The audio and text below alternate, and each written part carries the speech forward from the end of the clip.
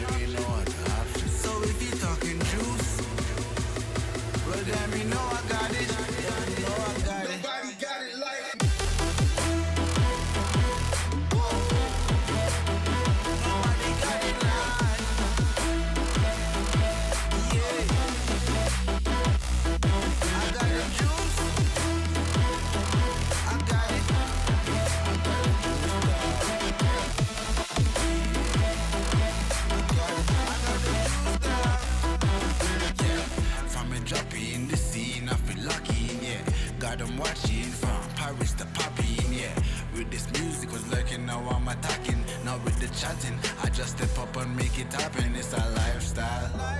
Living young and restless, yeah, we quite wild. If I want it, I'ma get it talking right now. And I ain't got no regrets, it's my time now. Lights out when you see us talking moves. You don't know that's the topic. And if you talking juice, well then you know I got it. Nobody got it like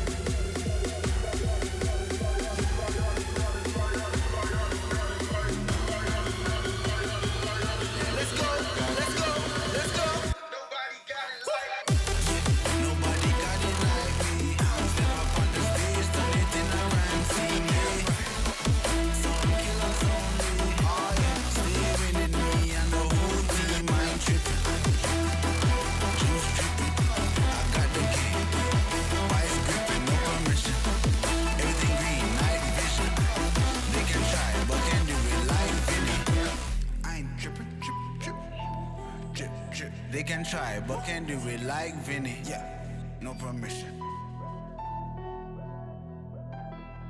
I got it.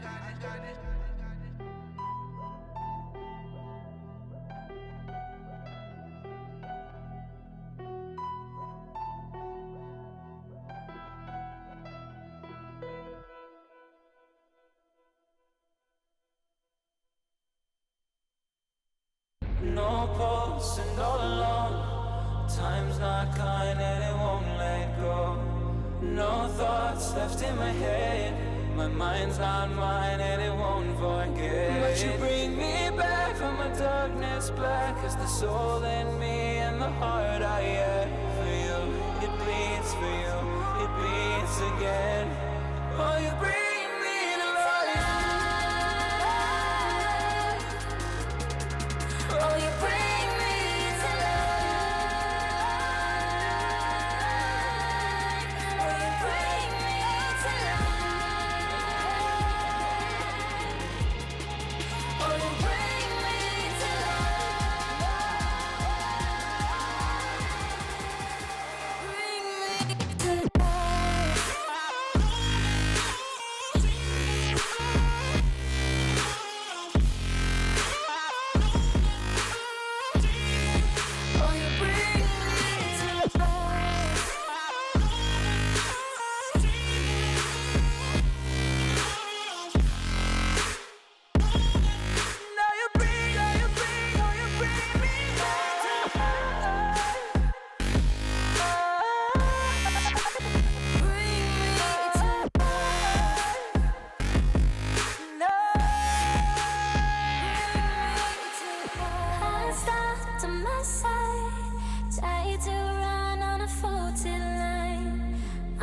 life only.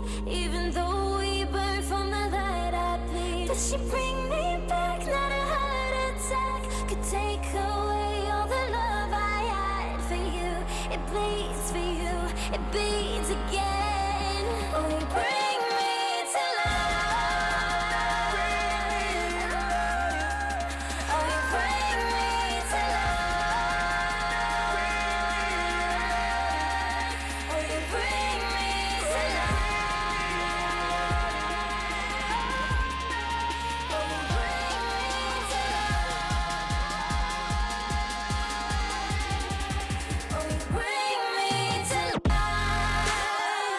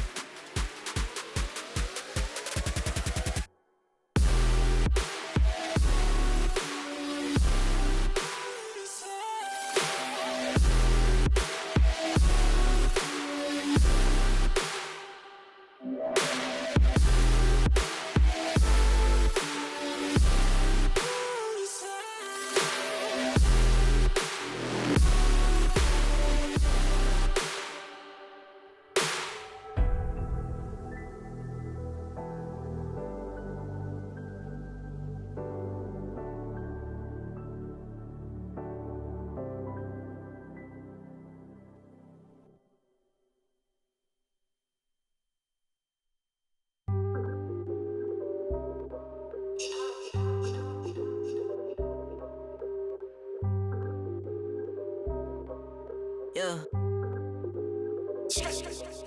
Ay, push start, ayy. Ball so hard, ayy. Raise the bar, ayy. Turn into a star, ayy. Play my part, yeah. I aim too far. I do it big. I keep it large, okay. Live it up. Cause it's fake, better give it up. Young, but I feel like I've seen enough. Numbers going up, better keep it up. Ain't slowing down, better live it up. About too hard, ayy. What about too hard, ayy? What about too hard, ayy? About too hard, yeah. I'm killing your favorite rapper, it's minimum effort. Yeah, your corpse getting severed. The industry dry, it's a desert. Do whatever it is that you think that you're doing, I'm doing it better. Straight W's, that's my letter. Don't got no snakes, only ladders, ayy. They tryna figure out what's on our plate. Infinity sideways, we already ate. Skipping this basic, skipping this classic. Stay out of trouble, now I can relate. Nevertheless, again, I'm doing great. I just finished this thing, ain't no debate. You ain't my dog, you ain't my family, and sure as hell, you're not my mate. Yeah, I take my place at the summit. I can't wait till we countin' them hundreds. I cannot lie, I ain't rich, yeah, but when I say my time coming, it's coming. And some of y'all got ahead of me, to be honest, I wasn't even running. But very soon, I'ma run it. I demand it, man, I want it. Push start, ayy. Ball so hard, ayy. Raise the bar, ayy. Turn into a star, ayy. Play my part, yeah.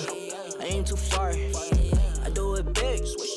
I keep it large, okay. Live it up. Cause it's fake, better give it up. Young, but I feel like I've seen enough. Numbers going up, better keep it up. Ain't slowing down, better live it up.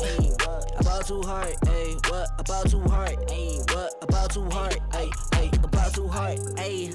They not gon' like this, don't like surprises.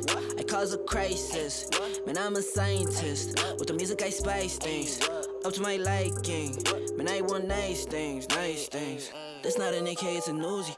I pull up and shoot it to movie. I'm chasing the bag, not a coochie. Cut ties with the fake, now it's Gucci.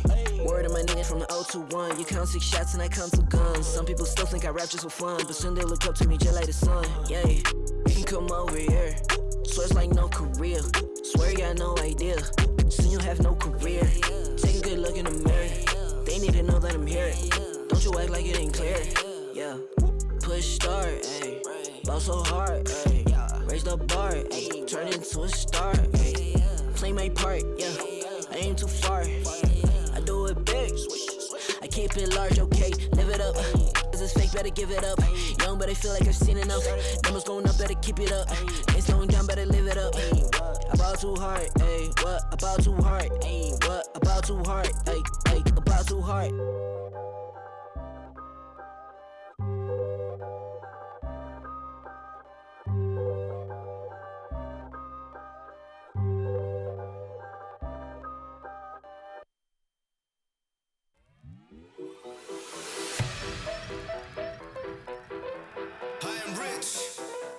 Rich and high. Lex. Yeah. Yo. Got the army with me like Xerxes. Understand you can't hurt me. I got a couple thickies chilling in my room who be shaking it like the twerk team. Ladies, show me where them curves be. Curious, I'm not pervy. Honestly, you and your best friend could go and develop a new twerk scene. Got the army with me like Xerxes. Army with me like Xerxes. Understand you can't hurt me. Understand you can't hurt me. I got the army with me like Xerxes. Understand you can't hurt me. I got a couple thickies chilling in my room who be shaking it like the twerk team.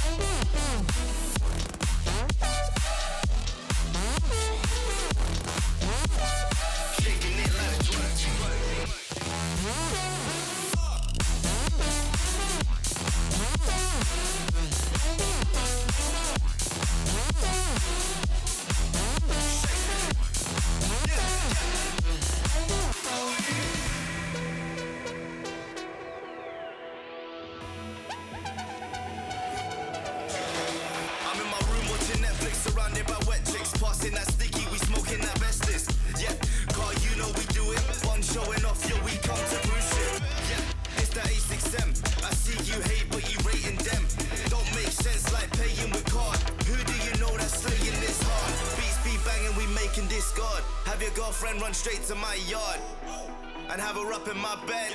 Yup, 20 minutes I'm dead. I tell her okay, leave. No Snapchat or back chat, please. What color is your backpack? Yep, green. Tell your boyfriend he's a whack twat G. Shake it.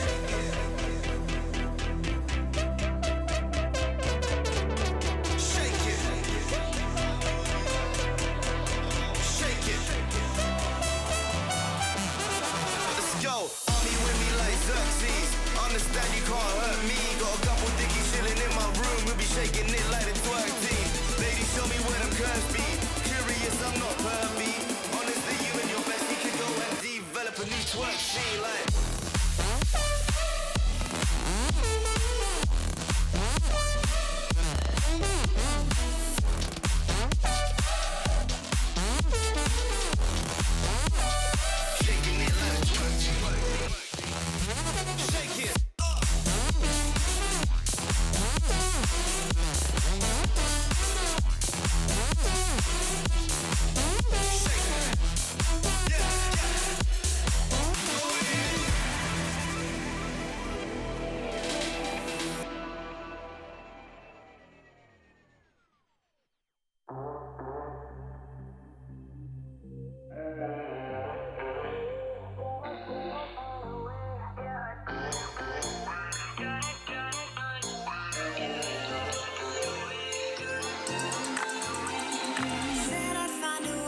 Turn my heart into something gold.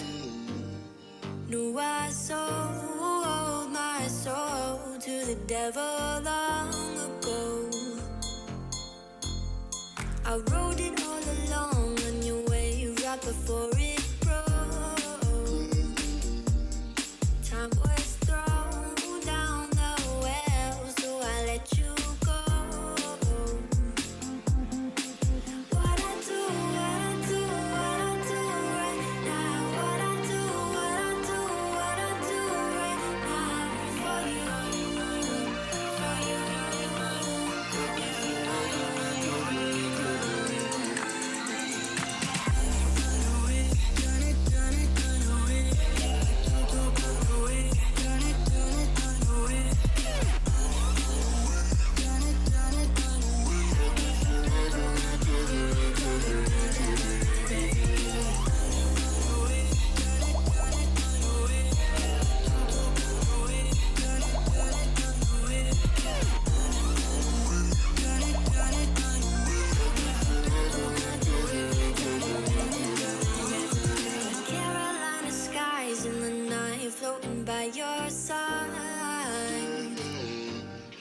I fell up when you fell down, but we stayed in flight.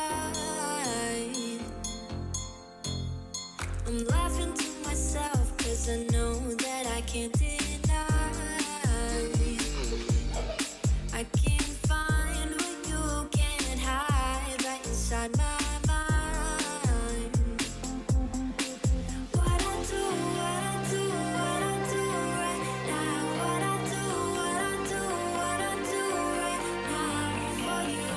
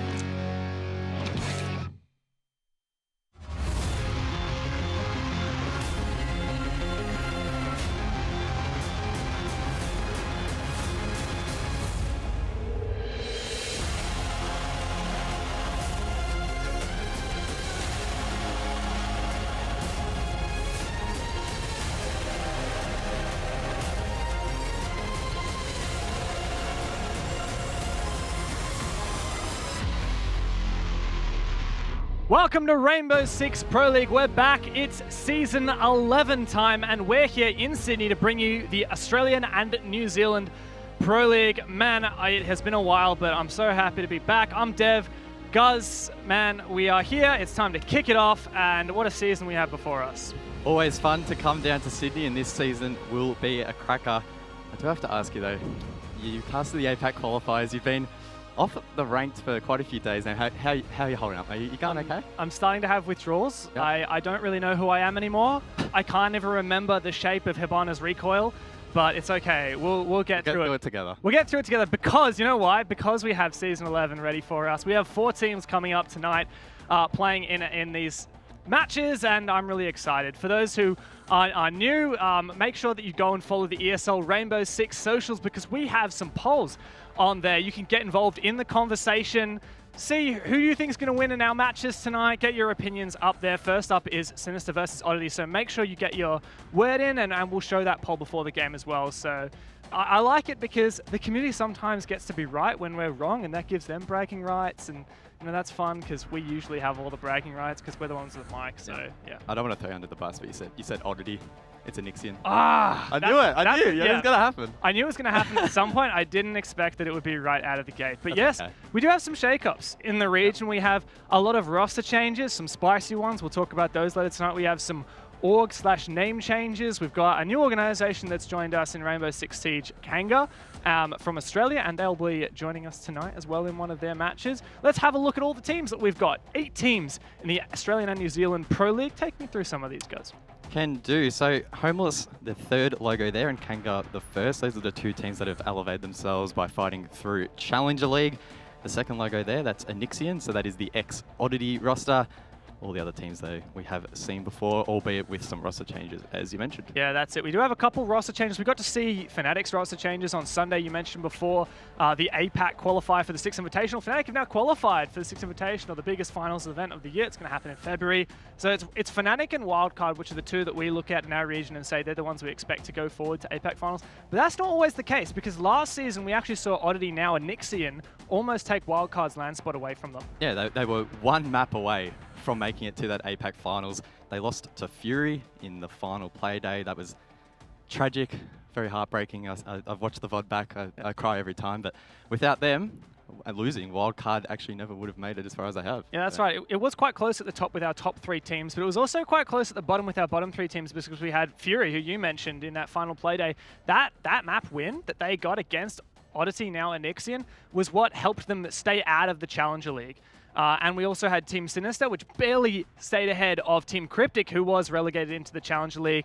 And Cryptic didn't make it back in. It came all the way down to the final round on the final map of the final day of Challenger League against Kanga Esports. And, well, that was a fight, and Kanga winning that came through. Yeah, it came down to a split-second unit. Doggy was defending the diffuser that they had planted. He was above, got the shot on the defender counter diffusing. He was then taken out and retrade almost immediately. So if that retrade came out fraction of a second earlier, the whole landscape could have looked different. Yeah, and I highly recommend, if you haven't watched any of the ANZ Challenge League and you're interested in watching that round, it's on Rainbow Six ANZ. That's Twitch and YouTube. You can find that there. But let's talk about what we've got tonight. It's the schedule we've got coming up for you next.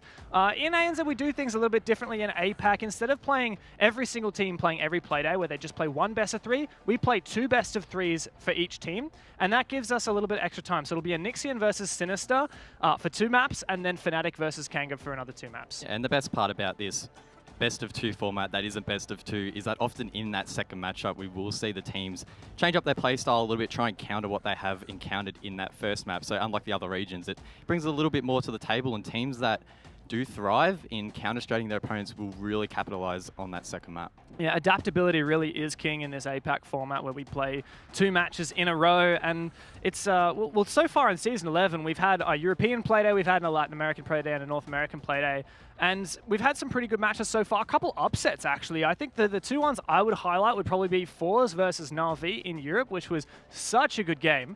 And also, was it INTZ beat Team Liquid as well in Latin America just a couple hours ago? Yeah, so Liquid are actually dead last in the standings, and I think there would have been many people expecting them to be at the top, and I'm anticipating that trend of upsets will continue here in ANZ, that especially once we go past Fnatic and we go past Wildcard, I'm sort of in the position where 3rd to 8th could be a massive shuffle that we haven't seen before. Any team could be anywhere. We've Yeah. got some of those 3rd to 8th teams playing today. In fact, 2 quite close teams in our first match. It's Anixian versus Sinister. Let's talk about Sinister's lineup first up.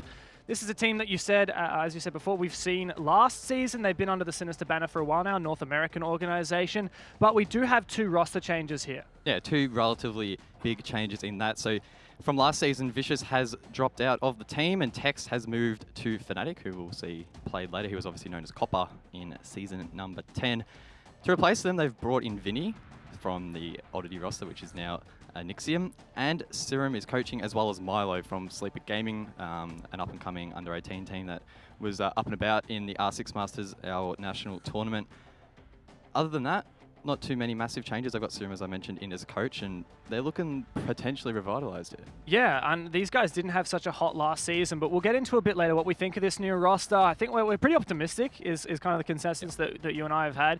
And Milo, I want to highlight, he's a very young player, just turned 18, previously played, as you said, for Sleeper Gaming. He's one to watch, and also Vinny, who previously played for, you guessed it, Anixian. That's our next team today. So he will be playing against his former team, Gus. Yeah, Nixium as well, going through some pretty big changes. So Vinny, as I mentioned, he's over to Sinister. Todd has left the team. He's currently LFT. And to replace him, they brought in Digital and Geo. I think also it's noteworthy to mention that Raven has actually left the team as well. He was their coach. He's actually become a caster. I don't know why he'd want to become a caster. Oh, no, imagine that. But yeah, they've undergone some pretty big changes. I personally am a little bit skeptical depending on how this is going to pan out, but anything can happen. Yeah, definitely. And we have some highlight players here as well, with God Legion being a standout fragger entry player in the ANZ region. Vast also, he's got a lot of Pro League experience under his belt. The captain of this team, IGL, that's all good and well. But Geo and Digital, they're yet to be tested at a Pro League environment. This will be their Pro League debut this match, as well as Milo, who will be playing for Sinister. So a lot of young, formerly under 18, just turned 18. The clock has just struck and they're playing in Pro League now. So that's super exciting. And I think one of the things that we wanted to get into before was Vinny and his role in this matchup, is that he's versing his former team, but we'll dive into that after we get through the map veto phase. So let's bring up the map veto. How this works is each team bans 1 map at a time in about 7-map pool until we get down to the final one, because it's Playday number 1, so everything's on the table. Yeah, no auto bans, and it will be Cafe for our first map. Cafe, a map that took a while to be seen in the previous season, but they're jumping straight on board it. And should be pretty interesting. Looking at the stats here, it's a map that Oddity have played a little bit. They've played it twice, won it once recently, either their last 10 matches. And if we look at Sinister, they've played it 3 times and won it once. So not their most successful maps, but could make for an interesting matchup.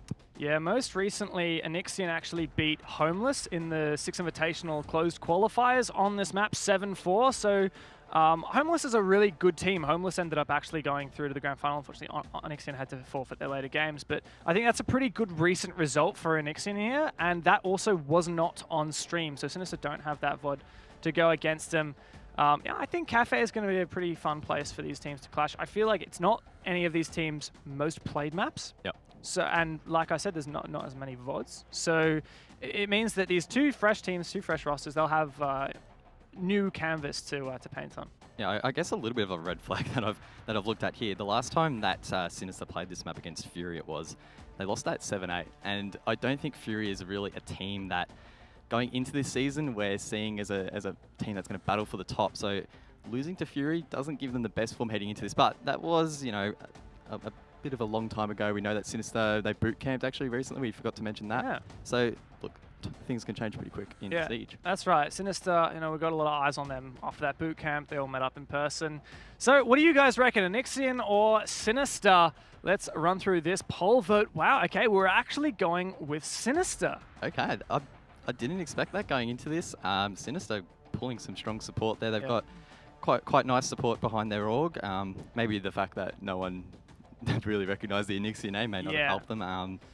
But yeah, that probably would have expected to be a bit more even, I would have thought. Yeah, I think that if you look at this on paper, Anixian under Oddity came 3rd in the Pro League last season. Sinister were just a couple rounds shy of escaping, relegations. Yeah. So this is, I think Anixian are the clear one to put your money on, but a lot has happened. Both of these teams only 3 out of 5 what they were last season. So Yeah, I don't know. Where would you slate it? Who do you think's going to win this one? I don't want to put you on the spot, but like, you don't think that this 66% for Sinister is fair, do you? Well, I mean, for my CGG predictions, I did each team to win one map, so Yeah. I guess I'm sort of lying in that draw territory, which only 6% went for. So Yeah.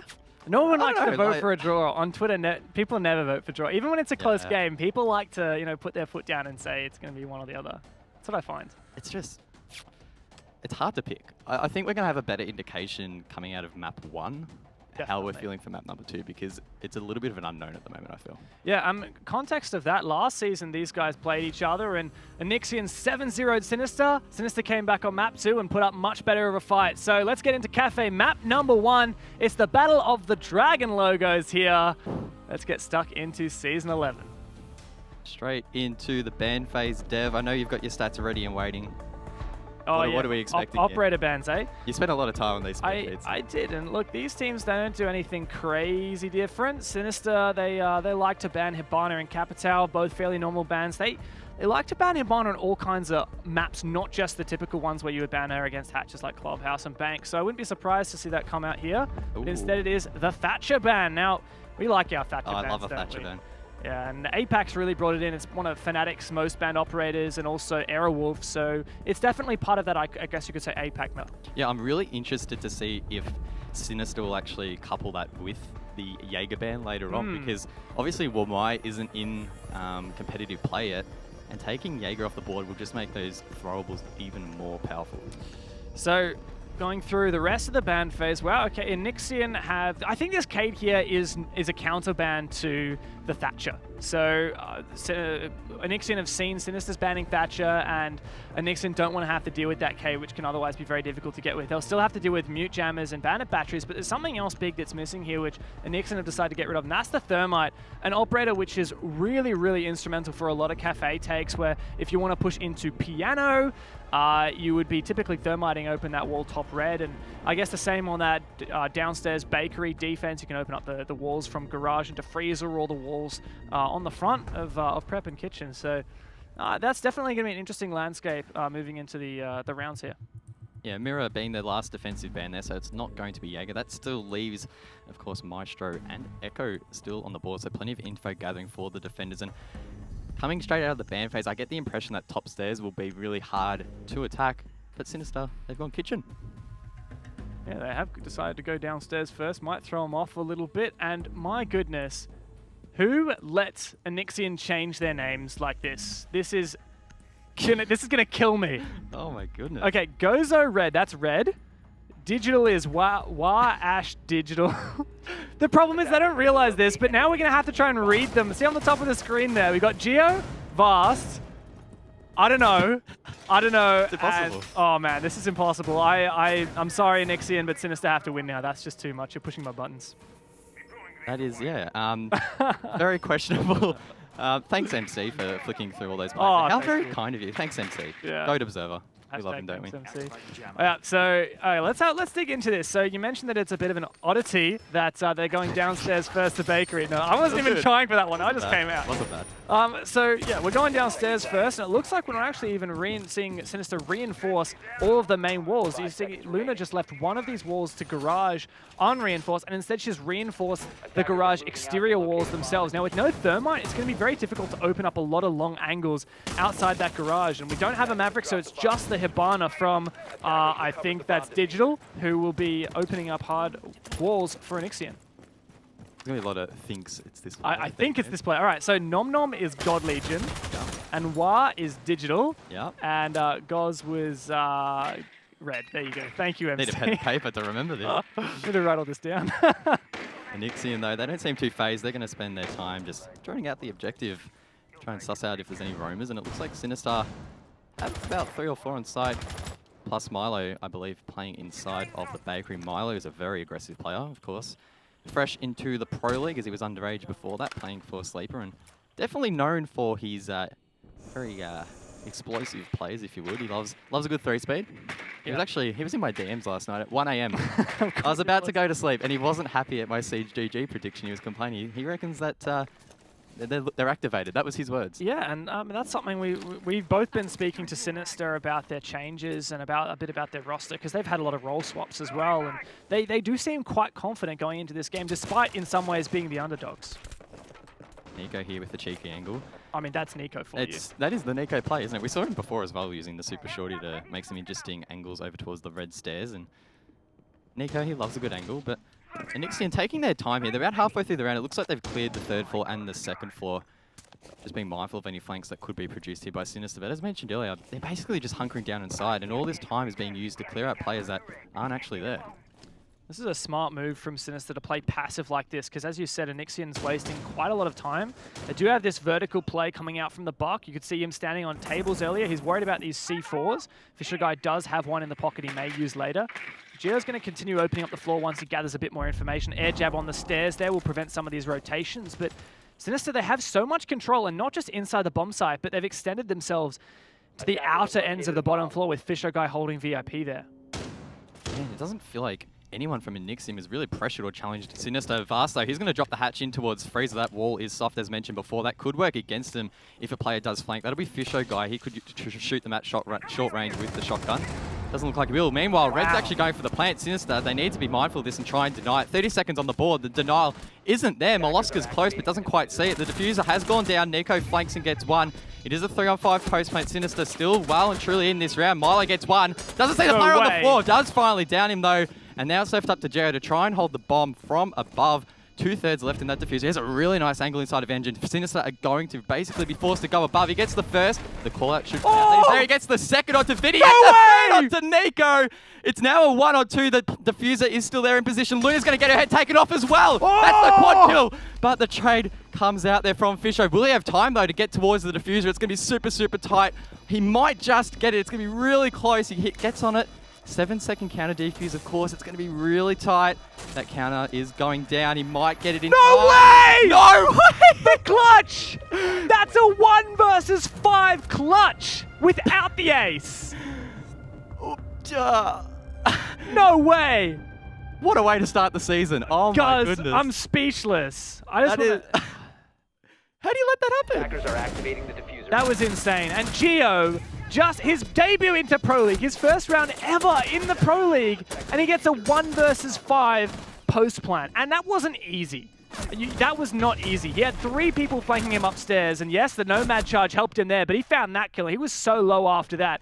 Imagine if he'd gone to take the fight with the guy in train before killing that person on the diffuser. That would have been the end of it, and Sinister would have won that round. But no, Anixian come out swinging. Man. Sinister, that's going to be demoralizing for them. And I guess harping back to that final gunfight, Luna was on the bomb before that gunfight came out.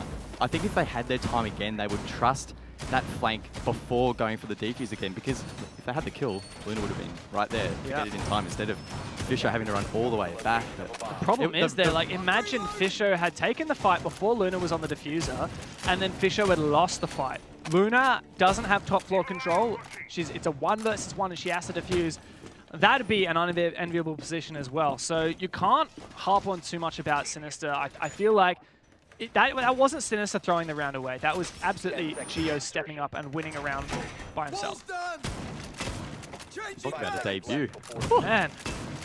That was explosive. And man, if this is your first time watching ANZ Pro League, you are in for a treat, because we love to have some explosive plays here and then. And wow, hey, and honestly, they just saw that the site was open. They did see quite a few players on our round, and I think strategically Sinister actually won that round. Yep. Yeah, because they had an excellent post-plant scenario for a retake. It's just that Gio managed to find enough of those kills, and that Nomad charge helped him immensely.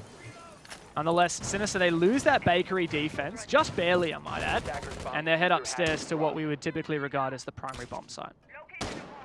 Third floor, I mentioned it earlier. It's probably going to be a really hard site to attack with these bands. You have both Thermite off the board and the Cade, which will make Hard Breach hard, and Thatcher.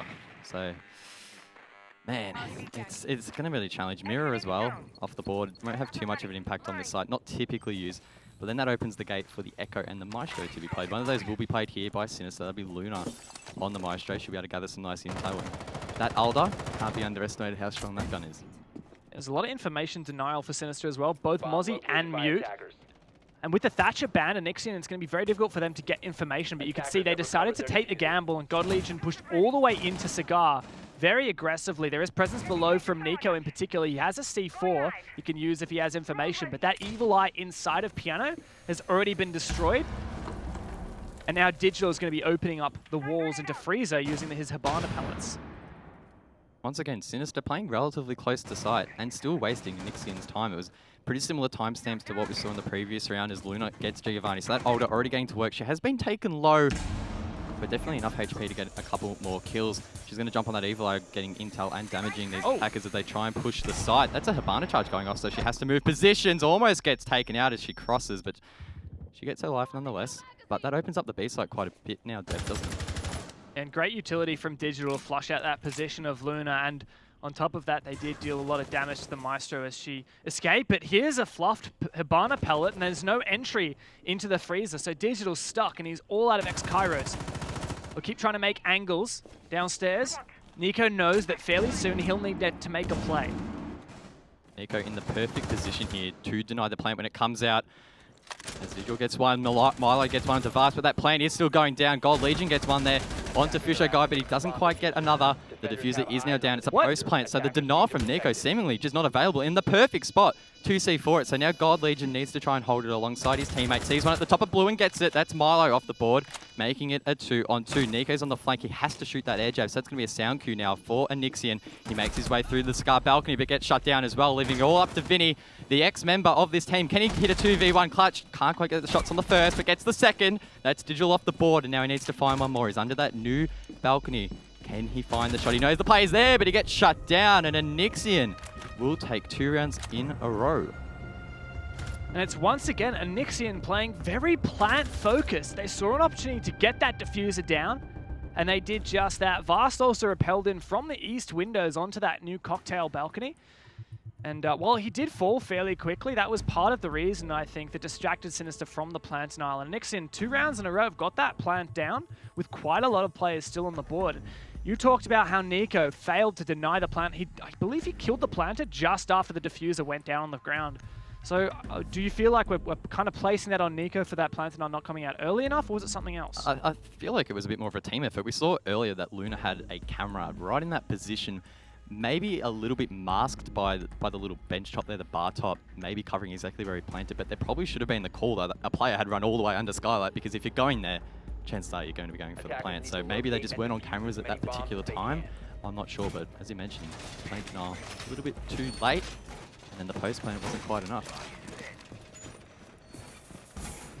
Certainly panned out for Onyxian, even though it was fairly close. Yes, it did end up in a 1 versus 1. I really do like that they are going for these plants. We were actually having a conversation earlier today, you and I guys, about how planting has fallen out of meta in the last 6 or so months. Yep. And really, because there are so many operators that deny that plant, Smoke, C4s, Information Gatherers, Maestro Echo, people are really trying to force the defenders to move and then swarming the bomb site 5 seconds left. instead of actually aiming to get the plant down, at least on a lot of bomb sites. Yeah, of course, very small sample size, but it's been 100% plant rate so far. Yeah, both rounds of the bomb has gone down. And again, with Sinister having players on the board as well, having plenty of utility to deny it, just not quite having the comm links in check to actually execute that. We also have an 100% attacker win rate on Cafe. Yeah. For now. And yeah, anyhow, let's get into this round. It's the same. Oh, actually, it's not the same. Rather, it's library and dining for Sinister. So this is the newest bomb site added to this map, Reading Room. But in a lot of ways, it does look very similar for Sinister. Nico, in particular, playing the exact same position in Mining Room, downstairs. He's trying to pressure into Piano on the top of red stairs. I think he's expecting someone to break through that soft wall just now, but it doesn't look like anyone's going to bite. Flame Wall's getting set up here by God Legion to try and cover his flank. Free Fire coming out. There actually is a player inside of Train by the looks of things. That's Nico. He escapes with his life though. Unfortunately, he didn't deny the plant in the previous round, but it seems like he's pretty confident playing offside at the moment, whilst the rest of his team hunkers down on the objective. This is a fairly typical kind of hold from Sinister. The bomb site, dining in particular, has been opened up so plant can be denied from outside, and they'll hold quite heavily upstairs. As you can see, Luna here at Cocktail. She has a lot of information thanks to that Maestro camera. She's a little bit worried about grenades and utility and that skeleton key she hears ringing out from Giovanni. Drone comes out and spots her. Anixian are currently trying to find out how many players are upstairs here at Cocktail and what are their positions, what utility do they have to support them. Looks like Milo has tried to come over to aid Luna in holding this position as Digital's holding it with the ACOG. He's going to start getting aggressive, and it's going to be up to Milo. Oh! To cut that out. The run out coming up from Milo. That's Vast off the board. Fantastic shot from him. Not even a headshot, but enough to get the kill. He should be able to make his way back to site, but that's Luna off the board above. So pretty much a one-for-one trade there, and Sinister now need to try and recuperate on the site. Yeah, and that'll be top floor control as well. As Milo did run outside, it left Luna all alone. And I think that was Anixian realizing the Jaeger's gone outside, so let's push onto Luna while we can. Oh, but this drone, this could be so bad for Milo. Fortunately, he gets out of dodge. He is exposed now to angles, could be generated upstairs and killed through the floor, but he's still alive for now. That skeleton key still has a few shots left. So they need to be really mindful of above here, Sinister, but it's only 30 seconds left on the board. This is the round that they could really start to swing things back. Not a lot of time for Nixian to get that plant down, and those holes above could be used against them if Sinister decide to rotate late. Looks like plenty of their members are playing on the southern side of the map at the moment. Basically all of them. Left, guys. I know, Anixian need to try and go for this execute. We can hear that skeleton key still raining out, but this is the flank from Fisho, guys. Red goes for the plant. That massive flank could go big. Fisho, he gets the shot and he gets the down. That's one. God Legion gets a double O. Moloska with his as well. It's a 1-on-2 just like that. The plant is down though, so it is another post plant for Sinister. They need to try and get this round. We've already seen them fail 2 post plants. Don't make it a third. Looks like Maya's going to bait the counter defuse twice while his teammate covers. That's Fisho guy playing quite close with the SMG, but doesn't get the kill. It's now 1-on-1. Red versus Moloska. Moloska gets the kill. He jumps off the bomb just in time. That's the quad kill for him, and Sinister will finally get around back. It was so close. Once again, for Sinister, they almost let it slip through their fingers, but 3 for 3 plans for Anixian, but Sinister finally do get that retake successful. They'll get 1 round on the board. They went to all 3 bomb sites. It was their 3rd attempt when they tried Reading Room that was finally successful. That'll be locked out now, though, so they'll have to go kitchen or bar upstairs now. What was it for Anixian that fell apart that round? Because they managed to get the plant down. It was just the retake that they lost. I still feel that Sinister are leaving that way too close. There was about 15 seconds left in the round, and you commented, yeah, what are they doing? They somehow got the plant down, which they probably shouldn't once again. And that refrag was so close there for Moloska at the end. He was literally on the counter defuse as the player peeked around the door, and he just got off it and flicked up in time. It was way too close for comfort. Sinister, I think, really need to be focusing on what's going wrong during that plant scenario, because it's a breakdown of communication possibly, or just the plant deniers not really fulfilling their role. You shouldn't be letting the bomb go down 3 rounds in a row. Yeah, and we almost saw, like, as much as we're saying Sinister should be doing more and could be doing more, we also saw how close that was to not be a Sinister round. Imagine if Fisho guy flanking up White Stairs had been killed by Giovanni, the Buck, playing upstairs. Imagine if that kill had gotten traded immediately. Because that was really the only thing that Sinister had going for them at that point. And what was it? 4 versus 4. Flank goes down. And Sinister's only hope rides on a flank up White Stairs. That realistically should never happen. You should have info on that flank, or you should have gridlocks or nomad devices to prevent that from happening. I think part of that, I guess, is the fact that Vast was killed really early from that run out, so he didn't put those nomad devices down. If Vast wasn't killed, if Vast put his air jabs down, Sinister wouldn't have got that flank, and I don't think they would have gotten that round. So you're saying Milo won them that round because he got the run out, yeah, which did forfeit above control in the end, but then he also hit the quad right at the end. So I think you're right. Stepping up big already. Yeah, a lot of new players to the Pro League who have made a big impact so far. It's kitchen defense now for Sinister, and it looks like Anixian, as per the first attack onto this bomb site, they'll take control of the whole map, start upstairs. It's a bit of a gamble because it does take so much time, but they will do that and take control of top, and I expect to open up a lot of the floor using the Buck and Giovanni and see if they can sneak off another plant. Nico using his Mozzie drones to full effect. Of course, Mozzie can use that pest launcher, capture those attacking drones, and then actually use it against them, using that particular drone inside of Bakery to gather some intel. I believe it was Luna playing in their area, so trying to feed her some more info as she's playing over towards Cupcakes. She has an evil eye as well to watch her position. She's also watching the Red Hall, so a lot on her plate at the moment. But for now, Onyxian there still pushing above. Digital as well over towards the garage. And I know you're a big advocate for opening the garage, Dev. Yes, open up garage, the attack. As an attacker, you can really hold a lot of angles, not just in garage, but all the way down that hallway and towards the bottom of what I call half stairs. A lot of people call brown stairs. And cut off white as well. I think the next obstacle Onyxian are going to face is that Ella Fisho guy playing inside of VIP. He's got that shotgun. It has been nerfed somewhat, this FO12, but it still packs a punch and is one of the best weapons in close quarters. Fisho has been droned out though, and it looks like multiple members of Onyxian are trying to hunt him down. He flicks around and gets a couple shots off, but he's still full HP. He actually got the down there onto Vast. That shotgun absolutely working a treat. It looked like he was getting pushed from the other side as well, so he needs to be mindful. Digital being very careful as he goes for the res. That was very risky. Vinny gets one as well, and Fisho, so it's actually a 3-on-5. Sinister now with the man advantage, and Onyxian on the back foot. Just over 30 seconds to go, and Nico will actually get one as well, so it's a 2-on-5. The two players over towards the main garage at the left. Make it a 1-on-5 as Vinny gets one as well. Now it's all up to Jer. We saw him clutch a 1v5 in round number 1. That was in a post plant though. I don't think he's going to be able to do it again here as he peeks down brown stairs. He gets one there onto Fisho. Come on, Sinister. Don't let it happen again. He only has 15 seconds on the board. They can't hit him. This man, he's a little bit of a Neo. He's just dodging all these bullets, but he will finally get taken down by the cross. And Sinister have brought themselves well and truly back into the map.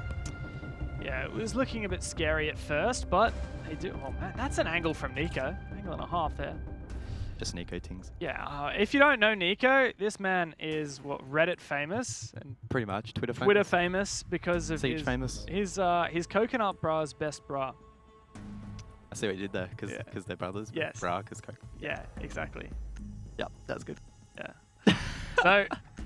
I mean, Sinister are well and truly back in the game, as you said. For sure. I was pretty worried at the start. People always bring this up. I feel like it's a point that probably gets beaten to death. But this is an overall defender-sided map. We expect a lot of defense wins on Cafe. I think that now the map's been around for a lot longer. People are getting a lot more confidence on their attacks on it. But you know, Sinister really do need to be getting at least 2, hopefully 3, hopefully 4 rounds on their defense. And who knows, they could still end this half in the advantage if they clean sweep from here on out. The bomb sites they failed were Bakery first, downstairs, and then Bar up top. They went in one reading, and now they're back to Bar after winning bottom as well. So this could be a full round the world, as they say, if they win this round.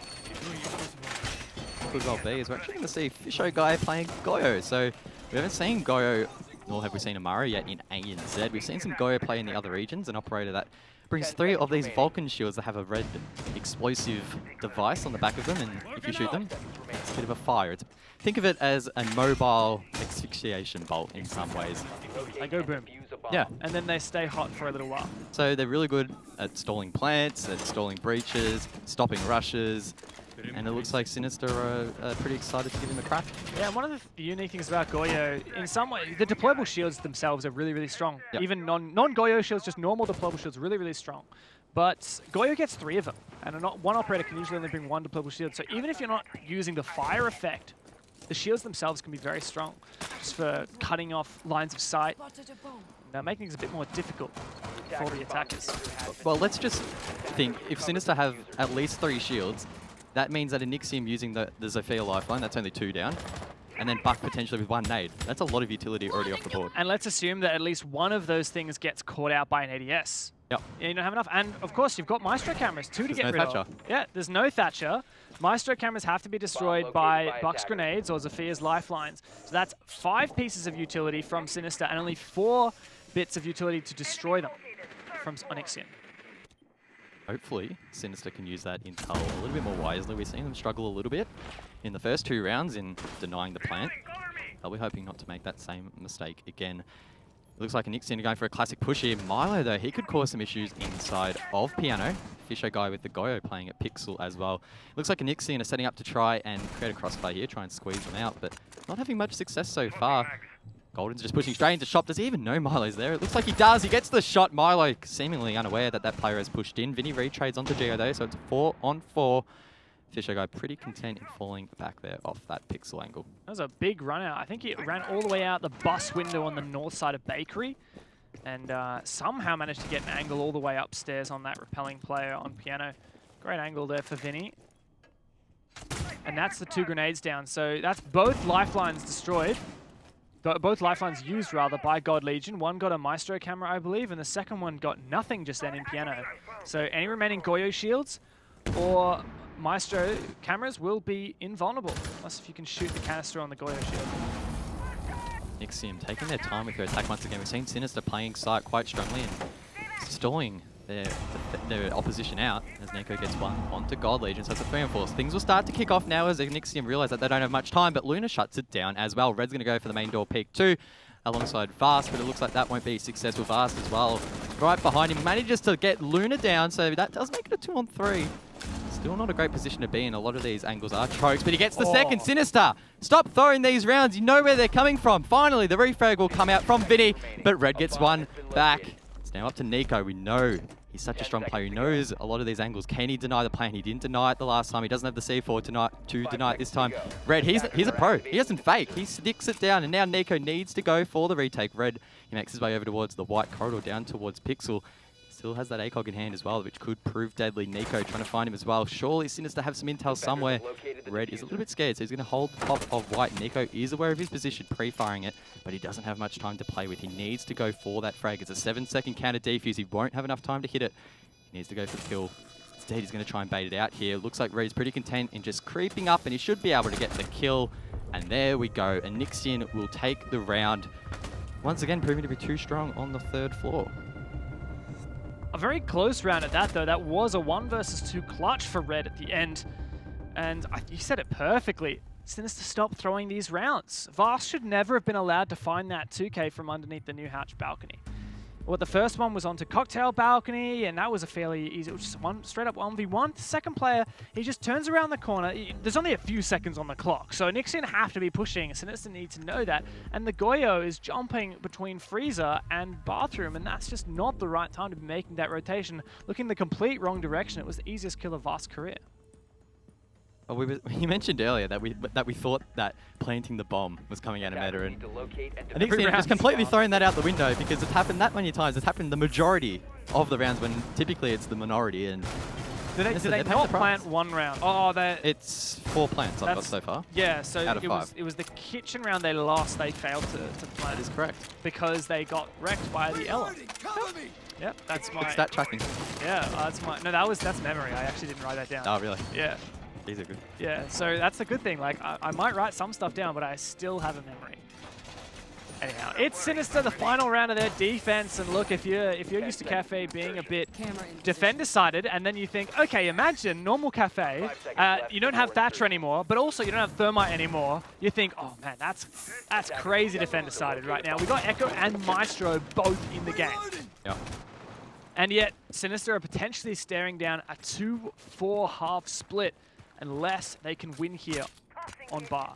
Yeah, and post Ember Rise launch, it's approximately in officials about a 37% attack win rate. Oh man. So they're already beating that stat, and as you mentioned, with those bans on the board, Sinister are really going to have the odds against them if they don't produce the results that a Nixium are. So they need to be mindful that they don't let it slip too far here. Draw is still salvageable, but ideally they need to just keep stacking rounds up, otherwise it's going to just creep up on them this match point.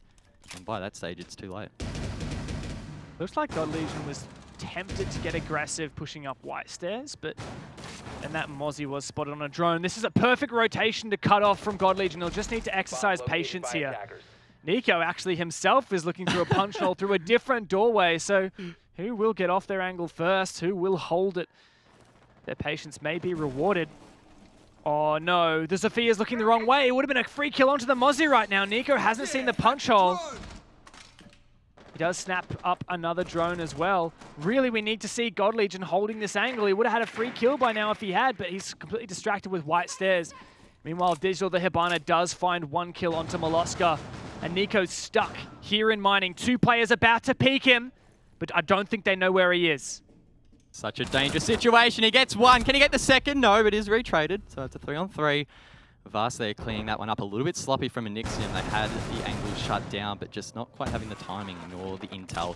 Either way, though, that does leave it in a 3-on-3. Still favourable for Sinister statistically, but the stats have been thrown out the window a little bit this match. Anixium very efficient in getting that plant down. It looks like Red has the diffuser in hand on this occasion. Sinister potentially with the C4 on the board. That'll be Vinny. Luna hopefully has some evil eyes up as well. So yeah, C4 in hand. Definitely potential here for Sinister to deny the plant. But will they stuff it up again? Yeah, one thing I wonder is how will the loss of the Hibana affect Anixium through the rest of this round? Because it is top floor, and they've been using that Hibana to open angles into their freezer and expose a lot of these positions from the defenders. If they don't have that anymore, how will that affect their success at exposing these positions, these players? God Legion getting some drone work done. It looks like the diffuser is actually being repelled to the east here. So instead of going for this western push where Vinny is currently located and defending, they can go to the opposite side, use some utility to try and get in. And Vast has actually made his way in, but he gets shut down, and so does God Legion. So Red now is left in a 1-on-3. What are you doing, Luna? Luna gets taken out. It's a 1-on-2, but thankfully for Sinister, the retrade is there. We've seen them be a little bit dicey in these last seconds of the round, and once again, round number 6 proves to be no different, really.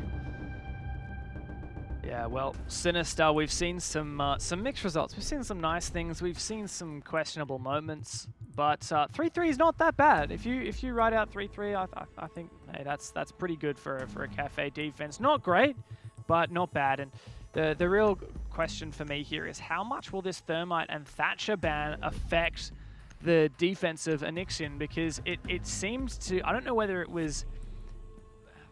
I don't feel like it made Sinister's defenses that much stronger, because Anixium still managed to hack away 3 rounds just with that Hibana, and no real Thatcher substitute other than, let's say, IQ. We didn't see Bar as the first round of the first half. That was actually Kitchen. Did see it played 3 times though later in the half. It's the only time they won it, Sinister, was just then. So it's an objective that both teams do have a little bit of experience at so far today. Now, as you mentioned, I'm really interested to see how Anixium do approach that late round. It's where we saw Sinister at their weakest, failing to deny plants and potentially rotating at positions that were probably not really favourable if you looked at that clock. I wonder if Anixium might be a little bit more poised. Yeah. So, Anixium are fielding a very similar operator lineup to what we saw from Sinister on their defense. I think that with Thatcher banned, Maestro, sorry, oh yeah, I guess Maestro to some degree as well. I was going to say Mozzie and Mute, but also the Maestro, all the 3Ms, are just really, really strong, because they're their best counter, and maybe not for Maestro, but one of the best counters for these operators is just not pickable as Sinister ban the Thatcher. But Anixium's going to take advantage of that as well. Information is going to be very difficult for Sinister to acquire with all of these Mute Jammers and Mozzie drones around. But Sinister are doing something different to Anixium with their attacking lineup, bringing the Maverick, their only hard breach, in fact, opting not to take the Hibana. They do have a lot of soft breach destruction, though, with that Buck and the Ash, so they should be able to deal with these Maestro cameras pretty well. Yeah, I do find it interesting, Sinister bringing in Ash over potentially that second hard breach. We know Milo is their entry. He can frag strongly, but it gets to a point where if Anixium plays super passive and don't pick into him, that utility might have limited usage. Yes, it can take out Evil Eyes potentially or other gadgets scattered around the map, but at the same time, with that Jaeger on the board, those Evil Eyes could well be protected, and that's not really going to be too helpful, as Ash charges will be eaten up. Looks like, no, he will get the first, so doesn't look like that one was protected, and that should allow them to move inside of Piano a little bit more freely. Miloska, that is... Where is that drone? I'm stealing that. It's inside something in, I think, the laundry downstairs. I'm definitely going to steal that. That's epic. Yeah. So that's an interesting way to get control of Piano. They just repelled on the windows. They didn't open anything from top. Why? I'm surprised Sinister didn't try to contest that a bit more, but I guess they were worried about that window presence. Okay, wait, is that surely not going to be a kill? God Legion, you can't get away with that. Nico gets down, but not out. Fisher guy is covering their flank.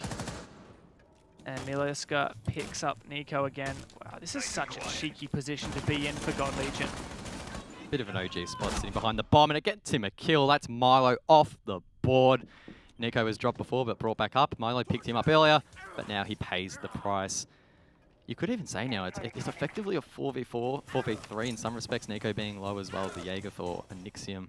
Still could have an impact though. Nico does have the ACOG Fisher guide as well now, really low. So Sinister just failing. Oh, to no execute, way. and it could be down by the Evil Eye. He just escapes in time.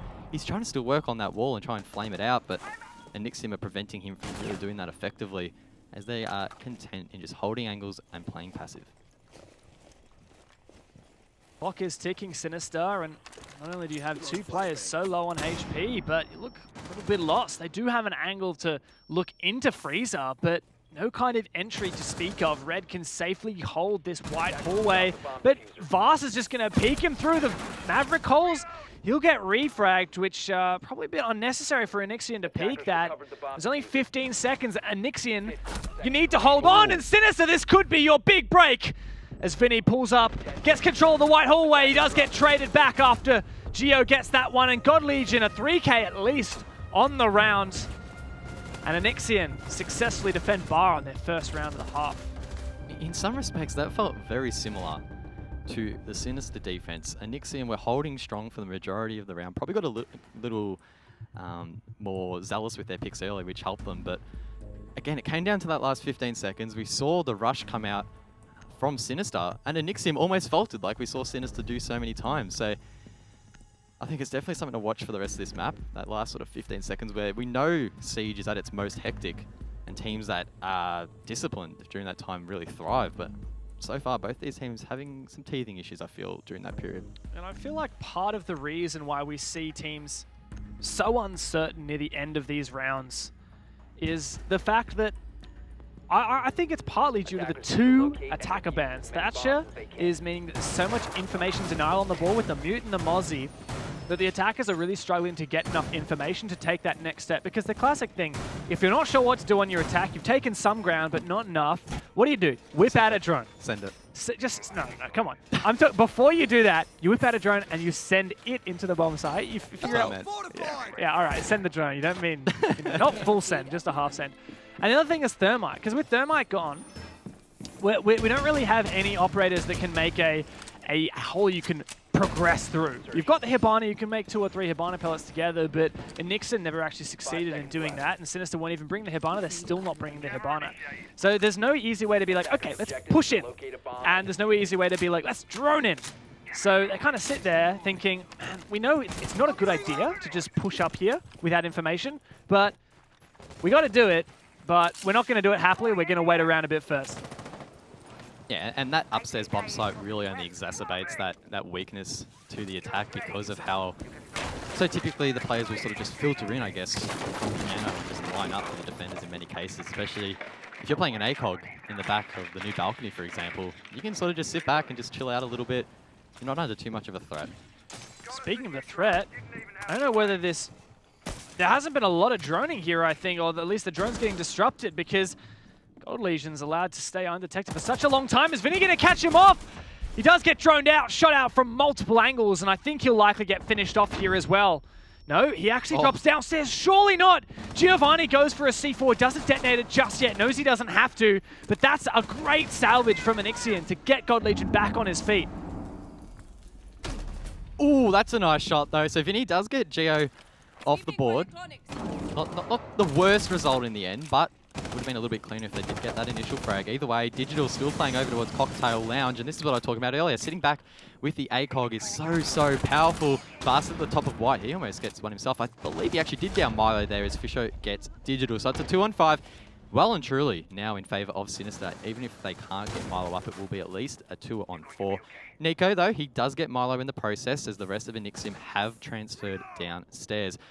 Red's playing over towards the train museum, and it looked like Vast was playing over towards the laundry. He's got that hatch to watch as well as the white stairs. Red, meanwhile, is pretty much covering the stairs and his flank in the meantime. This is what you were talking about earlier, Dev. This is the time where you just need to send those drones out, get that intel, and then go for that execute.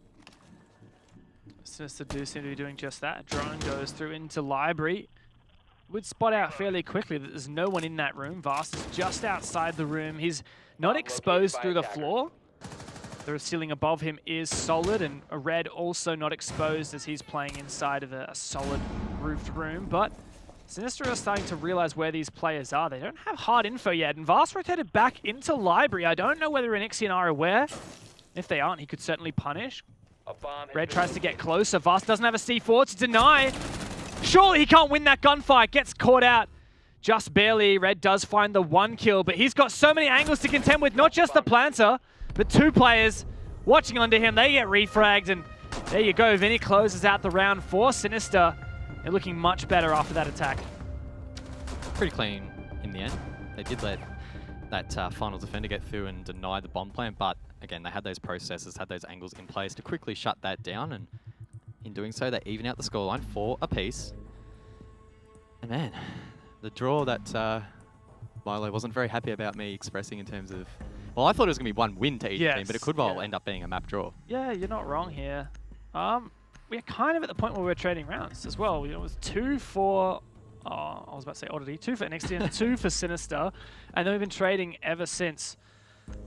So you know, we are on an Ixian's half here in defense, and I feel like I've been saying it so much with these operator bans, it should be defender-sided. Let's say let's pretend that Cafe was just a neutral 50-50 map attacker defense. These operator bans should make it defender-sided. So if it was already defender-sided before these bans, it should be even more so. Yeah, as we alluded to earlier, it's already sitting at around 63% defender-sided at the moment, and I would say that with these bans, you could well see even as high as like a 15%, 20% swing towards the defenders, which would really put it up there around 80%, meaning that you should, as the attackers, theoretically be winning maybe 1, maybe 2 rounds in your half, but so far, it's definitely not gone that way, as it was 3 apiece in the first half, and it's already been 1 round each in the second. 5 seconds left. Yeah, now, well, Anixian are trying this kitchen bomb site for the first time. Attackers are Haven't seen them before. Sinister tried it twice, and well, they got it right 1 time. Something we noticed when we looked at the scoreboard just earlier was that currently Vinny from Sinister is on 11 kills, top fracking out the game against his former team. Now, he must be feeling pretty good about that. I have the impression he'd probably be pretty happy, I would think. Just a little bit, I for mean, now. God Legion's not far behind, and he's been doing pretty well. I mean, God Legion is a player that we expect to be racking up those frags, but, you know, Vinny, he's a flex fragger is what Luna told me when I asked, and yeah, he certainly did a great job at what I would call, I thought he was a flex support for Oddity, and I thought he did a really good job at that, and he's fitted into Sinister really well, which is heartwarming to see. Sinister trying to take above control here. They are, of course, defending down below, though, trying to clear out any potential roamers that are gathered around the map. It looks like Vinny has made swift work of that so far, clearing out towards the mid of the white stairs. Vast holding a similar position to what we saw Fisher Guy holding on the Alla previously, over towards the VIP sort of entrance. Vinny not being too overzealous so far, waiting for the rest of his members to help and support him. Luna, talking about supports, of course, the support for Sinister playing Nomad. Should be able to place those air jabs around the map and try and prevent some of the flanks coming out from Onyxium. But once again, it's definitely a feeling of calm before the storm. Neither team losing a pick. Onyxium pretty content in holding towards the side, and it's up to Sinister to make that first initial move. Yeah, like you said, Onyxian do have a lot of that bottom floor presence. Sinister opening up holes in the floor. Both of these teams attacking and defending this specific bomb site very similarly.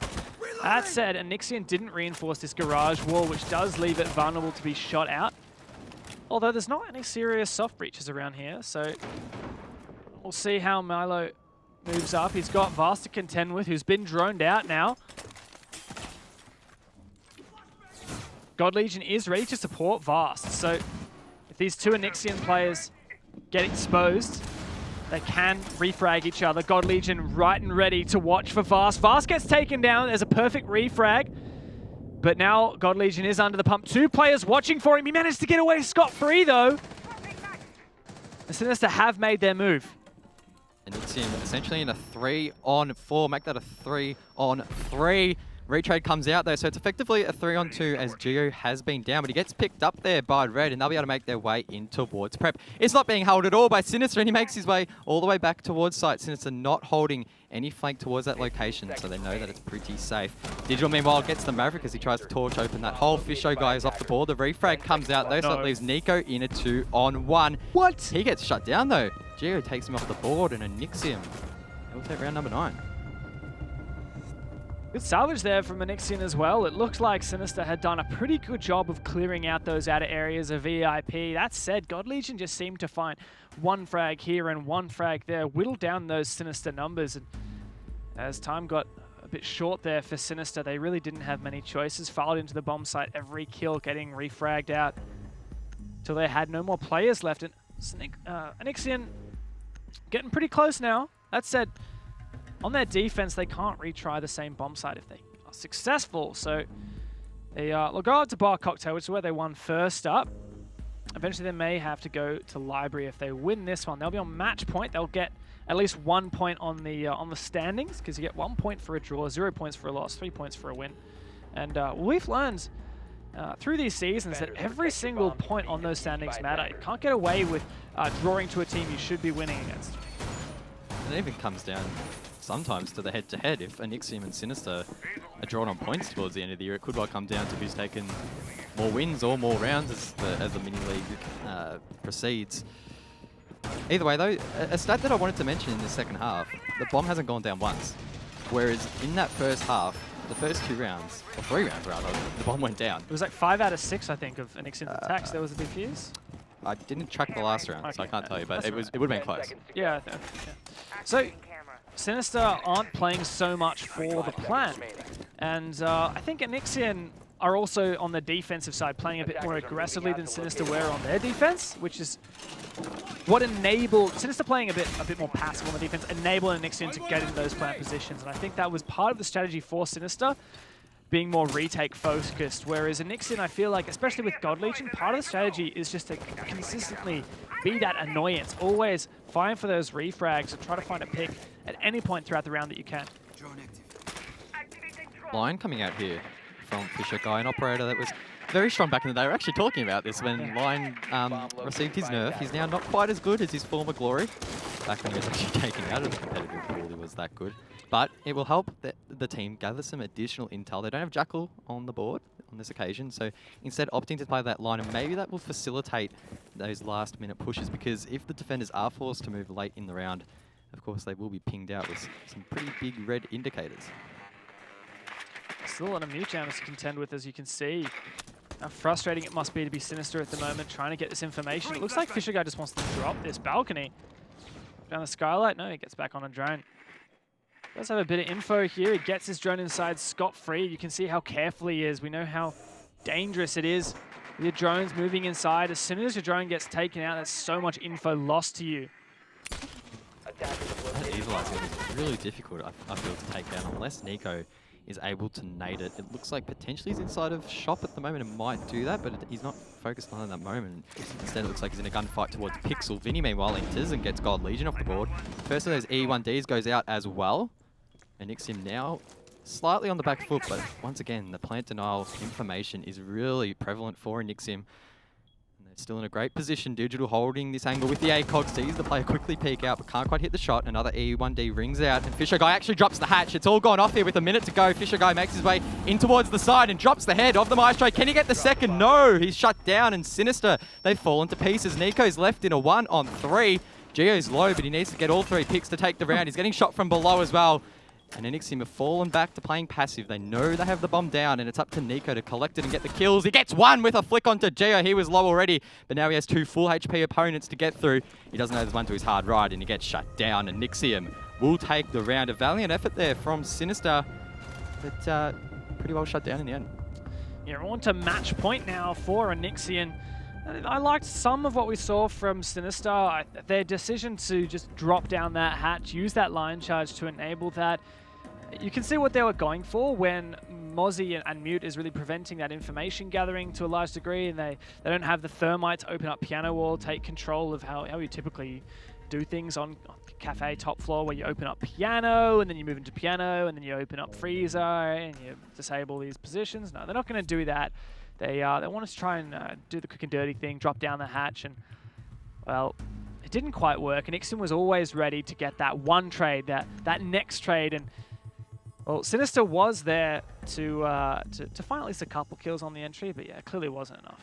Yeah, the drop itself from Fisher Guy was relatively successful. He got the kill and got refragged, but the rest of his team may be lagging behind a little bit, not able to quite support him. Would have been a fair distance away as well, probably just shut down as Anixium would have been holding those angles. So unfortunate for them. They are now 2 rounds behind. Match point against them, and I guess the question is, Deb, do you think they have what it takes now to draw it out? Do you think it's probably a lost cause? It's definitely doable here for Sinister because we're going to Library next for Anixian, and that's the only bomb side that Sinister's won so far on their attack. So it's a reattempt here for Anixian, rather. It's not Sinister. Yes, it's an Anixian match point, but it's not Sinister we should be looking at and saying, okay, what you got? It's Anixian we should be looking at and say, look, do you have what it takes to correct your mistakes on that previous defense? Because you got to show that now, otherwise you're going to get as close as we can possibly get at a 6-5, and then we'll see whether Sinister can tie it up or Anixian takes it. Interestingly enough, Sinister once again bringing one hard breach, and it will be the Maverick once again. So we saw a lot of Habana play earlier from Anixian, but Sinister seemingly not too interested in playing Habana. Yeah, maybe a comfort pick to some extent, I guess. Maybe they're just not, because with Hibana, you're going to have to deal with the mute jammers in order to use the Hibana. So maybe they're just not so keen on trying to clear out those mute jammers. I'm not quite sure, but Vinny, man, he's been going off today. Must be his 13th kill at this point, and he does find Digital right out of the gate. Great job from Vinny to kick things off, and he's really turned up the heat here against his old team. I can see you're tracking the opening kills there, Dev. Give us the stats. How many has Vinny got? Oh, man. Vinny is popping off right now. He's up 5-0 at the moment in opening engagements. And, oh, it's an explosion for Moloska. He heads straight in, finds 3 kills. Yes, taken out, but Red, you're going to have to do a whole lot more than that here. And, well, we forecast this Library defense as a challenge for Anixian. Sinister step up. They get back in the game. Milo doing what Milo does best. He just absolutely charged in towards the side and relied on his mechanical skill to get the job done. And now that leaves Sinister 1 round away from the draw. And I think, based off their first half, I think that a draw will probably be a decent outcome for them. Yeah, and you get that 1 point. And last season, Sinister lost 0-7 to Anixian. And the other game, the second map, they managed to pull things together and get 5 rounds, but they still lost. It was 5-7. Now, this is still just the first map, so if Sinister can replicate what they did last season, where they improved their result on the second map, even if they lose or draw this here, we got one more map coming up, and you don't want to count Sinister out, especially when Vinny's been performing as he has. We've seen Kitchen once in the second half here, defended by Anixian. They were successful, so they're 1-0 currently on this site so far on the defense. They won, like all the other rounds, by killing their opponent. We haven't seen a plant yet. We saw quite a few in that first half, but Sinister unable to convert the plants, instead opting to go for frags in most cases. Paid off in some of those rounds, but not all. Of course, they're 2-3 down in this second half, as it was a 3-all half first up. And if it's 3-all in the second, of course, it will be a draw. There's no OT in Pro League, and one team, both teams rather, will walk away with 1 point, no overtime. Yeah, and that's not an outcome that either of these teams want. I mean, I'm sure Sinister would rather get the 1 point than none, but it's really, it's not ideal for them. It's not what they're gunning for, but at the same time, take what you can get. Like you said, they were confident going into this series, but they've been met with an Anixian that is, as ever, still very strong, still very powerful. Once again, Mute Jam is really putting a thorn in Sinister's side. Moloska's got his confidence. He's been in a lot of these opening engagements. Hasn't won most of them. He's 1 for 3 at the moment. 1 opening kill, 3 opening deaths. But he has that confidence. That's what matters. That persistence can sometimes make the difference.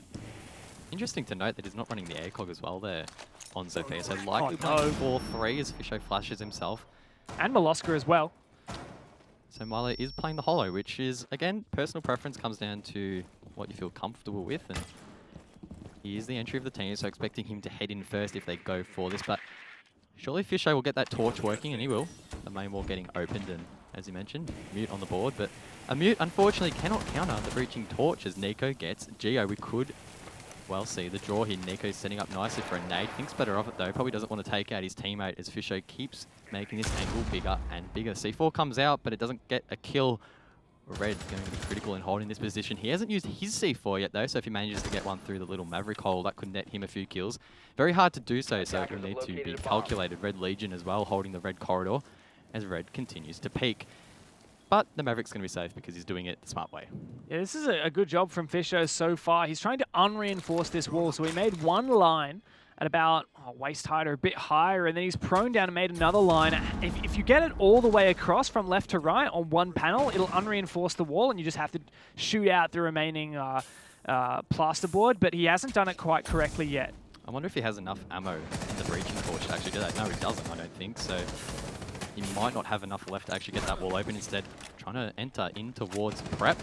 Flashes come out. Milo's actually swung all the way around as well. So it looks like Sinister are going for a bit of a squeeze here from either side of the objective. But many of them just holding angles at the moment, waiting for the time to go for that execute. But they've only got about 40 seconds left on the board.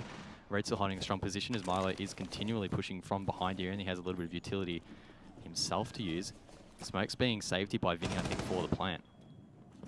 Fast was upstairs as well, watching this angle through the floor down to prep, and I think he's actually made a flank, so he's not on that position anymore.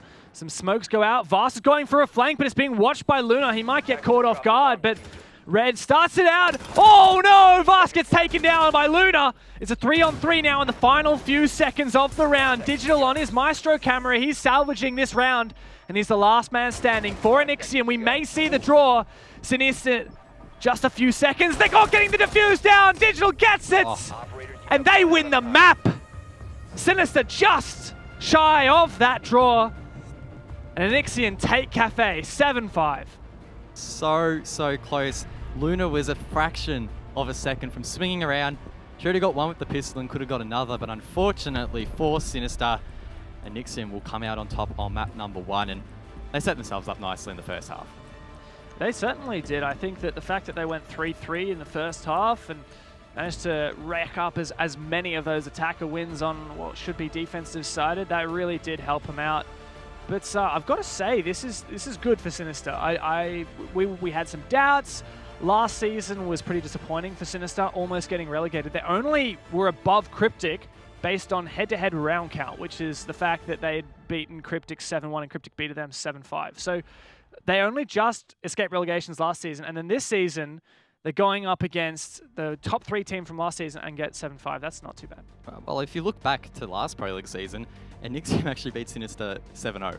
Yeah. So already a massive improvement there. The second map was a 5-7, so a little bit of deja vu there. But it's like I was saying before, you know, Sinister have the opportunity to come back on map 2. And they did a pretty good job on map 1, and if they continue like they did last year, they might improve.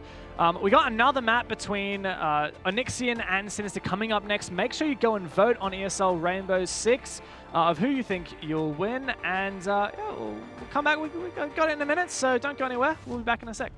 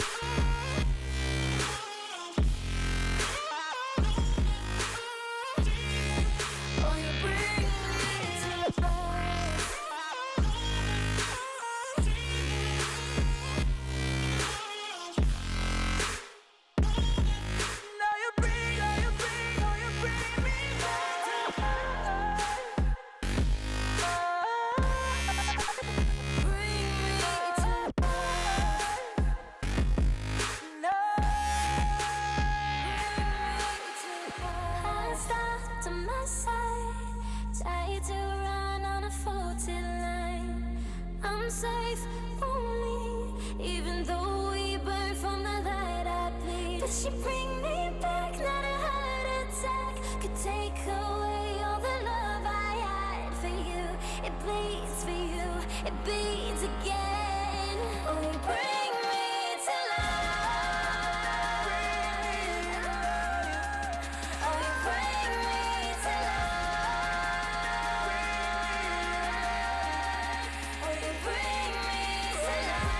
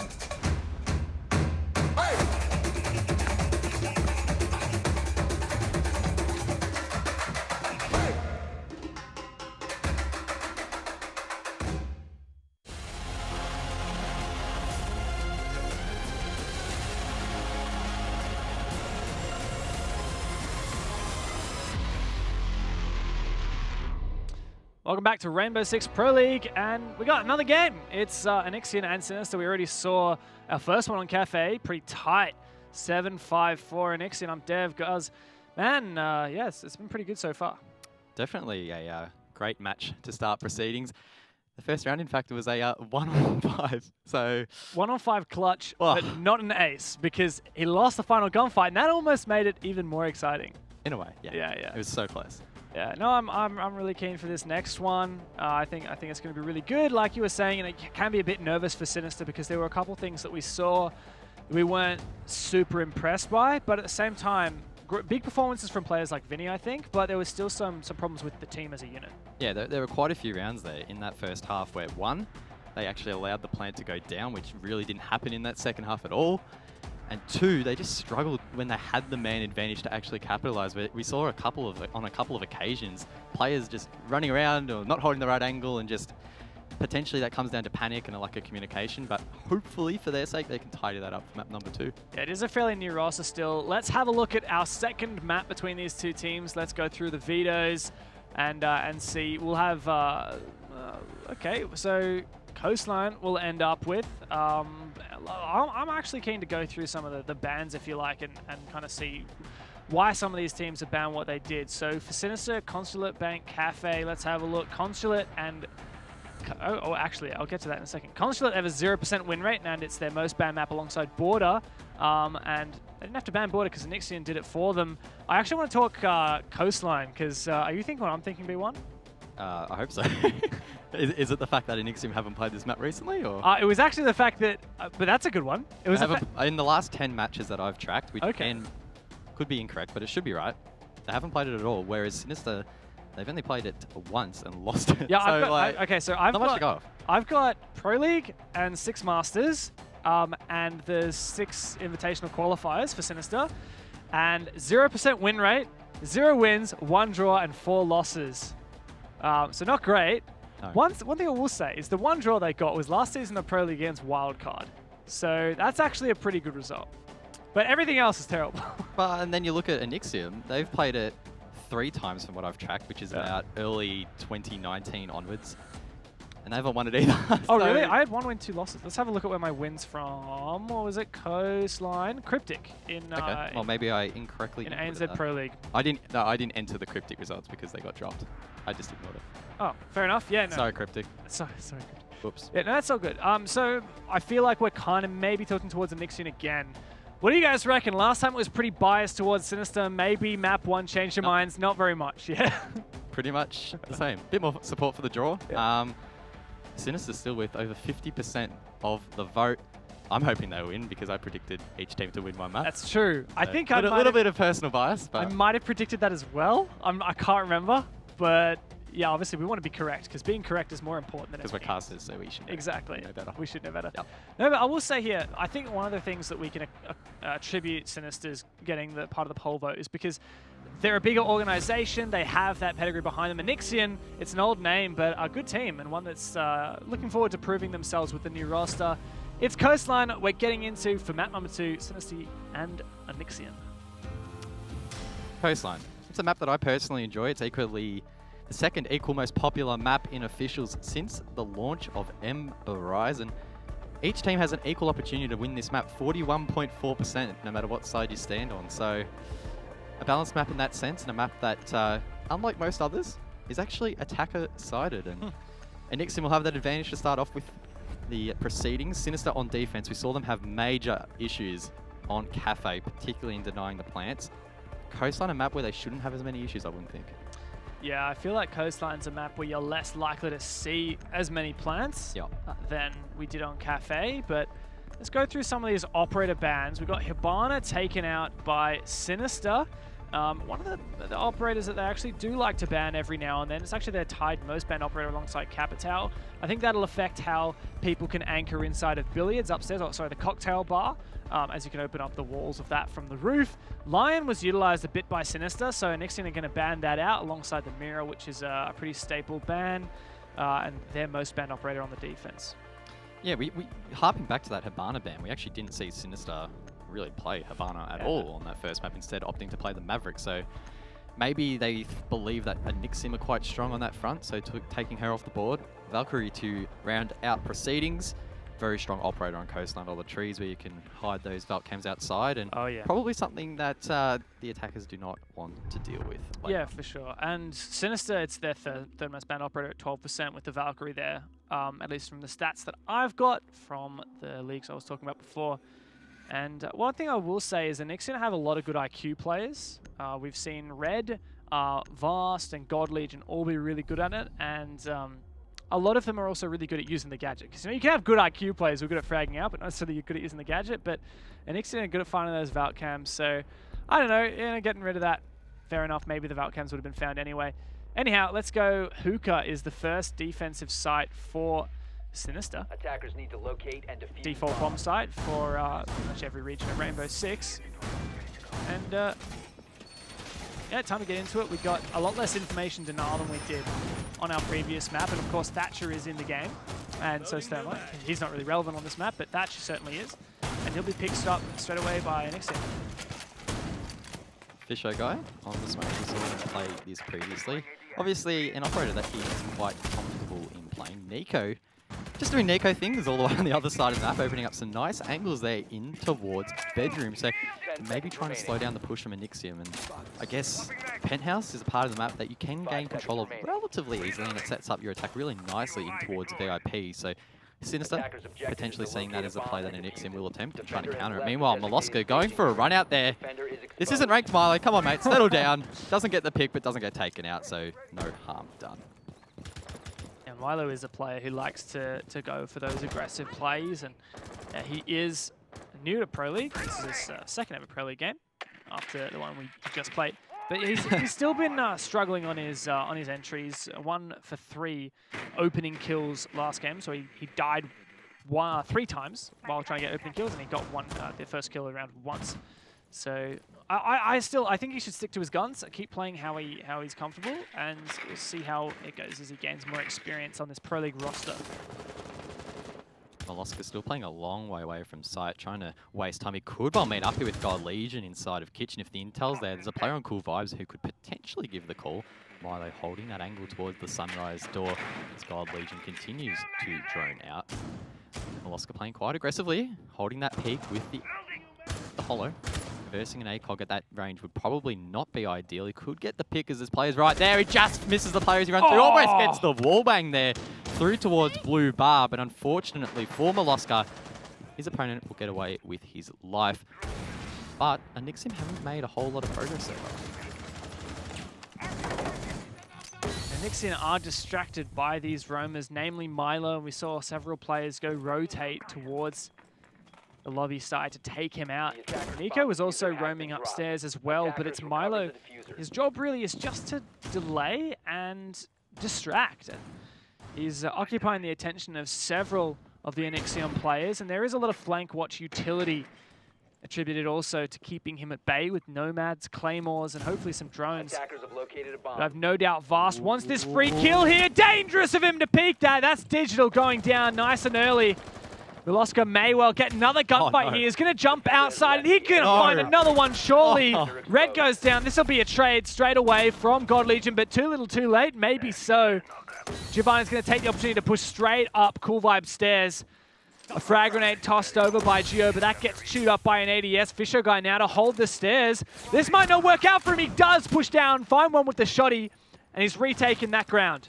2 players left now for Anixium. They have the Capitao and they have the Zofia. 2 strong fraggers, but not the man advantage. Sinister seem a little bit shaky in these late round situations. They just need to hold strong here as it looks like Zofia is being lit up. Fisho holding the top of Cool Vibe still as Vast gets aggressive, gets the peak. 15 seconds left on the board for them to get something going. Try and get that plant down. Sinister need to not fall down, but once again, Nico over peaks and it's a 2-on-2. Vast going for the plant. Vinny to try and cover, gets a wallbang from the other side of the map and gets the second. Luna actually gets the down there with the evil eye. Sinister taking round number 1. And not too bad. I think part of that we really couldn't attribute to Milo on the roam. The fact that he managed to get 2 kills before he was punished was a huge surprise, and I think part of that is on Digital. If Digital had decided not to pick, clearly Digital was on a drone, he spotted out Milo and he decided, I'm going to peek this. But imagine if he'd spotted out Digital on the drone and decided, okay, I'm going to sit here and wait for him to peek this. Because I very much doubt Milo's going to check that hard left corner inside of the pantry. I really feel like Digital could have taken out that kill and saved himself and one of his teammates. And again, late in that round, I was starting to get the vibes of the Sinister throw that we've sort of seen in that first map. Just settle down. They're just going for overpeaks late in these rounds when it's really not required. I mean, they still had Luna on the board. Surely there's an evil eye there watching the plant. Just chill out, wait for the call, come in very late and sweep up the kills. Instead, we saw Nico, for example, is one that comes to mind. Wide peak in an angle that was not favourable. He wasn't playing the percentage game. Got taken out and opened up that window for Anixium really to try and come back into that round. Fortunately, Vinny was able to actually shut it down. Of course, the ex-member of their opponent. And they did get the win. One thing I will say, though, for that scenario there, Anixium actually downed Luna, the Maestro. It was the Capitao. I'm not sure. Maybe it was Vast. I don't think they realized that they downed her, but she was taken injured in pool, in billiards. And I will credit Sinister. They did a great job of rotating to her and picking her up so that she could stay in the game, and that really helped them out. I was excited then.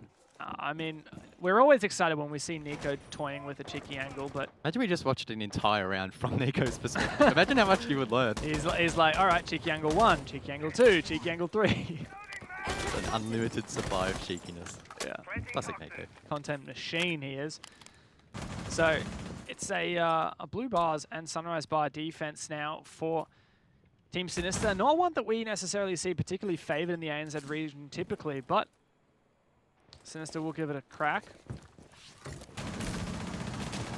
Nixon are going to take that top floor control so that they can open upstairs. You open the floor a hookah, look down, and you'll kill anyone playing inside of Sunrise behind the bar. Very common strategy attackers like to take onto this bomb site. And the Nixon have cleared the top floor within 1 minute and haven't encountered anybody. Sinister playing very heavy towards the side as well as off-site, but not vertically. It'll be horizontally. We saw Luna inside of kitchen, presumably holding a nice long angle with the Older and Mollusco over towards the main desk. He got a double last round and got refragged. Quite impactful in Sinister's first round win. Maybe he'll be able to replicate that as he is again a long way off from site. Definitely in a potential position to go for the flank. Digital though, he's used all 3 of his air jabs so far, so hopefully for Anixian, he has placed those in positions where that flank will be made difficult. And Digital just got so much information on that drone. He spotted out 3, potentially 4 players' positions, including that Legion of Vinny inside our office. He'll also call out the positions of the players inside of Sunrise he saw to Vast and Red, who are playing on Sunrise side. God Legion as well. And Vast eventually does find that kill. Finally, Fisher Guy taken out. A lot of utility used to burn him out of that corner from the Capitao, but it was well worth it. NASA Smoke taken out. Clipsing, 1 minute left to go in the round. Inixium, they should have the intel. It's up now to them to act upon it. Neko holding bottom of Cool Vibes as more drones go out. Surely Inixium know how many are on side and know exactly where they are. Milo though, he'll get 1. Does he get the second though? No, it was actually Vinny. So it's a 3-on-4 and Sinister once again putting themselves in a great position. But Vinny getting over, Zalus will get shut down and Red gets 1 onto Milo. So that's 2 fraggers off the board. It's a 3-on-2. Luna and Nico. They've played together for a while now. They should have the synergy ready and waiting for this moment. Red's going for the plant though. Nico with the run out. C4 comes out. It needs to connect. It does! Wow. That's off the board. But Red does get the plant down. Luna's now the closest to try and get this back as Nico, I believe, is still stuck outside. Luna in the perfect position to flank as the Nixium are distracted. She's playing inside of the blue window. That position is being held though, and she's just shut down. And Nico is still outside. Surely he doesn't win this round. He's being detected. His position is revealed, and Anixium can just perfectly wait and pre-fire him as he rounds the corner. And as I predicted, there we go. Anixium take the round. And Dev, that was really down, I feel, to the amount of intel that Anixium had there. We saw Digital, we saw Red. They both did some massive droning for their team there. They knew exactly where the players on site were. They knew exactly how many there were as well. They acted upon that intel, and Sinister were left on the back foot. Yeah, definitely. Good utility usage. I was kind of talking at the start of the round about how attackers, the common strategy is take the top floor, open up the floor, and flush out any players inside of Sunrise. Well, you can't do that for where Vicious... sorry, not Vicious. Oh, no. That's a bit of a throwback. Fisho is the old smoke player. He used to be the... Vicious used to be the smoke player. F's in chat for Vicious. So Fisho, where Fisho was playing inside of Sunrise, which was really aggressive near that entryway behind a deployable shield. Nice place for a smoke, but yeah, he got burnt out by the Capitals and finished off by Vast there. So a great usage of the utility from Anixian, because of course they can't kill him from above, so they have to use that utility of the Capital. That was a great job, and I think after they cleared that and managed to take control of Sunrise away from Sinister, that was kind of all she wrote, because Sinister didn't have a way to deny that plan effectively. You know what they're going to take this time? They're going to bring the Echo, which can not only delay that plant, make it take longer to get down, like denying the plant, forcing the restart of the animation, but it's a lot of site-based information and much more difficult to take out than the Maestro cams if you can't see them. And because you can't see them, I guess. And I guess that raises the question: why was Echo not? It was Echo was not banned in the first match. Yeah, 2 games. Didn't really see it get played. 2 games that had both Echo and Maestro. And there were so many plants that went down, and they still didn't bring it. Yeah, maybe it's something Sinister just aren't used to playing very much, which does worry me a bit. It's not it's not their most banned. They ban Mira pretty much every single time. Echo is the next in line though for how often they ban that operator. So I don't know. Coming into this, if Sinister are predicting the ban phase. For Anixion, their most banned is Mirror, and their second most banned is Echo as well. So you'd think that one of these teams would have banned the Mirror, but I guess, sorry, the Echo rather. And I guess Sinister decided to get rid of that Valkyrie instead. Because of the Valkyrie getting taken out, Anixion's not running the IQ. And now that Sinister's running the Echo, there's no real utility from Anixion to find those Yokai drones, which could work into Sinister's favor. Talking about Echo, Luna's actually playing over towards main lobby quite aggressively alongside Vinny on that Legion. She places down her shield late to protect her a little bit more, but still in quite an exposed position. Echo, typically a player that'll play off-site like she is, but probably in a more passive manner. Yeah, it's a really unusual spot for her to sit, isn't it, in the lobby there? But I like it. I like the idea here. And with Vinny to back her up as well, and that deployable shield to protect her from, I believe, the hatch, and I guess any kind of push up from service, I guess, and even lobby double door. I quite like that. It's critical as well that Nico holds blue bar, because those footholds there could potentially be used against Sinister and against Luna if they aren't careful. So he needs to try and hold this position and be mindful of that. Luna not short of intel as Fisho gets Geo, so it's a 4-on-5. That's one soft breach off the board. Zephyr still up though and could have some impacts left in her utility. Looks like Nixium have been stalled out here. It looks like another member has been downed. That's Red from a smoke grenade. Fisho secures his double, and Sinister are now set up for a really nice round here. They could well go 2-1 up if they're able to secure it. Digital gets Vinny though, and the run-out's coming out from Vast out the window to try and collect the diffuser, which has been dropped outside. Oh, he got killed through the wall with the smoke. That's unfortunate. And yes, as you said, it's a push in now from the east side. Digital knows he needs to clear out the lobby, but he's really telegraphed this with all the flashbangs. He does get taken out. God Legion's there for a good refrag from above, but he probably could have taken that without the other enemy team getting taken down. Essentially a 1-on-3 now, as Vast is actually left on 1 HP. If he gets struck by one bullet, he will be taken out, or if he walks on a Grim Mine, he's going to be taken out as well. So he needs to be super mindful of that. Gold Legion basically needs to double up with him and get the frag. But once again, Molluska's looking the wrong way, and he gets shut down. Gold Legion now enters in towards Bathroom and gets the second. How does he get that kill? Nico gets shut down, but Fisho's there for the triple. If he gets this, it'll be the quad, but he doesn't secure it. And once again, Sinister will have a round in their hands, but they will let it slip away. And on the flip side of that, really, God Legion just stole the show that round. Nom nom, he says. Nom nom. Nom nom is, I don't know if we should call him God Legion or Pac-Man, because he's chewing through Sinister right now. I mean, I'm trying to count. How many kills was that, right? So he got the first one from above when he retraded. He killed Luna, who was playing at the lobby desk, through the floor above. And then when he rotated downstairs through courtyard, he took out one player in lobby, so that's his second kill. He took out a player inside of bathroom, that's his third kill. And then the final kill for a 4K, that wasn't, surely not an ace. Not too sure. At least a 4K there. Well, that would be 2 4Ks, one for each team, because Fisher was on the 4K as well. If Fisher secured that round, he would have clutched it. Was the first kill from Fisher there? It was the sledge to the floor, wasn't it? It was Geo on the sledge. Yeah, I'm pretty sure. You're the stat man. I was so excited during that round, I forgot to write it down. It was a very exciting round. I'm retroactively filling this out, all my stats. And hey, you know, it's all right. It's working pretty well.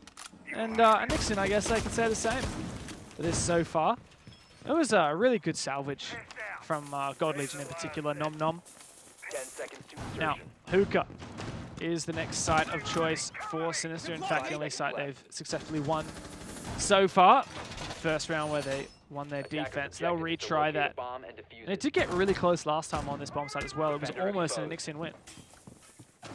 Milo testing that run out once again. But just like last time. He got detected there last time. Yeah, he did. I don't know why he would do the same thing twice. Just Milo thinks. Just Milo, I think. Confident in his shot. Well, I mean, last time this this defense round was won by Sinister, it started off with 2 great kills from Milo.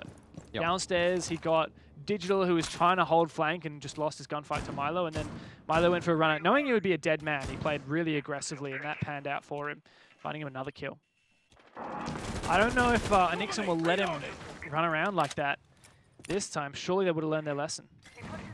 They've brought that Nomad again for flank watch. The one and only flank watch. We haven't seen a gridlock really yet so far this evening. guess it's a map where you probably don't need 2 flank watches. Drop the diffuser.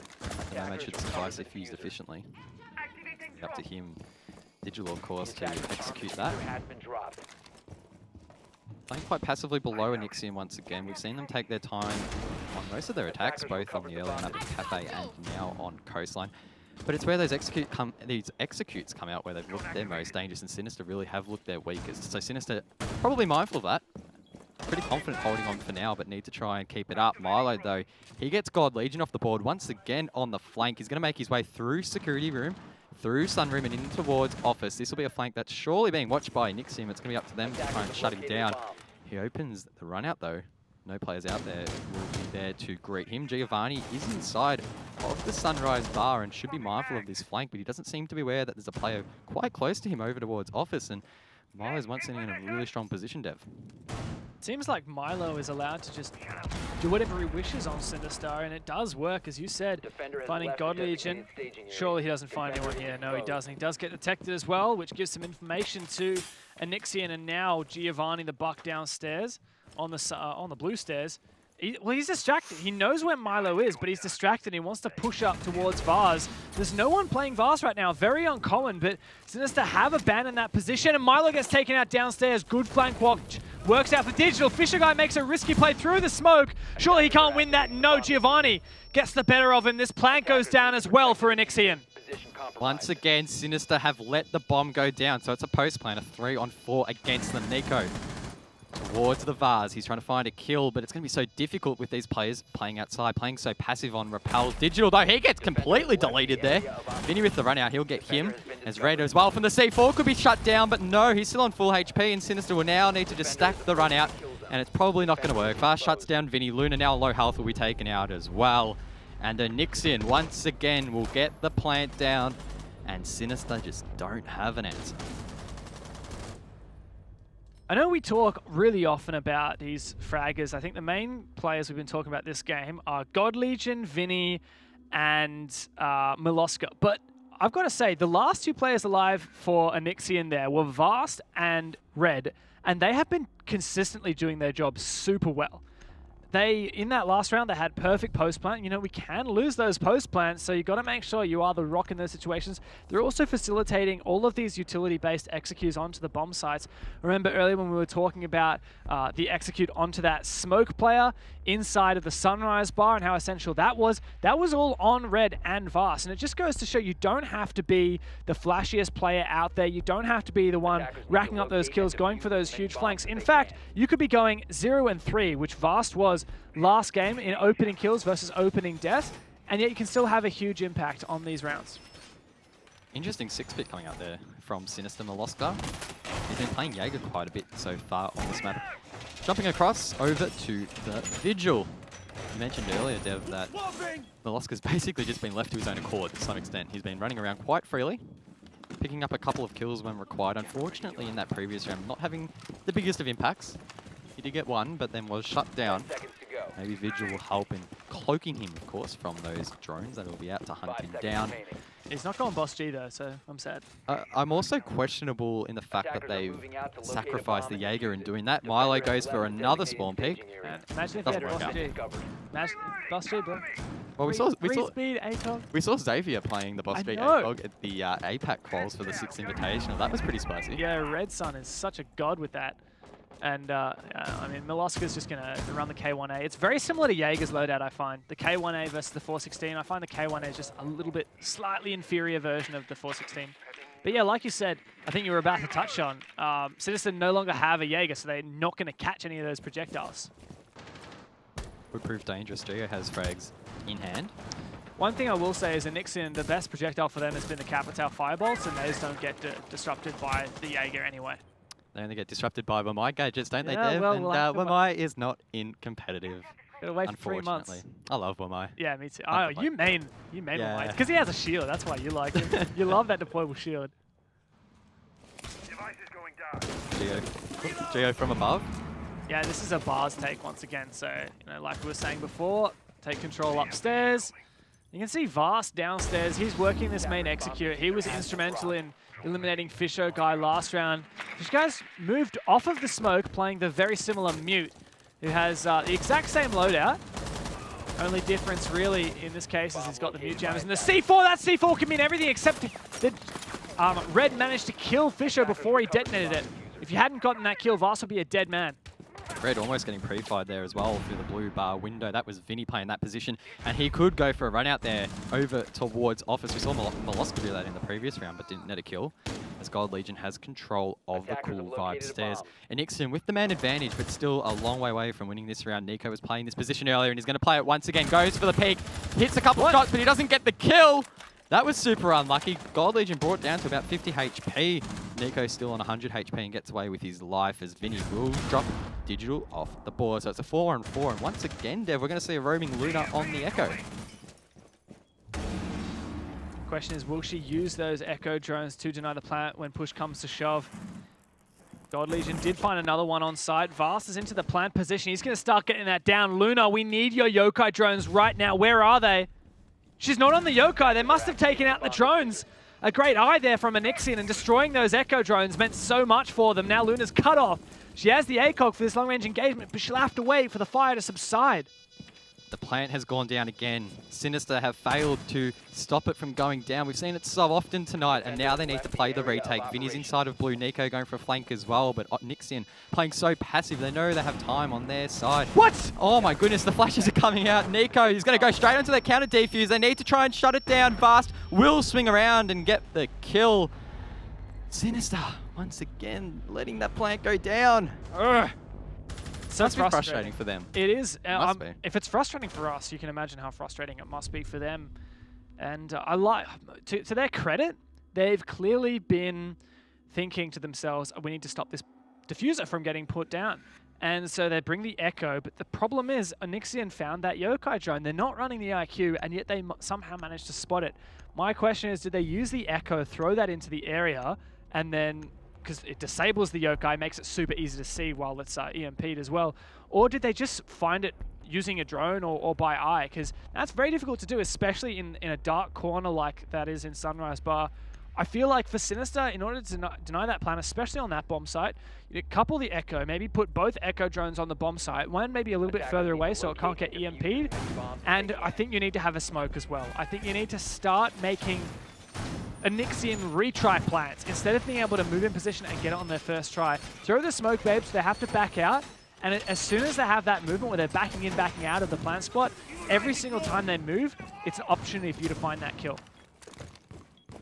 And that shield placement as well that was used for the plant, I think it was Vast that went behind that, probably actually hampered their ability to protect anyone that was going for the bomb. Couldn't really be taken down by the defenders that aided the attackers in protecting that. And there was no one really having an impact from that position on the defensive side. So the fact that they played it and it was so ineffective is quite questionable to me. They put too much stake in Fisher Guy holding that position. Yeah. And with the Capitao on the board, it's very difficult for him to hold that position. I think the idea was that he was going to try and throw a Nitro Cell to kill the Capitao. Man, is Marlo going for this again? Come on, bruh. No way. Surely he doesn't find that. Oh. Come on. He deserves to get refragged at this point. Yeah, I mean, he landed one shot on Digital, so... Is he going to go for this again? Surely not. I want to see him jump all the way down and over. Oh, no. Yes, do it. He's going to spawn one, but he gets taken out. That was not the percentage play. Yeah, no, that was definitely not the percentage play. That puts Sinister now at the man disadvantage, unfortunately. Could have paid dividends and would have taken the Nomad off the board, but it wasn't meant to be. Anixian now in a strong position to take this round, and they have plenty of time to really do it. Yeah, they call that a freebie. Nice cheeky one to get Nixon in the early advantage, and they don't need that advantage, especially in this map so far for Sinister. It's been a real struggle on their defense. They won their first round of defense on Hookah, and since then it's been a storm for Nixon. Too good at this execute. Too good at getting the plant down. Of course, this is the last round of the half. The last chance for Nixian to extend their lead. They've won 4 straight. And they make it 5. If they do, of course, it will be 5-1 in the half. And Sinister will need to fight back on the attack, which is not favourable. Vast, meanwhile, gets aggro. Gigo will take out Vinny.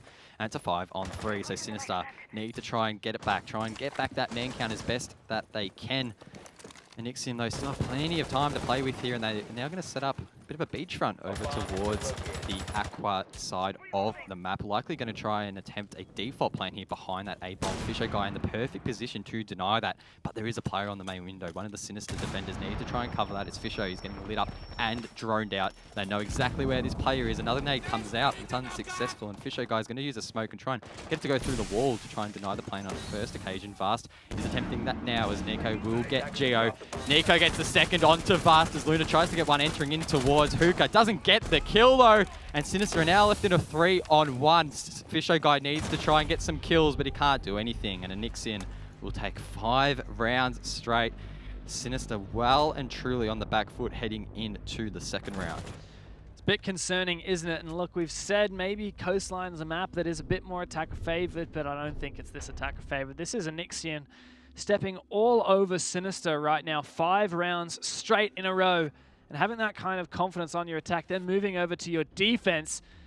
And you really need to see Sinister step up, start, I don't know, like what's the problem? They're just a bit all over the place, aren't they? We had Milo, unfortunately, popped out early. From an outsider's perspective, it appears as if Sinister, most notably during the late round, are frazzled. There's many occasions where they've been in winnable positions, yet they haven't really even looked close to winning. I get that feeling. Yes, Milo gave them that freebie last round and put them in a pretty bad position for the rest of the round, but even still, just little things like Luna missing the shot on the entry inside Hookah. If you've got the ultra, you should probably be winning that gunfight.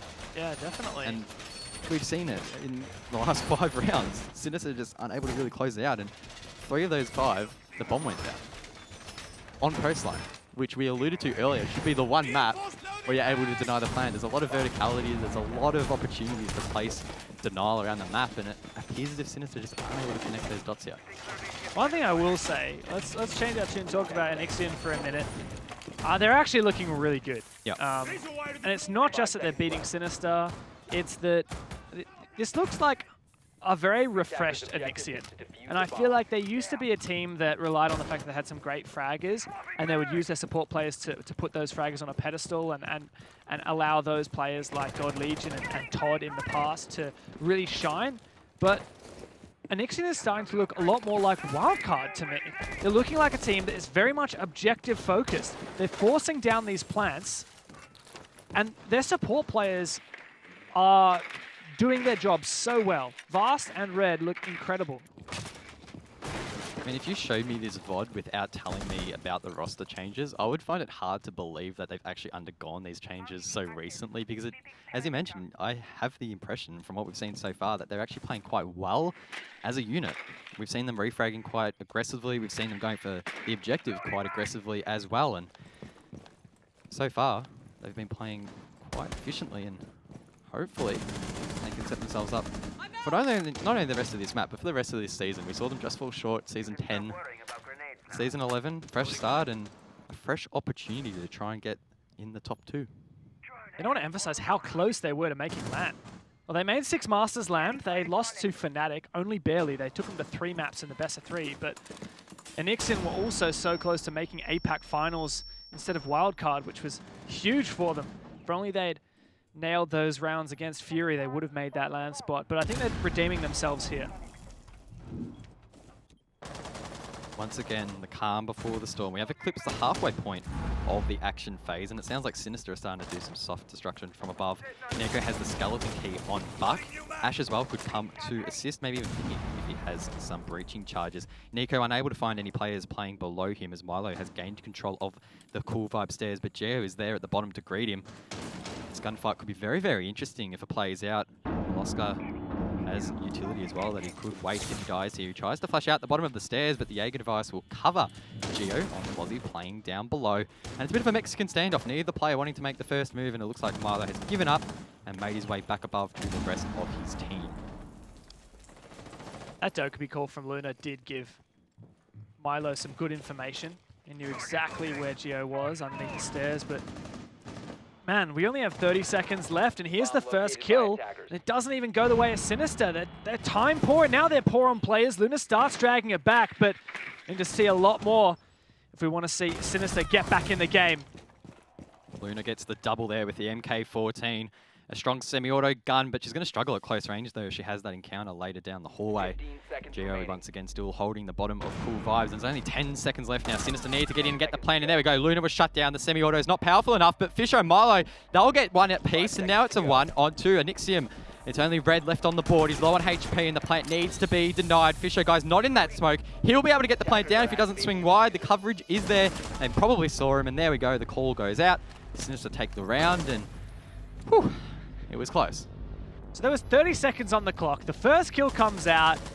Sinister lose a player, and yet they come back and they get a plant down. They turn it into a 2 versus 1. What happened in those 20 seconds that turned that game on its head? Sinister completely collapsed on the bomb site, and well, for once it looked like it started to work. And if my stat tracking is correct, that's the first time, maybe potentially the last round of the first map because I didn't capture it, but that could well be the first time they've actually gotten the plant down in both these maps, which I think is pretty significant. And it only happened after the timer hit 0 as well. So Sinister planting is a last resort.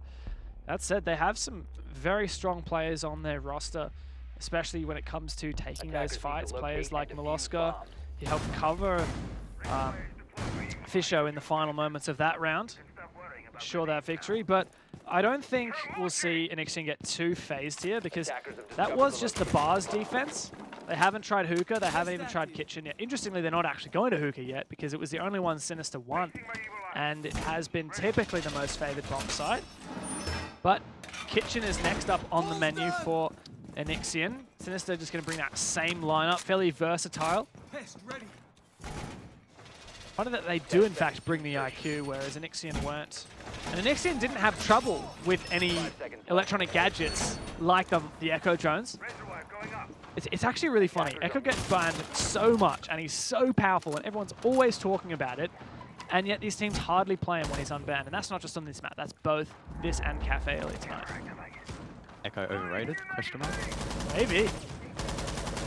I mean, I feel like We haven't seen a lot of defense wins actually overall. yeah, I think there's been pretty limited opportunities where Echo would have been sort of a round saver, if you will. We saw Luna in one of Sinister's defenses get quite close to denying the plant, but unfortunately that was shut down without an IQ. So, yeah, Echo definitely an interesting operator, and they're definitely interesting that we haven't seen Anixium really tease it.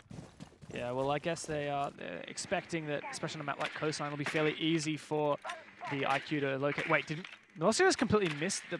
Oh no, sorry. I thought the player was inside of Cocktail Bar, but no, in fact he was in Aqua. Fisher Guy does find the first kill, and that's a great job to take down Nom Nom God Legion while cutting off those rotations from the roof.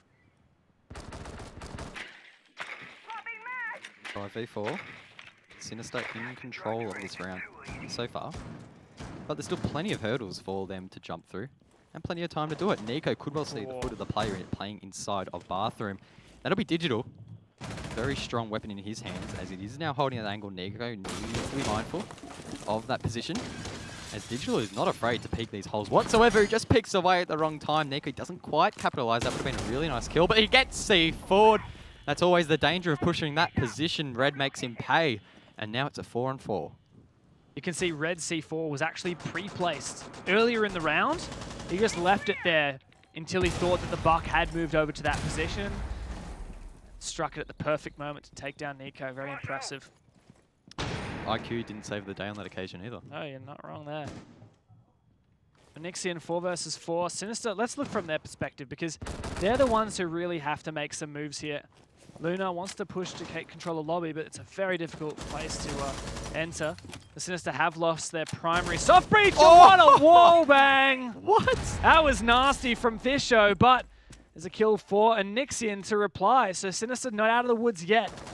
Absolutely disgusting there. Sinister now in a 3-on-3.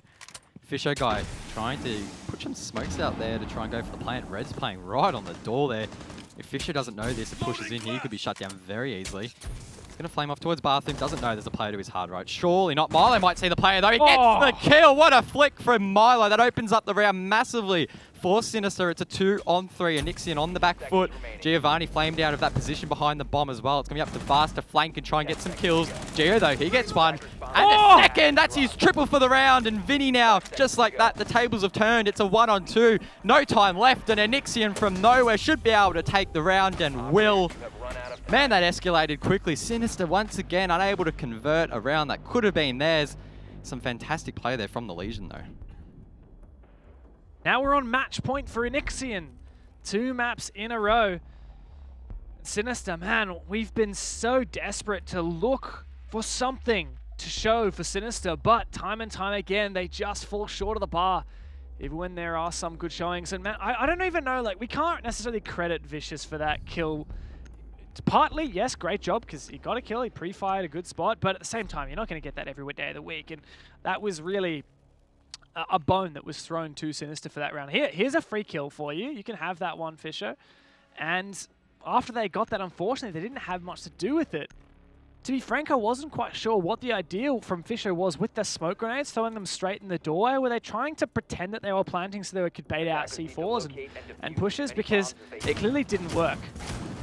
Well, he tried to flame it off, or smoke it off at least once, and it got Jaegered. It got hit by the Jaeger device, I believe, so maybe he was trying... I think it did. No. Because it was Capitao, so it can't get caught.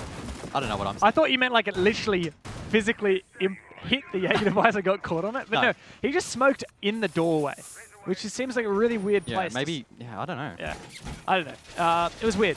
And then he did flame afterwards. Maybe he was trying to flame. No, I don't know. Not quite sure what the play was there for Fisher. Fisher, we should comment that Fisher is stepping into a kind of new role on the team. Since Copper, Tex, has moved to Fnatic, Fisher guy has taken on a much more prominent role on the team. He's captain, IGL, and he does have a lot of support responsibilities. So, that can get to him sometimes.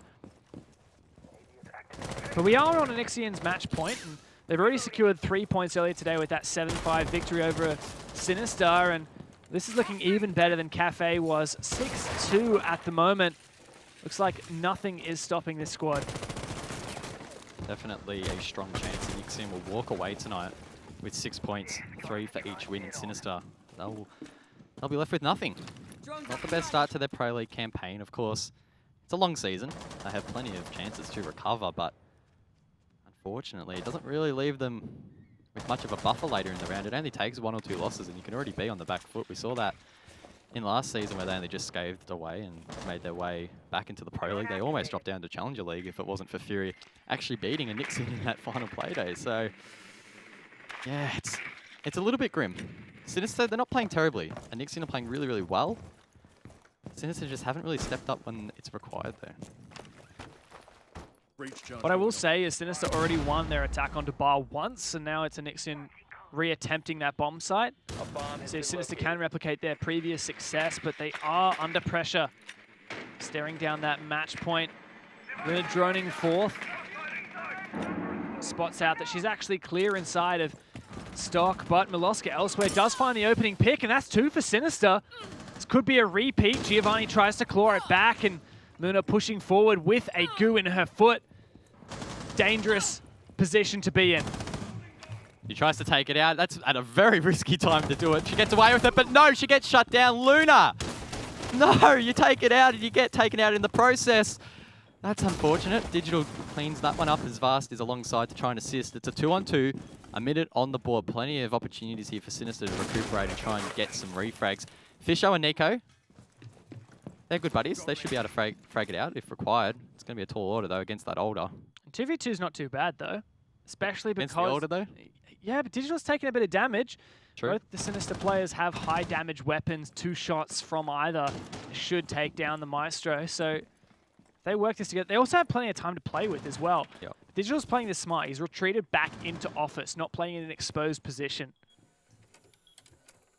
They're also both delaying time right now. Vast playing completely passively inside Sunrise. He should get some kind of audio cue if Sinister start to push in through Sunrise, but time's ticking away. Sinister, this is your moment. Ooh, Nico though, he makes his way in towards the side. He misses the shot onto Blue Bar, and Digital's there to capitalize. It's a 2-on-1. Fisher guy has full HP and he gets one. It's now a 1-on-1, but the goo is in his foot at the exact wrong time. Digital retreats inside of Office, and Fisher is now forced to go for the plant. Digital should be able to collect it. It could be really close here, potentially. Fisher might be able to get it off in time, and he will. Still potential to get the kill. As you mentioned before, Digital's low on HP. He's flashed out as well, and Fisher needs to try and get the kill. He goes for the peek, and he will secure it. Sinister take round number 9. Once again, though, it's really tight, but well played by Fisher in those dying moments. An excellent clutch from Fisher, and knowing exactly when to plant, when to push. I was a bit worried there for a second. He planted. He had to hold down that button for full 7 seconds after the timer hit 0. But he made it work. He retreated back behind the pink bar just in time and started to get that diffuser down so that he wasn't exposed, and the Maestro pushing forward didn't have an angle on him right as he entered Sunrise. So good job, good clutch there from Fisher. But there's a long way to crawl back here. One thing I will say is every single round counts. We saw that last season where Sinister only barely escaped relegations thanks to their round difference with Team Cryptic. So every single round counts.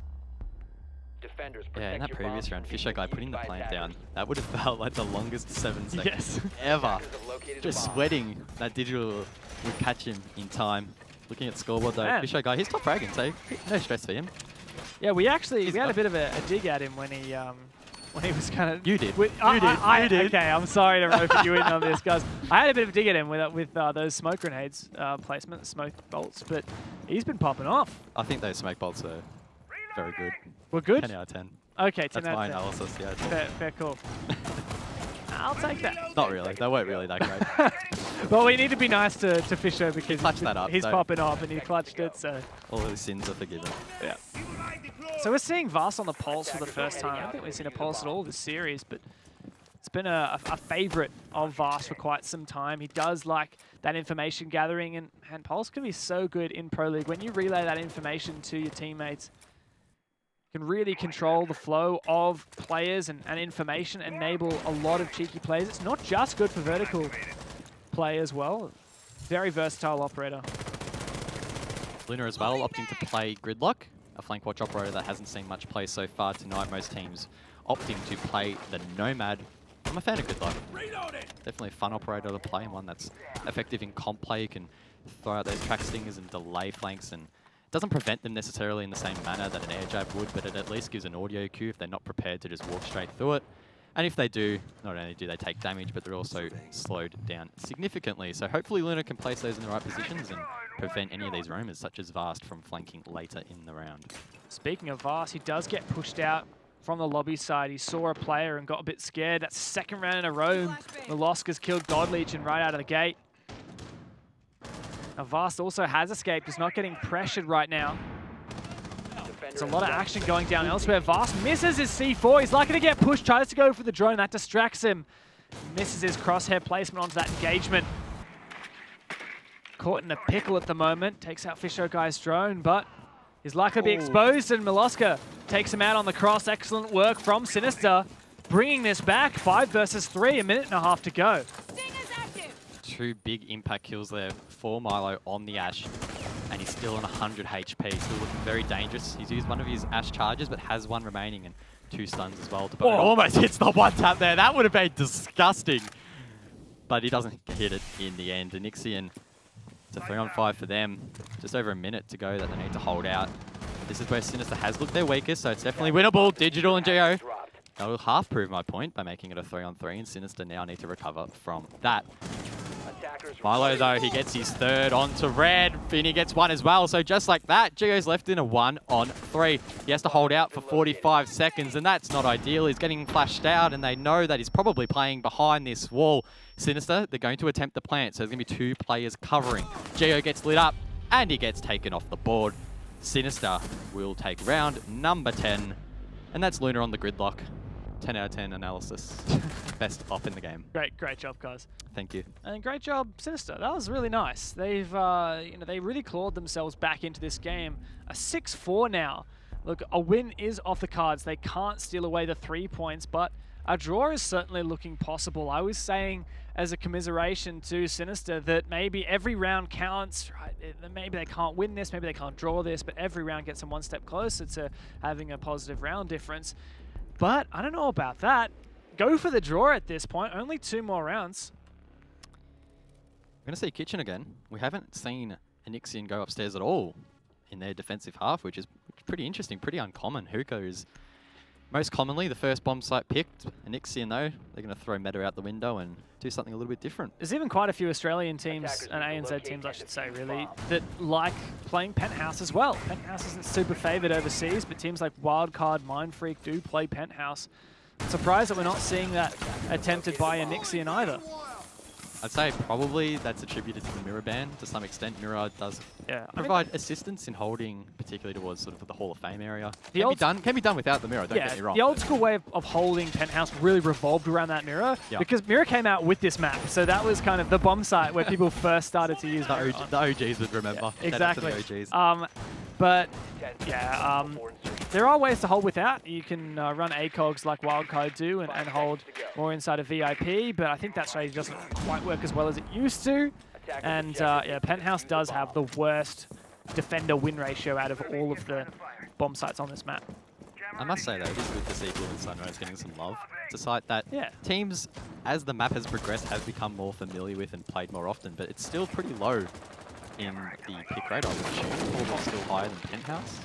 It's a team that relies on a lot of coordination. That's why you don't see it so much in ranked or casual games. Oh, you're saying I'm a ranked star? I'm definitely a ranked star. Oh, we all know that.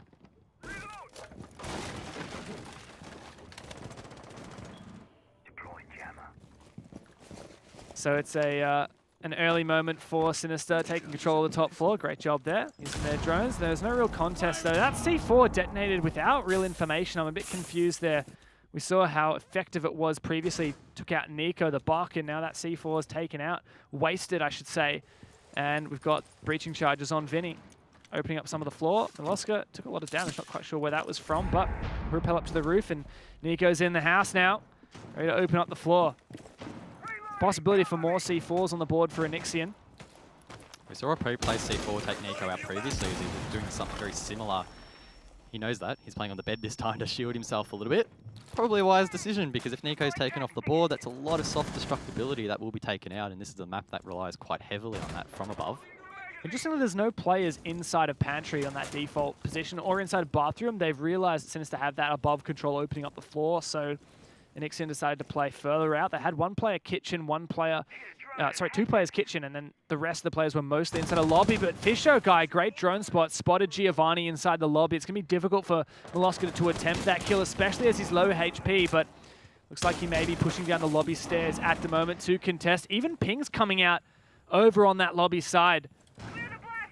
Looks like that's where Sinister want to start taking the brunt of this fight against Anixian.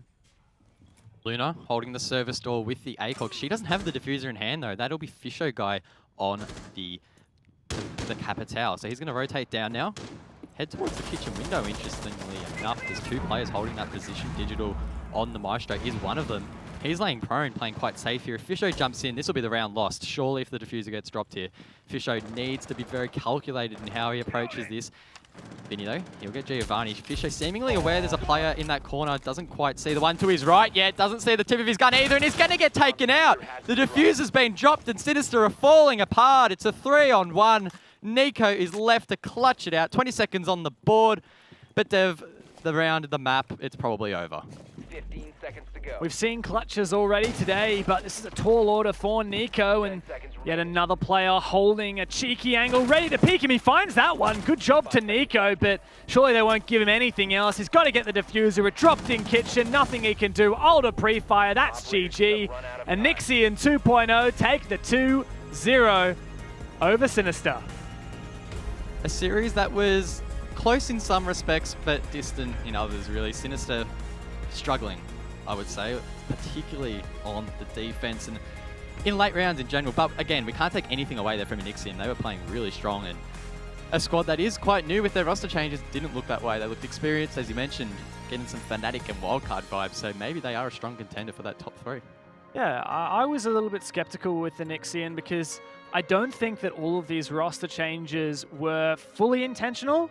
I don't want to speculate too much, but I think they were expecting to maybe pick up Digital, but they weren't quite sure that this was the exact 5 they'd be running with this season, so they had to make, just like Sinister, they had to make a lot of changes really, really quick, and that made me a little bit skeptical as to how it would work out. I think it's suffice to say, a summary of these roster changes is Anixian are still scary, and Sinister, they've picked up a great player in Vinny and also Milo. Yeah, Milo had a pretty good impact for his team. Unfortunately, not quite enough to get them over the line, but there were a few rounds where, without his plays and without his aggression, Sinister probably wouldn't really have been in a position to take them. Yeah, and if you want to talk about the opening kills, opening deaths, because I do, because he's an entry player, right? So he needs to be finding his entries, and he did really well. He got 4 entries in that Coastline game, and only died once as the first player to be dead. So good. That's really good. Like 4-1 is an excellent scoreline. In the first game, it was Vinny who was 5-0. So both players who've really been stepping up on the entry, and I definitely think that helped, especially on the first map when it was such a precarious position where there was so much drone denial and it was so hard to get information. That first kill makes all the difference. Yeah, and I know you mentioned earlier, and even I did, about the wildcard Fnatic comparison for Anixian.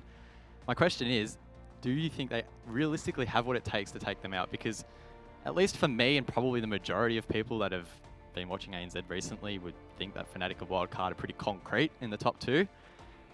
Is Anixian really a chance, or are they just sort of flirting the 3rd and 4th position? It's a bigger discussion, right? And Anixian, they don't have an organization now. They've just left Oddity, and you're comparing that to a team like Fnatic, one of the biggest organizations in esports. Those guys get a salary. They play full-time. Wildcard, not the biggest organization ever, but they also support their team with a salary so they can play full-time. How can Anixian compete with that? It's tough. It is, but that said, Wildcard, they also have their shortfalls, because in the game last season between Anixian and Wildcard, which was near the end of the season, so it's kind of recent, Anixian actually won against Wildcard. They won on one map and drew the other map, and that was the thing that really helped Anixian be a contender for that LAN spot. Yeah, I mean, again, being so early in the season, it is, again, really hard to gauge where these players are. I guess maybe we'll be able to compare them against Fnatic in a little bit once we see them play against Kanga. As for Sinister, though, you casted them probably more than I did last season. Do you get the impression that they're playing quite similarly to how they did last season? Is there a major improvement? Because, again, I was talking to Milo last night, and he was adamant that their team had been activated. And, I mean, there were times during that map where they did look quite good as a unit, but then other times where they probably didn't. So, any thoughts there? There's a lot of improvements for sure, and I think that as much as Tex was a great player for this team, Vinny and Milo are totally good players to replace him and Vicious as well, formerly on that team. I think Fisher stepped up in a big way as well, taking on your responsibility, doing a really good job. So I think a lot of aspects of Sinister are improving, but that said, I still see that little Sinister curse that we used to see, the thing that we've always known Sinister for, which is sometimes they just lose rounds they shouldn't be losing. And they can throw away advantages, and that was something that always plagued them, and I think got in their heads a little bit as well. And I can still see that. It's still present. Maybe with some more time, we'll start to see that eradicated, and this team will be able to really get to that next level. Yeah, I mean, it's tough. Sinister, they were challenging to watch it sometimes. It was so hard. We were sort of just looking at each other a couple of times like, you got so close. And we wouldn't be saying this if we didn't think they were doing so well in other areas. Yeah, for sure, 100%. But they're a team that is so good at some things, and then there were just moments where you're like, how can you do that? And then you go and do that. Yeah. So, I mean, Sinister, we're not sure where they're tracking for the rest of the season, especially because both of these teams are a lot of question marks to the 3 out of 5 from last season, all those roster changes. I think it's safe to say both of these teams are looking pretty good with their roster changes. Yeah, I probably expected it to be a little bit more messy than it was. We were talking about how coordinated these teams were playing, and typically when a roster change occurs, that can be thrown out the window. It takes time in Siege really to build that synergy, ensure that everyone's on the same page. And look, Anixian so far have done a great job. Whether that'll transfer to the rest of the season, we don't know. And as for Sinister, whether or not the sort of disappointment and anger that may have been generated from this game will carry over to the rest of the season, hopefully not, because mindset plays a major role in being successful. So I'm really hoping for their sake that they actually look at this match constructively. Don't beat themselves up too much, and can make a recovery. And I think something that really helps to take that retrospective look at your teams is leaning on your support staff. Now, we do have Serum over from Sinister, so let's have a chat to him. Hello, Serum. Welcome to the Pro League back. I mean, you've been in the Pro League previously. How's it feel after that game? It was definitely a lot to take away. There were some goods and bads. I think the early rounds definitely how we want it, but just the late round really slipped away in a lot of rounds. Definitely, yeah. All right, well, Serum, hope you're going all right, mate. I guess I wanted to backtrack a little bit to sort of the pre-season, post-season 10, pre-season 11. You guys underwent some roster changes, of course, yourself coming into the team. Maybe talk us through who you've picked up, how they're tracking, and how you guys are probably looking for the rest of the season. Yeah, so I jumped in pretty quick just after relegations at the end of CL, and only a month ago we made a quick roster change and we had Vinny swap. So Vinny came in for us. Before that we actually had Digital, and now Digital has obviously gone to Anixia, and so kind of a bit of a mix-up switch around there. We've had working with Milo for quite a bit, so it's still like a month is still recently quite new for a roster change, so definitely trying to fit everything together. But I think it's coming together like slowly. Like we just got back from a boot camp yesterday, and we're working on a lot of things, just ironing out problems. One of the main things we were working on there was like executes in late round, and unfortunately that and like combination with the nerves kind of like showed to be the main downfall tonight, unfortunately. So I want to know, looking into next week and the rest of the season of the Pro League, what is the one thing that you guys are going to be focusing on the most? Pretty much just finishing it off. Like a lot of rounds, we had the opening kill, a lot of rounds, 42, there's the 5v1. Like we just got to like abuse the numbers more. So just closing the rounds and ending it out, because like it's also how well you do early on and how many picks, and if you just can't finish it off, if you know what I mean, can't end it. Yeah, absolutely. Well, congrats on joining the team, and commiserations for the losses today, but I'm sure you guys will bounce back. Thanks for joining us tonight, and good luck in your match next week. Awesome. Thank you very much for that. Great. Yeah. That's his first Pro League interview. He's actually been in the Pro League a couple times. He did a good job. Yeah, he did a really good job. And I love it. Mainly because he said probably exactly what we were saying in terms of nerves and late rounds. I mean, if Serum can identify it, then hopefully that can transfer to some changes in the team. Yes, and look, I think Sinister definitely have a lot of potential. They've always had a lot of potential. Yep. How are they going to track that into their future games? We don't know whether they're going to end up 8th on the standings or whether they're going to end up 3rd on the standings. It's or first. Come on. Come on, mate. Come on. Optimism. We've got to be optimistic, Dev. Come on. I'm sure that they'll be optimistic. We got Wildcard and Fnatic, though, so it's always a bit of a challenge for some of these other teams. But I mean, 3rd would be a huge achievement for Sinister. Yeah, for sure. How do you think that they're tracking? I mean, like, moving forward into the rest of the season, yeah, there's a lot of work to be done. What do you reckon they got to work on next? It's a tough thing. I think it really boils down probably to their communication and their ability to remain focused and get rid of those nerves late round.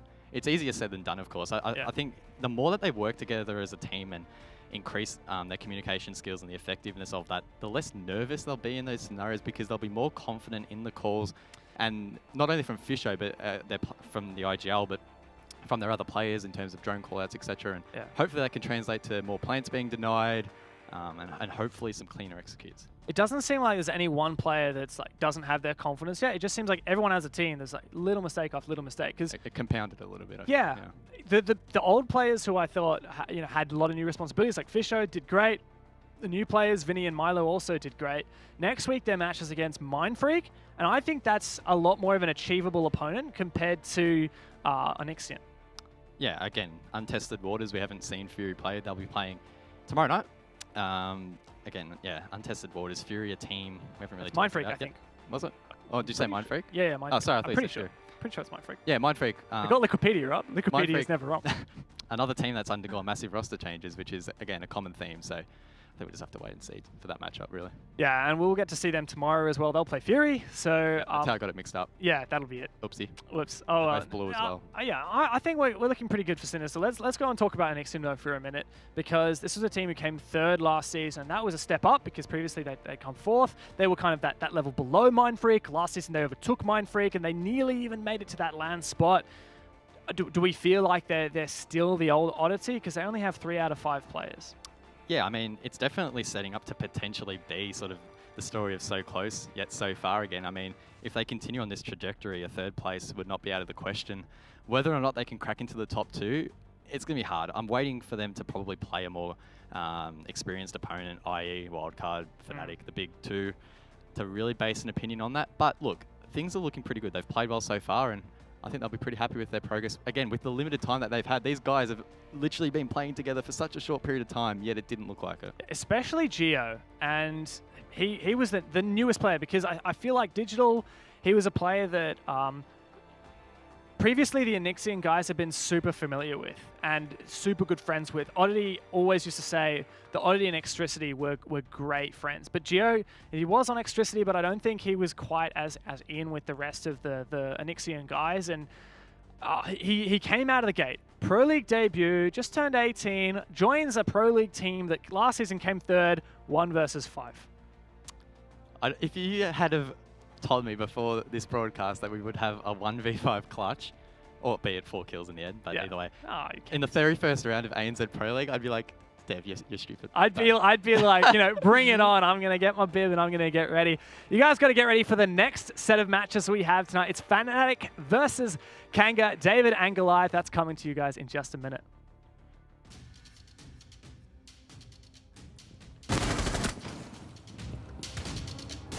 Defender has left the area of operation.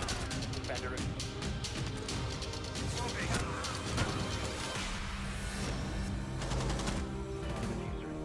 5 seconds left.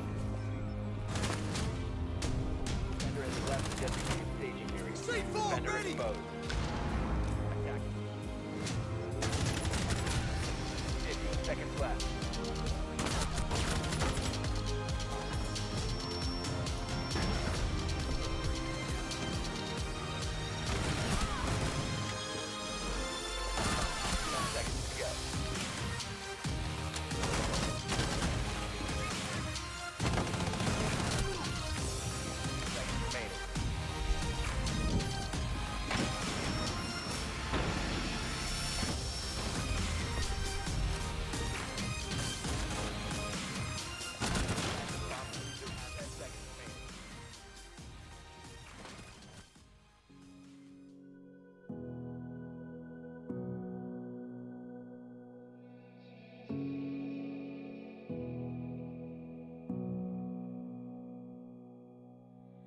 Sitting on a bench, waiting for the time to pass, dreaming of what happens next. I see what I wanna be, questioning my destiny, only knowing what I see.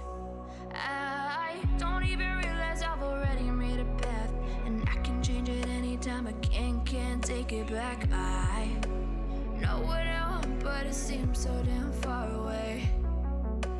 I know I sound crazy to the ones who said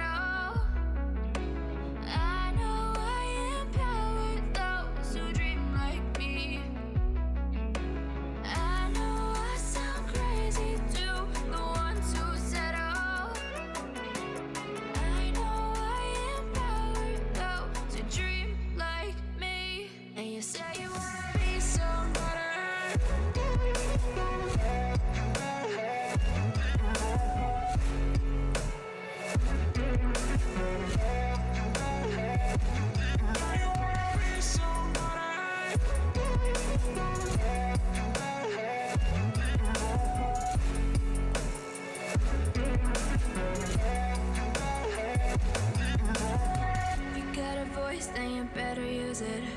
Tell yourself day after day it's time to prove it. No days off, keep the hustle moving. Wanna see you be what you wanted to be, prove it. I know I sound crazy to the ones who said oh. I know I empower those who dream like me.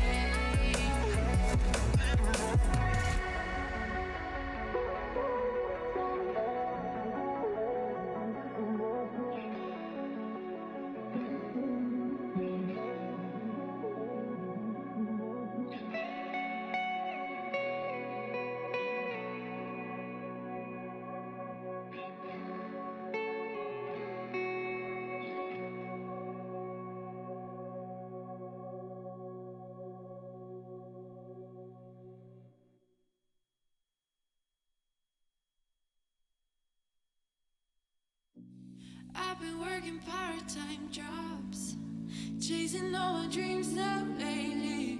No matter if I try too hard, nothing's ever enough, baby. No, I don't care too much. I don't care too much. As long as I can keep you by my side, I don't care too much. We got time, no rush. In your eyes, I always see there is something meant for me. In your eyes, I always feel different.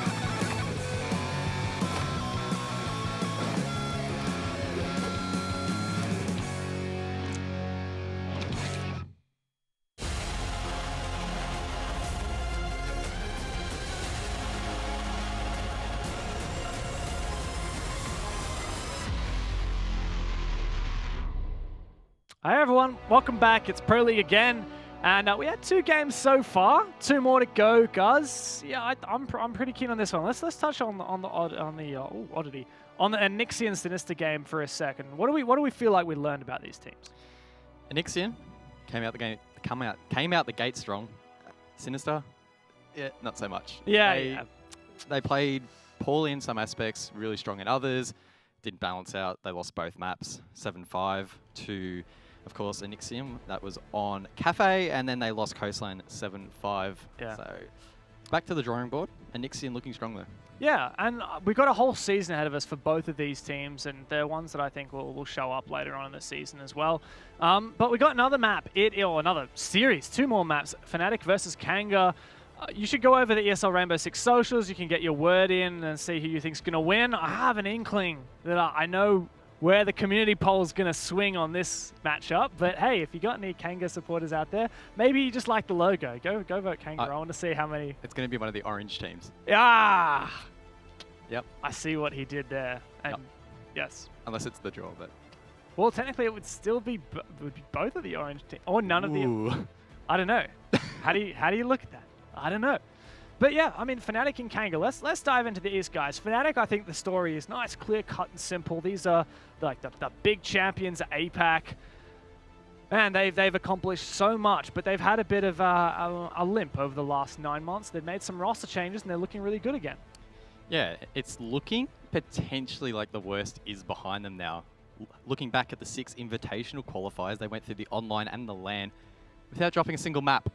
That's pretty impressive, Dev. They look great. They beat Xavier 2-0. They beat Cloud9 2-0. They've beat Homeless and Fury again 2-0. So is it too early to say that the roster changes have been good? Potentially, but so far it's a green light from me. Yeah, they got some really good players, and they've had a lot of time to work with them now with their boot camp in Japan. It wasn't in Tokonami, but it was in Japan. Yep. And yeah, I think we're feeling pretty confident, and I think that people coming out right now, the thing that's going to mark Fnatic is back.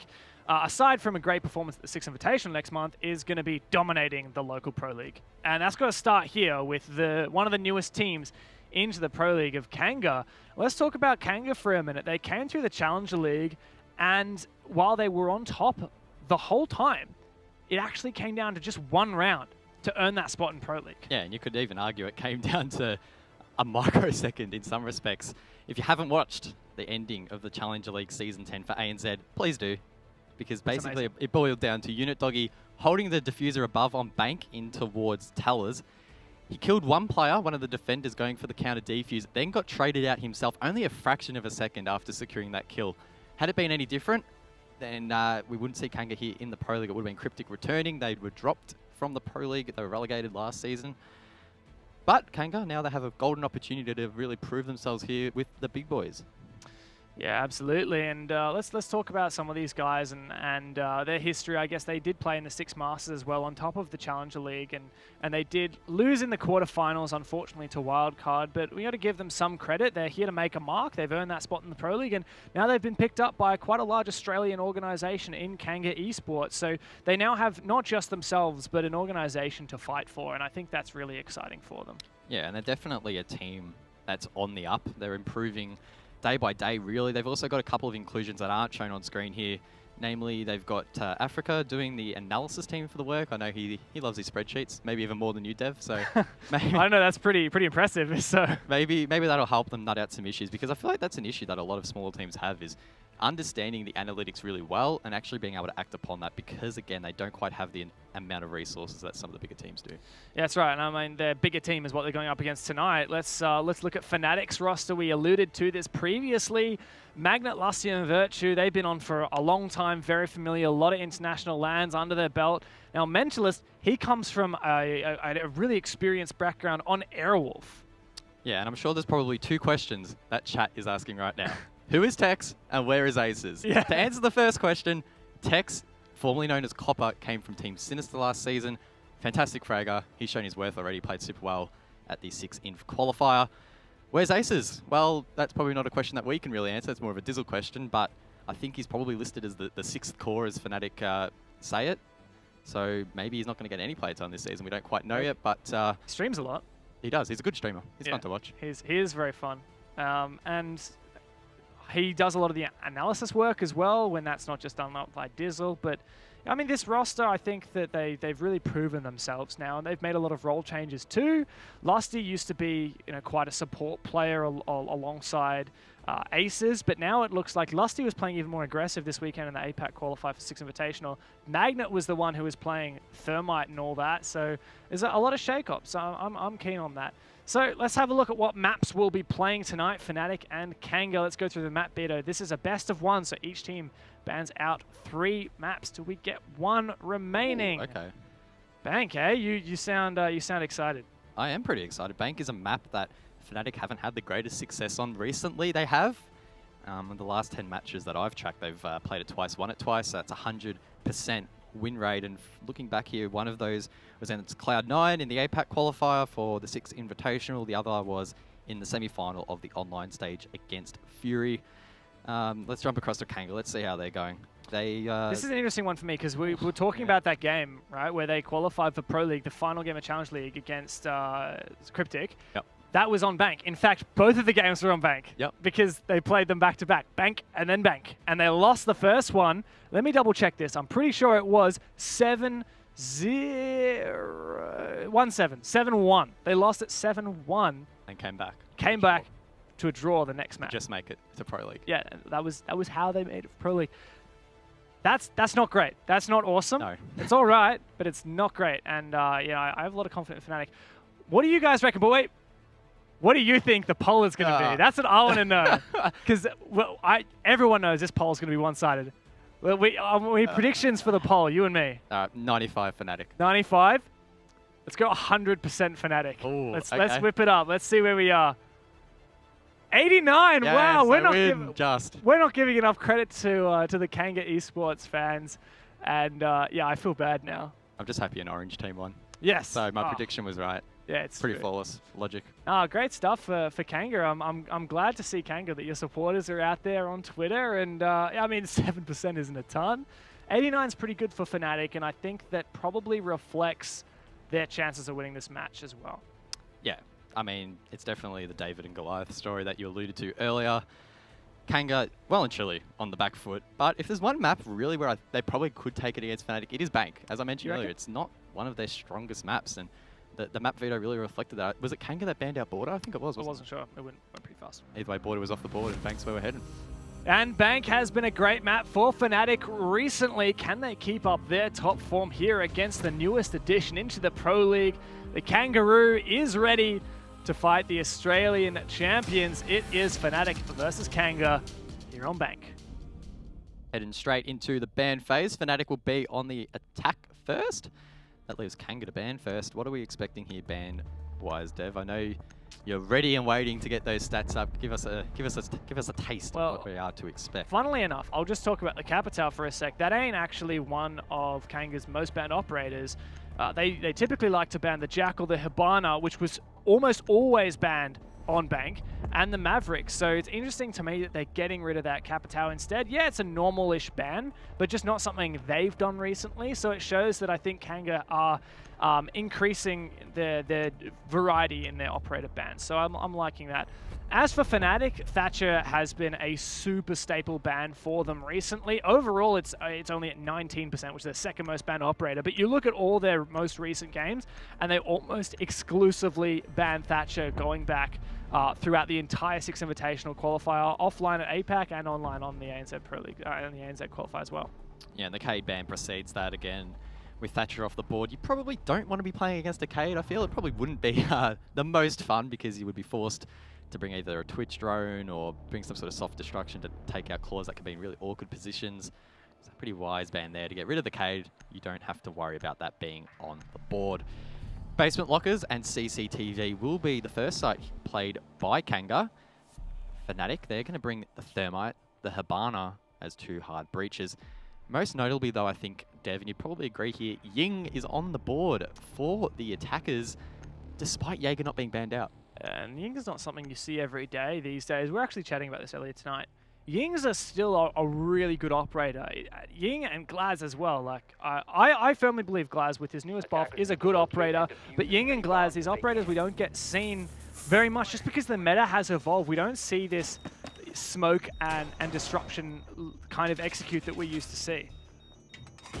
And I guess that links into the line nerf that he received a little while back now, where you could, as Fabian, I believe it was, said, you click, you run, you plan, you win. Yeah. So let's talk about how that's going to be potentially utilized in this round. So that the main thing I can imagine on this downstairs basement attack for Fnatic is they could potentially be using some of those Ying Candelas to drop through the red hatch, or at least disrupt that red hallway presence, because red hallway, which is just between the two bomb sites, is one of the most important anchor positions on this map. And defenders feel very vulnerable there often, so they won't necessarily sit in there, but being able to deny those positions using those Ying Candelas could be very, very effective against Kanga's defense if Fnatic can pull it off. Really interested as this round progresses, how different it's going to feel to our first matchup. Because we saw that it played pretty similar by both teams. The main point of difference really was the execute at the end of rounds, where Sinister looked a little bit more sloppy and Ixion looked quite solid. Fnatic obviously is a team where we expect them to be nice and clean. Whether or not that'll translate, we'll have to wait and see. They are attacking first, so they are put in that position really to thrust that attack. So far, they're just gaining map control. I'm very interested to see how they're going to take the objective. Well, one thing I will say for Fnatic, you mentioned how they're such a strong team. They are a very knowledgeable team, and what we just saw Virtue do about 30-odd seconds ago was vault through the skylight and the main stairs down to the top of the main stairs, and you didn't used to be able to do that. It's a new strategy. Come on, mate. You should never be allowed to get away with that. Kanga finds 2 quick kills. One is refrag, potentially a second. Ooh. No. What? We was just talking about how good Fnatic are, and they got all these cheeky strategies, and then Kanga come out of the gate and just punish Fnatic from the most pug-style positions you've ever seen. Tex and Lusty now forced to push over towards the south side of the map. Tex inside of Garage has a couple of angles to watch, and Lusty on the stairs needs to be mindful at the bottom of those stairs. There's a couple of angles for him to watch too. Also needs to be mindful of the flank that could come out from Kanga. They do have that man advantage.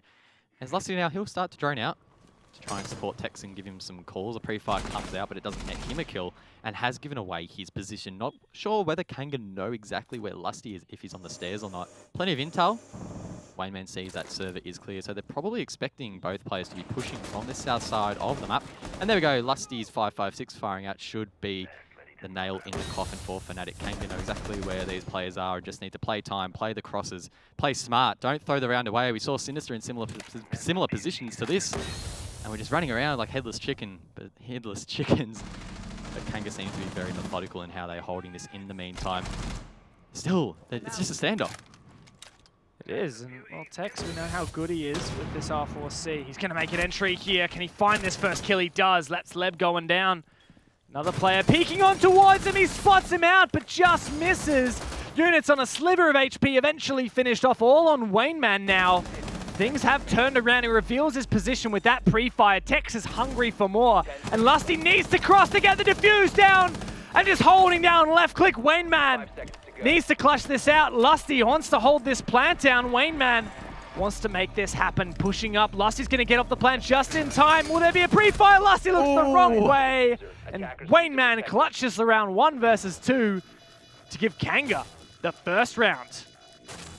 Wow. Defenders have disabled the bomb diffuser. Well. What an interesting opening round there from Kanga. They threw Fnatic off with some unorthodox plays, and to be honest, that may well be a strategy in itself. Playing against Fnatic, a team that is very regimented in some respects, I guess, in the way that they are playing against a lot of high-level teams that play quite consistently, play quite conventionally. Kanga, meanwhile, they're just running around doing some crazy stuff. They almost threw it at the end there. Yeah. It was so close. Wayneman, though, he came up clutch, secured the round. But, whew. We've had the first round of both matches tonight be pretty exciting, and it's setting up for some interesting storylines already, Dev. Oh yeah, definitely. I think one thing that it does give me some hope for Fnatic, and we're always going to give them the benefit of the doubt because we know how good they can be, but that kind of playstyle, what worked there for Kanga was that they played in really weird positions, and Fnatic didn't drone them out and punish them for that. And usually that would be free kills. You drone out and punish that, it's going to be free kills. But doing that droning takes extra time. Sometimes teams get a little bit lax with it. Fnatic did just that, and that's why they lost 2 players right at the start. And my question is Fnatic going to start to realize, okay, this is the way Kanga are playing. We're not going to be lax on our drones. We are going to be extra vigilant because we know that's going to give us free kills. If Fnatic start to read that and Kanga don't change their playstyle, Fnatic's going to start walking all over them. I guess maybe the mindset behind that is Fnatic want to give themselves as much time as possible to enable them to have a successful execute, because even despite the fact that they were at that 2 to 3 disadvantage at the end, both Tex and Lusty had a lot of time to play with them and still actually managed to win the round. So even if they are put at that disadvantage, if they have a lot of time in the bank, that can work for them. But yeah, as you mentioned, Fnatic probably want to be a little bit more vigilant in their droning, try and find these players, because as you said, they're pretty much free kills. If Thumbnail's inside of the closet there and gets droned and you don't kill him, that would be very low percentage chance of that happening. It's almost always going to be a kill. Definitely.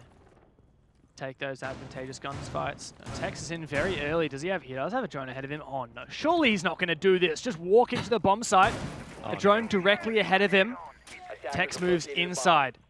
He's inside the Archives bomb site now, but he's playing patiently. This is a smart move from him. Leb's right around the corner, and he's got no damn clue. But neither does Tex. Round this corner, he'll find that kill, and now suddenly Kanga will realize, wait a second, Tex is in the bomb site. Is the rest of Fnatic coming to help as well? Tex gets off that angle, and he may well get pushed. Fortunately, he's safe now behind this cabinet. Watching the rotate in from open area. He may well get met, but no, that's a great angle there from Thumbnail. Gets finished off, and Fnatic, they just did not rotate to help Tex at all. So that frag will go untraded. Very interesting start to the round there, but it's all started to quiet down now. It's a 4-on-4, a minute 40 on the board. Kanga able to come back from what could have been a devastating entry there from Tex. They've recovered and given themselves a decent opportunity to take this second round. Looks like there's a player above that Mentalist is helping to flush out. There is a rotate there towards the long desk that may have been used. Mentalist is aware of that. He has 3 air jabs to play with as well still, so he should be able to cut off his rotate. And that's 1 now expended over towards the main stairs. He's going to make his way all the way over to the hatch, assuming that the top floor is clear and might be able to get a drop quite soon. Kanga seemed quite content in falling back towards the side, and Fnatic now have control above by the looks of things. Still could go either way though. Mentalist watching for these players inside of Kitchen. and open area. Worthy rotates through the sky stairwell, downstairs, bottom square, near the bomb site. Typically, this is when teams vacate the bomb site, as players or the attackers have control above and can kill anyone on the bomb site. Virtue gets some kind of call on the player inside a kitchen, immediately rotates to look for Worthy, and Worthy gets taken out by Mentalist from above. A great pick there, but time's ticking away for Fnatic. Only 30 seconds remaining. Kanga still have 3 players up. Definitely winnable for Kanga. They just need to waste a little bit more time and potentially just stop one plant from going down. There's still a C4 on the wall. That may well be Thumbnails at 3 place. He blows it, doesn't get a kill as Mentalist secures his double, and it's all starting to explode now. It's a 4-on-2. Unit goes for the retake, but he gets completely deleted there by the Hibana, and Fnatic will make the comeback and take round number 2. And it goes to show that Slow and Steady will win the race, at least in this round thus far for Fnatic. They played that pretty slow. I mean, actually, it's a bit of a contrast, right? Because the first thing they did was push Tex in super aggressive in the bomb site, got 1 pick, got traded a little bit later, and it was strange to me that Fnatic weren't trying to capitalize on that kill from Tex. And maybe it was actually the right move to not do so. The fact that they kept playing on the normal strat as if Tex hadn't done anything, as if it was just 1 free kill and 1 strong player eliminated, it meant that Fnatic could get map control and do all the normal things. Just treat it as this tiny advantage. I don't know if it was the right call, but it did work out in the end, albeit it was a close round. Defenders, protect your bombs from being I'm going to see defused by Goyo attackers. coming out here from Kanga. That's going to be Thumbnail playing the newest operator alongside Amaru in the competitive pool. We've seen Goyo a little bit tonight. Hasn't had a massive effect, I don't feel it. It is a little bit hard sometimes, especially late round, to really track how much time a Goyo is wasting and how much damage it's actually outputting. One thing I will say, though, was on Cafe, we noticed, I think it was, pretty sure it was Sinister on their attacks. No, it was actually, it was an Ixion, and despite them having really good attacks, they didn't bring very much soft breach. It was usually just the 2 Zephyr charges and the 2 nades. And I remember counting up, and we had 3 Goyo shields and 2 Maestro cameras. Thatcher was banned, so there was just not enough utility to get rid of all of the Maestro cameras and the Goyo shields. And yet, despite that, it didn't seem like the Goyo shields made that much of a difference because the defenders were popping them themselves for area denial. I think sometimes you're better off leaving them up and just having them as obstacles in the attacker's way. Yeah, well, we could see a similar situation here for Fnatic. They have the Zofia and they have the Ash for soft destruction. If all of those are used on the shields, then you're only going to have 1 for either player left. Or, Yeah, and that doesn't, and you've got 2 Maestro cameras. Yeah, exactly. Maestro cameras, and it prevents you from just opening angles, which in some cases is quite necessary in flushing out defenders. So especially if Tex just walks onto the bomb site and dies without using his utility. I mean, credit to him, right? He got a kill. That was good. He kind of did his job. But yeah, a lot of utility potential wasted there. Sometimes it doesn't matter for Fnatic. Sometimes they can just win their rounds off of positioning, especially I think on a map like Bank, it's a bit more important than a map like Cafe. But yeah, here we are on Bank, and Tex looks to be doing something a bit similar. He pushes in, cheeky, he holds right click, he crouch walks through the map, and someone drones him. someone in chat is going to go, oh, that's a ranked play, you can't do that. Well, it is valid though, because if the intel isn't there for the defenders, then he's going to be super hard to hear as well because he's a 3-speed, then half his luck. Yeah, but this round, Tex isn't in the opening engagement. Wayne Man takes the first kill, but he is traded. Sorry, it was Worthy got the first kill. Wayne Man gets taken out on the Maestro. Second round, the Maestro's been out first. Saw Wayman clutch up the first round. He was playing the Maestro, but as you mentioned, you really want Maestro as your first operator being down. Tex jumps out the window. He's providing support to Magnet, who's also repelling. He's going to go up on the roof, though. Yeah, one thing I want to point out here is the strategy that Fnatic did on this bomb site against Cloud9 a couple days ago is right near Virtue. They dropped several players down this skylight. They actually played a Finker, who was on the windows, to boost up, give those players a bit more health so they don't lose that 20 HP when they drop over the skylight. I wonder whether Fnatic will send Virtue or another player or several players down over that position. But for now, they have regained that numbers advantage because Magnet found that kill onto Unit on the roam. Unit was playing the bottom of wide as well, so that's going to allow that player on the skyline to drop down, but Worthy will retake that position, but he doesn't get the kill. Virtue from midair will secure it. Thumbnail gets Magnet, and it's a 3-on-2. Kanga at the man disadvantage. Thumbnail almost gets taken out there, but we'll peek around towards the drinks. gets a down, I think, onto Tex. Leb secures it either way, and it's a 2-on-2. Leb inside of Janitors gets the second, and the diffuser is down. Virtue, he clutches him big time, but he can't do it on this occasion, and Kanga will take round number 3 off the back of two pretty impressive plays in the end. Thumbnail there on the Goyo, and Leb coming up big on the castle. Is this a case of Fnatic just doing the thing that they do in ANZ Pro League, where they don't look like Fnatic? And hopefully we'll get a chance to chat afterwards, but they're just not playing like you'd expect Fnatic to play. And it's not just about the result of the rounds, it's about what happens during those rounds. Everything starts with Tex entering solo. He's got some support from a drone, but I'm only a caster.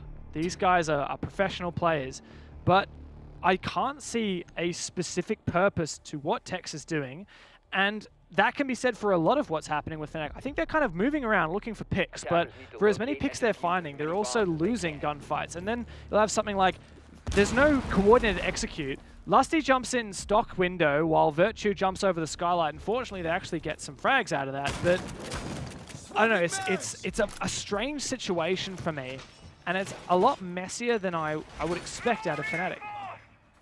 And I guess maybe you at home are thinking, or maybe we're thinking, Fnatic, they're on the attack, so you know it's pretty defender-sided, isn't it? But if you actually look at the stats, it's very close to 50-50. If we look specifically at numbers, post-Ember Rise in officials, it's around about 49% attackers. So again, pretty close to 50-50. So far, it's in favor of Kanga. Plenty of time, of course, for Fnatic to bring it back. But as you mentioned, they don't quite have that X factor that we always know them for. Kanga are breeding into them relatively well so far. And Fnatic are a team that adapt really, really well. It looks like Kanga going for that same kind of run. That's a very early smoke bait, but I think Wayne Man could tell something was up and he was going to get pushed very quickly. He was right. Virtue pushed in very quickly. Going to destroy that shield straight out of the gate. Wayne Man uses his second gas bait, but he's getting pushed from upstairs. He gets droned out as well, so the drone spots him retreat back to site. He only has one gas bait yet left, but that was worth it.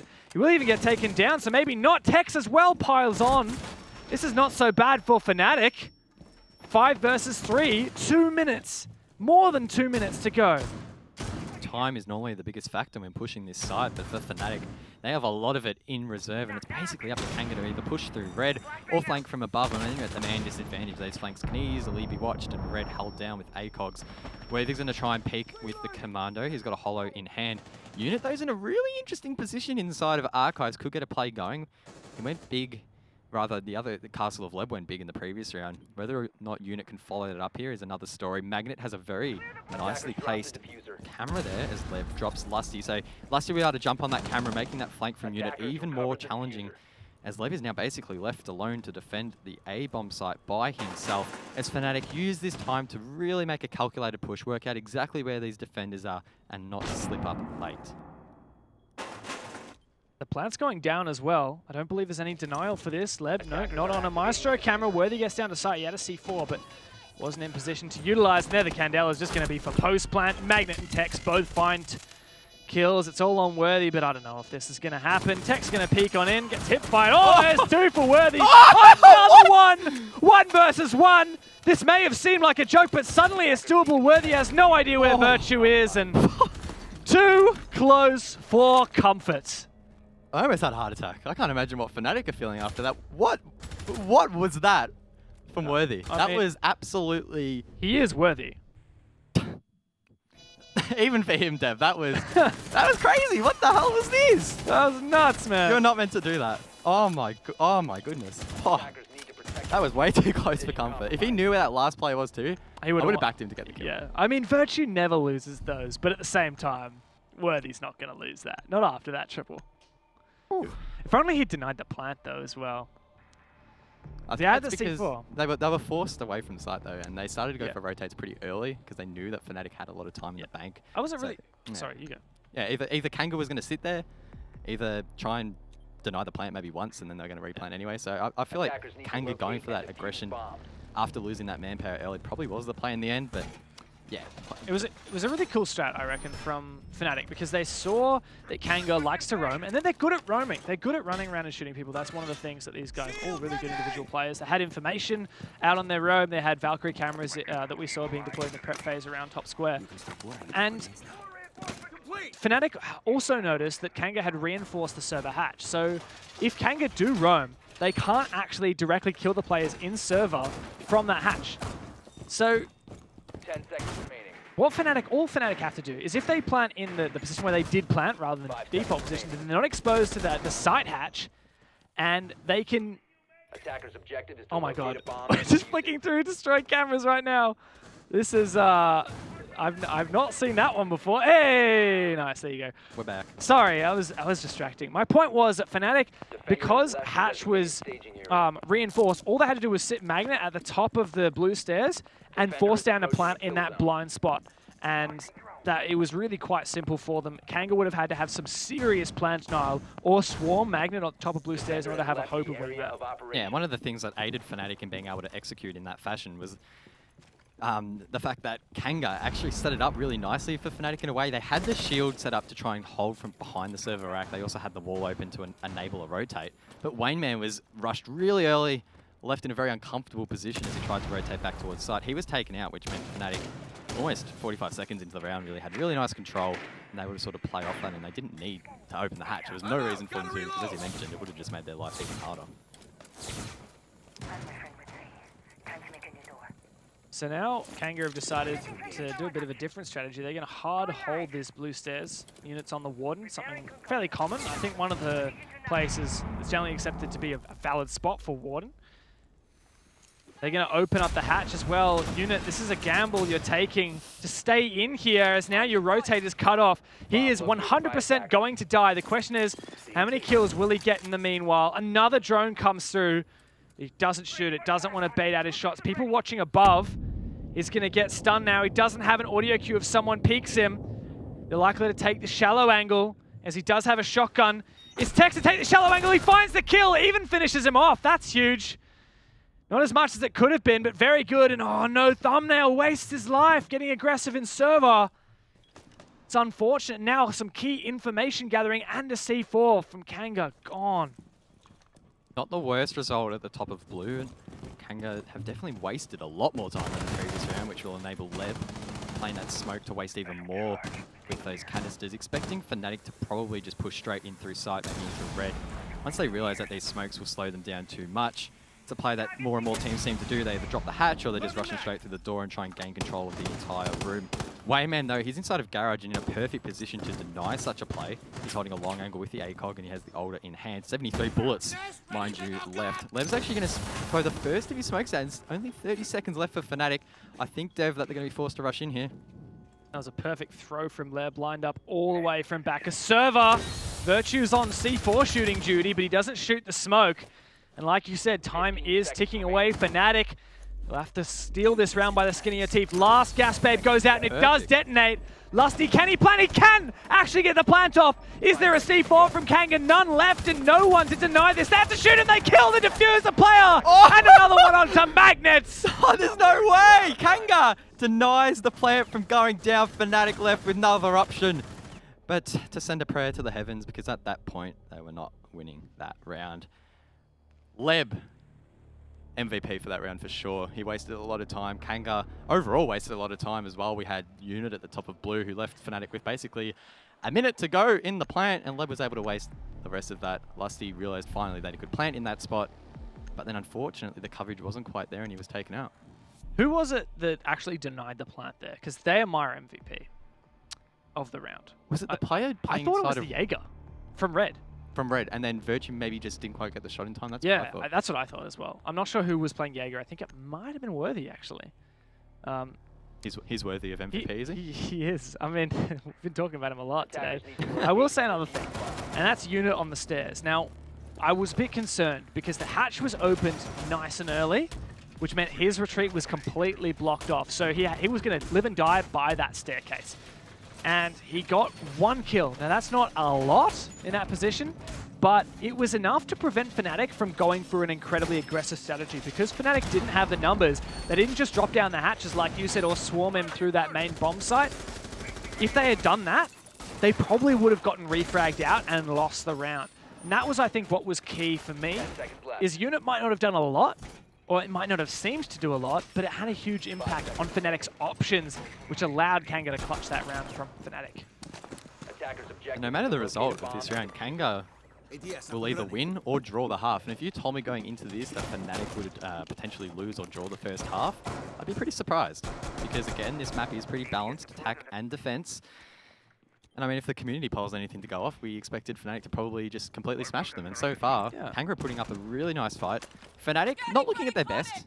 But again, Kanga, I think, are playing into the weaknesses of Fnatic, and they're actually reading them pretty well, which is something we don't see often. Often, Fnatic is a team that can be quite tricky to read, and teams may be a little bit afraid to read into their plays. But Kanga, fresh out of the Challenger League, they're showing no fear so far. This actually may be a kill. Oh no, it's not destructible floor! No! Oh, that's so unfortunate. That would have been Unit off the board as well. That would have been such a big frag. Yeah, but I mean, it shows he's just going below. He's looking for free kills here. It's duck hunting, mentalist stuff. Yeah, well, oh, here's a run out. But Tex does punish it. Thumbnail's taken out. Very aggressive play for Thumbnail. He's been caught off many times going for those, but it's a nice early for Fnatic. That said, there's a lot more to be done. They have a lot of control, and last time Fnatic attacked this bomb site didn't go so well for him. Saw Thumbnail in a really unorthodox position in round number 1 where he got a kill, but as you mentioned, since then, a little bit quiet. His aggression going pretty much unnoticed. Fnatic able to shut it down. Worthy though, he's going to shut down Virtue, so it's a 4-on-3. Oh my god, Worthy gets the double, so now it's a 3-on-4. All the way from stock, he's hit that shot. Fnatic should have a player there. They will shut him down though. That's Lusty from the roof, so it's a 3-on-3. A bit of a misplay there from Fnatic, not having a player watching that angle. Either way though, they're still in a position to win it. They have 2 hard breaches on the board, a little bit of time to play with as well. It's going to be up to Kanga to really hold strong here. Wayne Man, he's on Maestro as well. I think he's going to be one to watch with that ACOG. He's going to be holding that long angle, and there's no pressure coming from Banana so far. Yeah, no pressure from the west side from Fnatic at all. It was huge of Worthy. He just pushed up from the long hallway, went into stock, killed 2 people outside on the balcony. Like, that's not meant to happen. That's ridiculous. Now, Fnatic will have to have their remaining players step up. It's all their supportive players with Virtue and Tex, the 2 taken out on that balcony.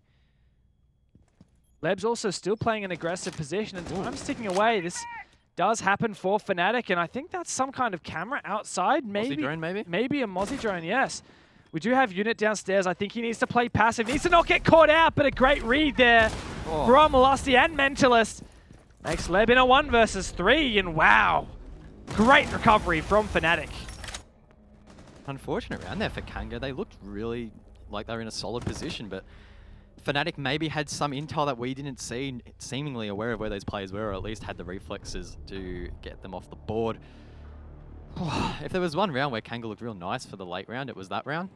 Fnatic, maybe they're putting their foot down on the accelerator a little bit here. I feel like as soon as Fnatic are presented with a real challenge, you know, the classic Rainbow Six, they're playing against a really good team. That's when they're like, all right, let's kick into gear, figure this out. They probably had a drone somewhere in archives that helped Mentalist get that call pushed downstairs. And I feel like Lusty maybe potentially the same, or you just cleared that angle really well looking into the bomb site. And I feel like it's when Fnatic are just playing against the normal, like maybe the lower tier teams, that they just get, I hate using this word complacent, and Dizzle hates me for saying it, but they just like, they play in a way that isn't always good to counter that team. And I think now Fnatic, they realize they were in a tough position there, and they were like, all right, you know, we're not losing this round, hop into gear, get on your bike, son, let's go. And I mean, that works. They're on the defense now. We'll see how this is actually the third map today. Both Maestro and Echo have been unbanned.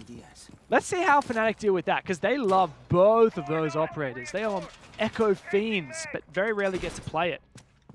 Yeah, we saw Tex at the 6 Inv quals playing Echo quite a bit. Was it on this map? Yeah, it was. And he did. I was really happy with how he did. I was actually talking to him after the game, and I said, oh, you know, good job. I thought your Echo play was really good. And he's like, oh, I never play Echo, and I played it so badly.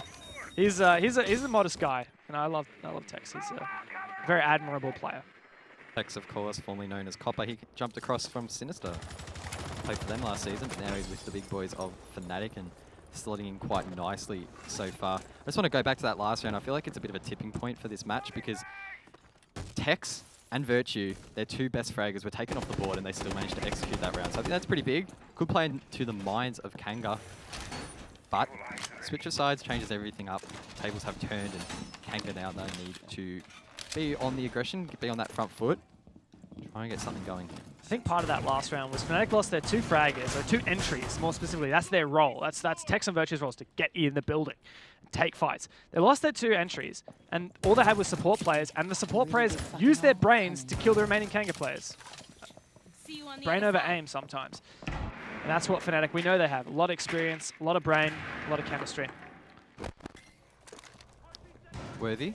We've seen him have a bit of an impact so far this match. He's playing the top of wide at the moment, trying to establish some control. Looks like Lusty and Virtue are holding the bottom of that, so he's going to have a tall task ahead of him to try and clear those two players. Kanga going for a pretty methodical take so far. We saw Fnatic go for a rush on one round and then a slower on the other. The latter didn't actually pay off for them, so maybe Kanga needs to get on that aggression early. Looks like they're making some headway in towards server. That wall actually left soft there by Fnatic, and Thumbnail will be able to smash that open using the sledgehammer. And they're going to go for an early plant. This could surely not work against Fnatic. Surely they're aware of their position. Come on, where's the smoke, Mentalist? Throw it out, but it might be too late. Thumbnail can get away in time, and he does! Now it's a post-plant scenario. Kanga with the advantage. It's a 5-on-5, Devin. It's going to pop off in a second. Echo drones, Maestro cameras, smokes, a C4 from Lusty, and the older angle all the way from Garage for Magnet. These were the things Fnatic had to use, and they didn't use any of it. Kanga stole that plans. Now it's a post-plant. 5-on-5's now turned into a 4-on-3. Fnatic are dropping like flies. Kanga are holding their ground. Wayne Man's good for so many. Unit as well for one. All on Virtue, but there's no time to make it happen. That's a consolation frag. That's another consolation frag. There's no way you're winning this round. Not with two players still above. Finished off, and Kanga come out with a vengeance. Wow. That was massive. How did Kanga get the plant down? You were drilling it into everyone, Dev. Echo and Maestro, the two best defenders at stopping the plant, plus C4s, plus smoke. None of it was used effectively. Mentalist smoked way too late. It was very close. Thumbnail did just get the plant down, but either way, still too late. And then, by then, it was over. Kanga had so many players on the board. Even if they lost a few, they had players above, players a long way away, waiting for the 7-second counter. And man, Fnatic just didn't have an answer. That plant going down way too easily, and maybe you cursed Tex there a little bit, saying, I'm not good at Echo. Well, he seems to agree, because he's going to switch off it and hit on the Warden instead. So maybe he'll hold blue stairs like we saw earlier from Unit. I do have a question. Who got the first kill there? Because I was busy casting. I didn't manage to write down my opening kill. This is the problem. It went that quickly though. It did. It really did, because it was a 5-on-5 after the plant. That's all right. I'll just get. I love how you bring up the VOD. That is you're dedicated to the spreadsheet, aren't you? It's gonna kill me if there's one round where I've missed out my stats. So I'm just gonna quietly bring up the VOD, and in about 3 minutes when it comes up, I'll fill in that. As you mentioned, Tex on the Warden, so he's going to be reinforcing the hatches in open area. Presumably, he will be stationed over towards the top of blue. We saw Kanga play that position on one occasion, wasted quite a bit of time, and actually dropped Tex in the process. So Tex out for some vengeance at the top of blue, a spot where Warden is commonly used, either that or some other shotgun operator. Outside of that, Warden is rarely used, because he is quite specific and quite niche in the way that he's played out. I would love to see some more teams use him in other spots, but it really isn't viable, I wouldn't think, on many spots. He's got a C4 now, which is actually a fairly recent change, so that's good, and I think that could definitely play into his pick rate, his viability, just another way he can be used on various bomb sites, so we'll see into the future how that can maybe affect Warden's use and pick rate. But anyhow, it is reattempting that same bomb site like you were talking about before, likely running Tex on the Warden inside of blue stairs, and there you go. Tex playing with two ADSs. This is a very familiar setup if you were watching the Kanga round earlier from Unit. Funnily enough, it's actually going to be Unit droning out that position. Deja vu there. He knows that there is a player holding the top here, and there is a shield to deal with. But the question is, how are Kanga going to go about doing that? There's two ADS devices there that'll lead up anything that'll try and destroy that, such as the lifeline charges from Zofia. Outside of that, they really only have the option to nade it or sledgehammer it. That'll be up to Thumbnail. Looks like they're going to use potentially some flashes to try and burn those ADS devices. Tex is aware of that and is playing a little bit more cautiously. Whips the pistol out and considers going for a long shot, but thinks better of it. Still holding this angle with the shotgun. Dev, how many kills is he going to get? Give me a number. 0, I think. Oh, okay. He wants to rotate out. Surely. What? Okay, You were he right. does get caught out. I thought server hatch was open and they just missed him, but yeah, I mean, server hatch was open. I thought that there was no way Tech's getting out of there alive. He managed to get through server, no problems, which was strange to me, but they cut him off from the side hatch anyhow, so good move. And Unit as well doing a great job to check for utility. They've spotted out this cheeky little Maestro cam. It's not even going to take any utility for Kanga to get rid of that because Thumbnail has the sledge. Great work and very quick and responsive from Kanga as well. I really like that. Lusty is playing inside of Gold Vault on this occasion, and Fnatic are seemingly a lot more aware that there could be a plant. Thumbnail, he's going to go for it anyway, and surely he doesn't get it down. There we go. The smoke will stop him the first time. Thumbnail now super low. If he breathes in any more of that toxic canister gas, he's going to be taken out quite quickly. Lusty is still inside of Gold, giving calls as I believe someone got down. There we go. That'll be Leb off the board. Magnet playing the older on Maestro inside of the garage. Leaves it in a 4-on-4. Kanga on the back foot, though. They need to get the plant down, and there's so much denial on the board for Fnatic. Tossing the diffuser over to Unit because Thumbnail's so low, he'll die from one whiff of that toxic gas. That's, I believe, 2 smokes down. But one thing that you really have to worry about is Magnet on the Elder all the way from in garage. But Unit's going to get this plant down. Virtue finds Worthy on the flank, but Wayne, man, that's a great pick, and he's still alive as well. Magnet, that's... Oh, it's in garage! That's the perfect position! And now the diffuser's down as well. Both Lusty and Virtue have been injured. So we're both Lusty and Mentalist, rather. Virtue's going to go for that first revive, likely to try to get the second as well, but it's huge risk. And that's all 3 going down! No way. Thumbnail, let me see this one. Look at this. Beautiful. Wow. Absolutely beautiful. That was the grenade to kill the Pulse. He was also pre-firing through the red hallway to kill the Jaeger. And then Wayne Man had already downed 1. You know, there was one thing in that that really helped Kanga nail that round, and that was Wayne Man on the garage flank. Just when you thought Kanga couldn't get the plant down, they surprise us once again. Fnatic were very well prepared for it, except they forgot about garage. Wayne Man swung late, got a key frag, and then Fnatic were left in that essentially 1-on-3. It was, of course, the 2v3, but then the nade shut that down. Whew. I guess the question is, when does Fnatic start to get genuinely worried that they're going to drop them? That's a great question, because Kanga gets one more round in the next, how many more rounds we got? We're only on round 8. That's so weird. One more round in the next 4, and Kanga steals 2 points minimum off of Fnatic. One more round for Kanga. They walk home with 1 point, minimum a draw. They get one more round in there, and that's a win. Fnatic, you cannot lose points in these situations. You cannot. It has such an impact later into the season. We were talking about how Wildcard nearly lost their land spot to Oddity or Nixian last season. And these kinds of draws against what is conceivably some of the lower end teams, that is how you lose these rounds. Last season, Fnatic had 3 draws and 1 loss. All the rest were wins. This isn't a good place to kick it off, and Magnet, he doesn't want to go down.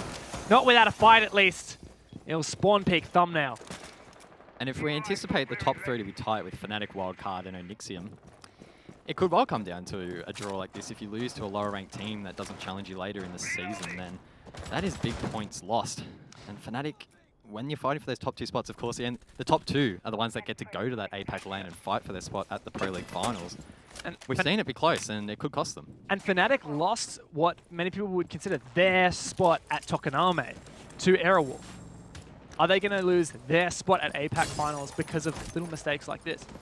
I got to say, and Kanga's not going to like me for saying this, but we were having a chat before the broadcast, and we're like, you know, this is probably not going to be that great a game. It's been awesome, though. It's been so good. We were saying this is probably not going to be a close game. It's probably going to be fairly one-sided for Fnatic. We've been talking about that all day, and that's great, because that gives context to how impressive this is for Kanga. Another run out! Magnet finds his second kill. Tex also jumps into it with 1 on Worthy. Surely Leb trades this. No! Magnet gets away scot-free. He's running amok right now when it's working against Kanga. He does get eventually traded, but too little too late. Just a consolation prize for Kanga. They'll have to 2 versus 4 this situation here on the Teller's attack. Definitely not the greatest position to be in. Kanga have a little bit of time to play with, but a 2v4 against all the intel that Fnatic have on the board is going to be tough. They have the Mozzie with drones. They have the Legion with goo mines. Then the Echo and the Maestro that can aid in denying the plant. So the odds are definitely stacked up against Kanga here. Not unwinnable, but definitely not favourable.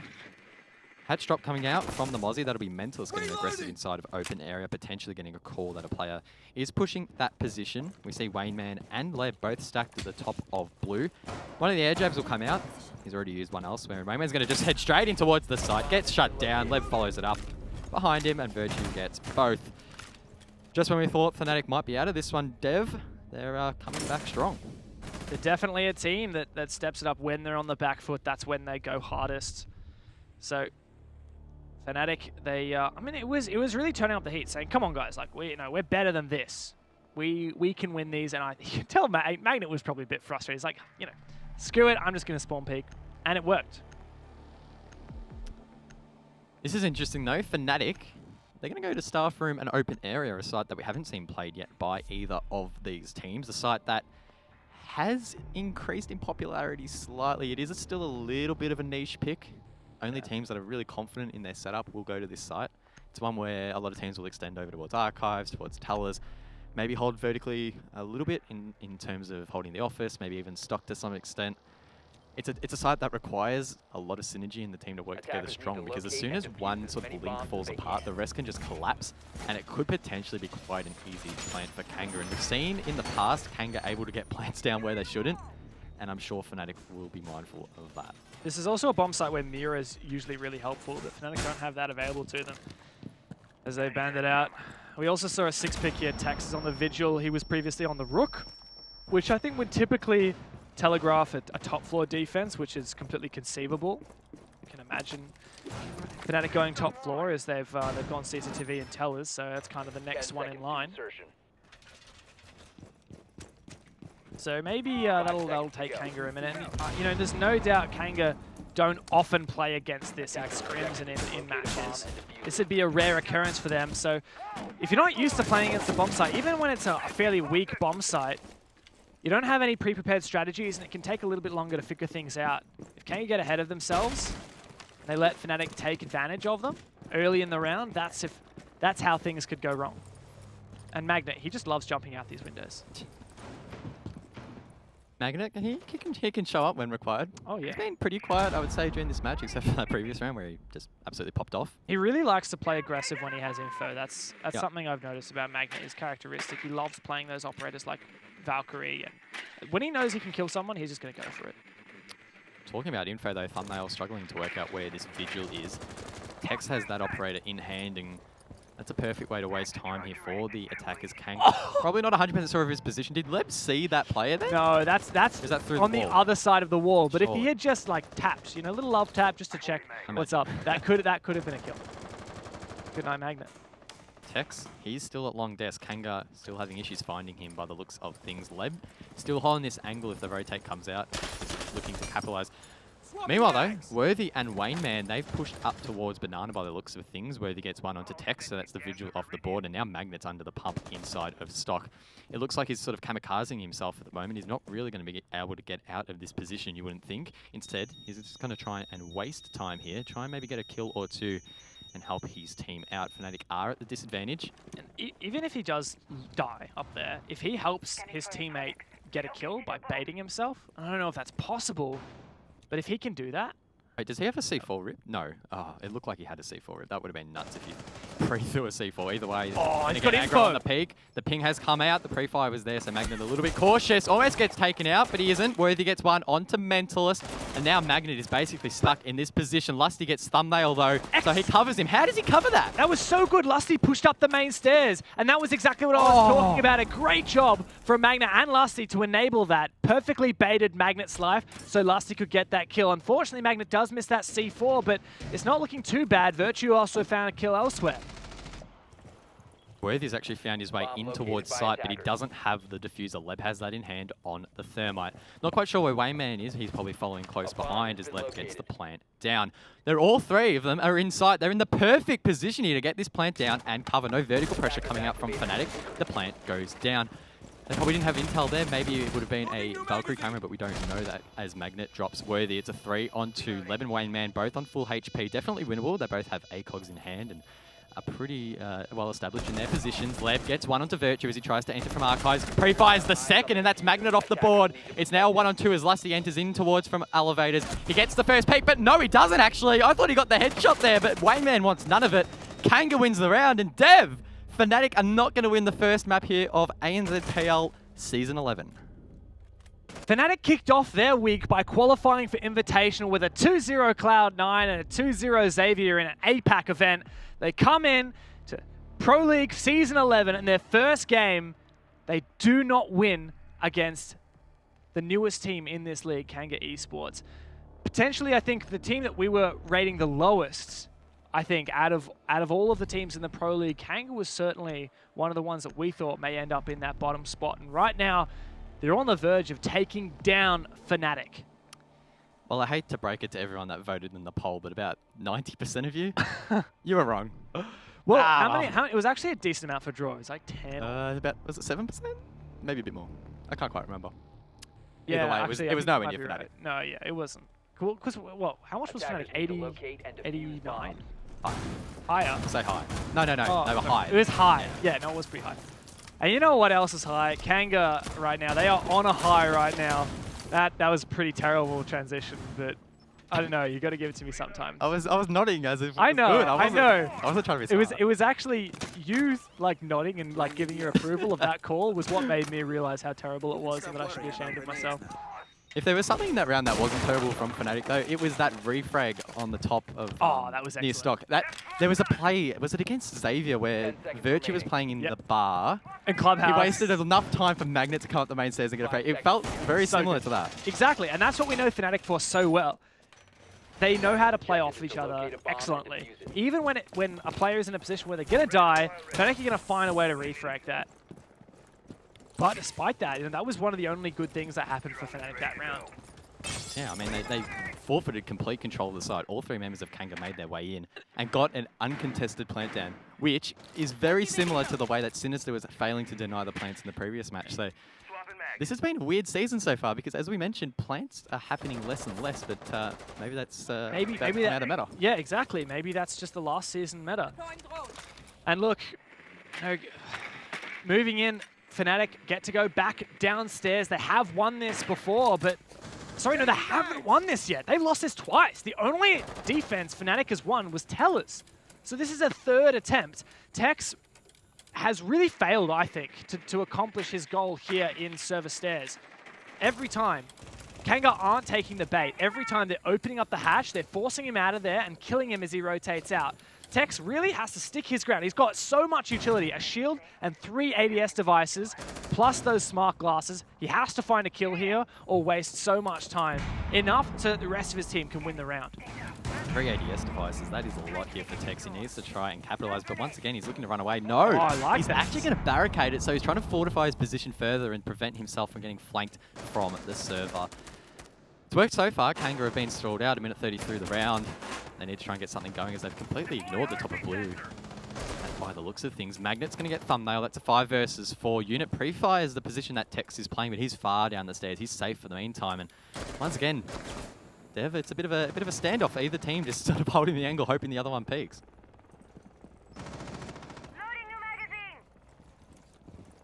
Just getting a bit scary for Fnatic. Kanga do have to make the first move, however.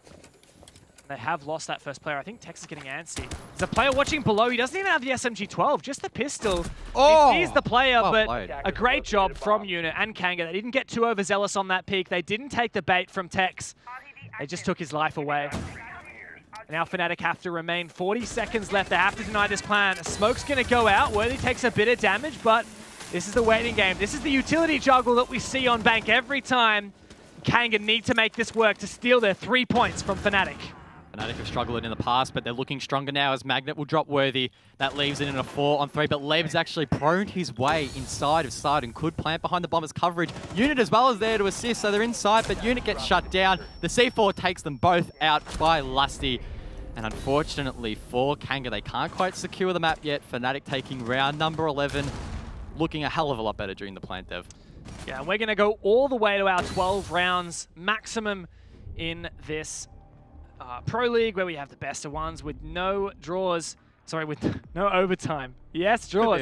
Could be a draw. And that's what Fnatic's gunning for, right? And I can totally see that happening. Fnatic, multiple times last season, they were down, and we were in this kind of position. We thought they're about to get upset upon. It happened when Wildcard was about to beat them. And then they always seem to claw back that draw. When the stakes get high for Fnatic, that's when they start to really get themselves into shape. For that last round, for me, I think Kanga did a really good job on killing Tex in the stairs. That said, Tex did also a good job. I think he did the best he could possibly do. Because that position, getting kills in that position requires the enemy team to make a mistake. That mistake is to peek you. And if they peek you close up and you kill them because you have a shotgun, that's their fault. Because they shouldn't be peeking that. So Tex did a good enough job of wasting time, but he didn't get any kills, which I guess is okay.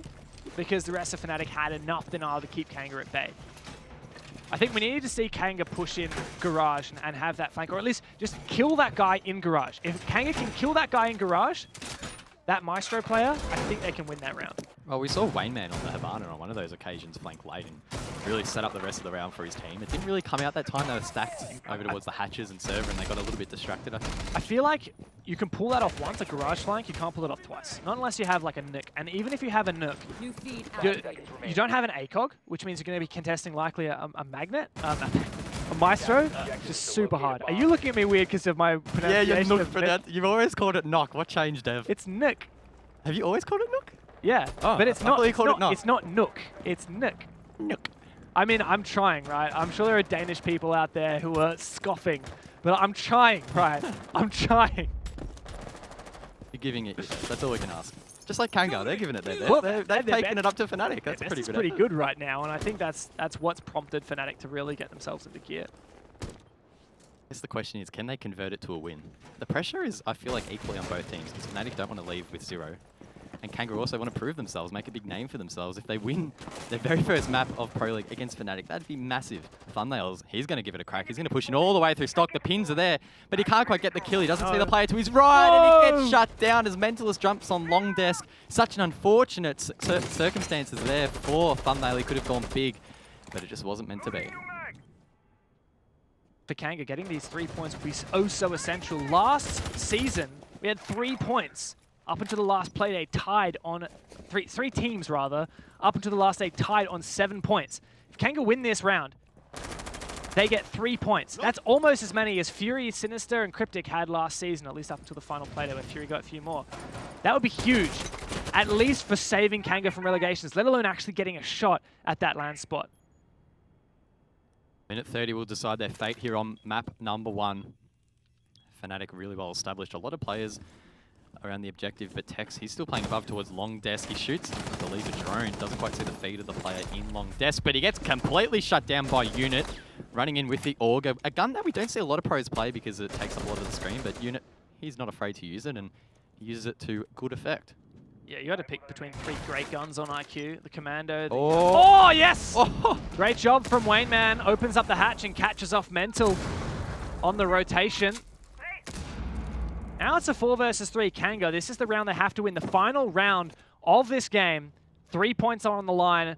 Fnatic have only 3 players left remaining, but Kanga, the time is ticking. They're the ones who have to make a move, and Fnatic can play this slowly. They can play for a retake, but if Thermite can open up this wall, that's so essential because it means Kanga can plant in a position when they're not exposed to the south stairs.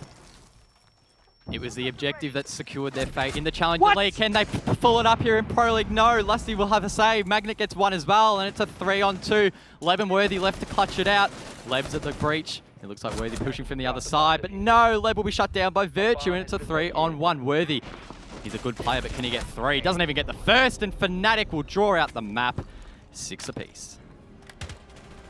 And a bit of an anticlimax, but a sigh of relief for all of the Fnatic fans out there because they were so close to losing so desperately. We end it with a tie, and I think that's the best that Fnatic could hope for in those dire moments. Great game from Magnet, actually, with 14 kills. Fnatic and Kanga draw up that game.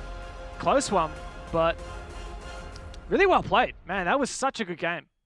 just wasn't meant to be in the end. And as I tried to allude to before, Lusty rudely interrupted me flanking late in that round. That was the very objective that secured Kanga's spot in the Pro League in the first place. It was the round where they only just won it. You know, what felt like a pretty similar situation. They didn't quite get anywhere near getting the plant down, but it's still a tight round. And man, Fnatic have got to feel a little bit nervous after that. So does that change how, because we got another game, like you think that's it? Nah, we got another game between these two teams. So does that change how we feel going into the next game? Because the poll last time, you guys were convinced Fnatic was going to take it. We got another poll set up for our next game. Go over to Twitter, ESL-Rainbow6, make sure you vote in that. Are we going to have another cracker of a game on our hands, or is Fnatic starting to catch on? I think it's going to be a good game, but Fnatic is a team that is very good at reading their opponents, and they often look stronger on that second map, probably expecting that to be the case here. Bank as well isn't a map that Fnatic is amazingly strong at in the past. So, look, credit to Kanga for giving it up to them and having the draw. Map number 2, though, I'm still going to have to lean with Fnatic. Yeah, well, it's Fnatic versus Kanga. They're playing another map coming up very shortly, so don't go anywhere. We'll be back in a minute.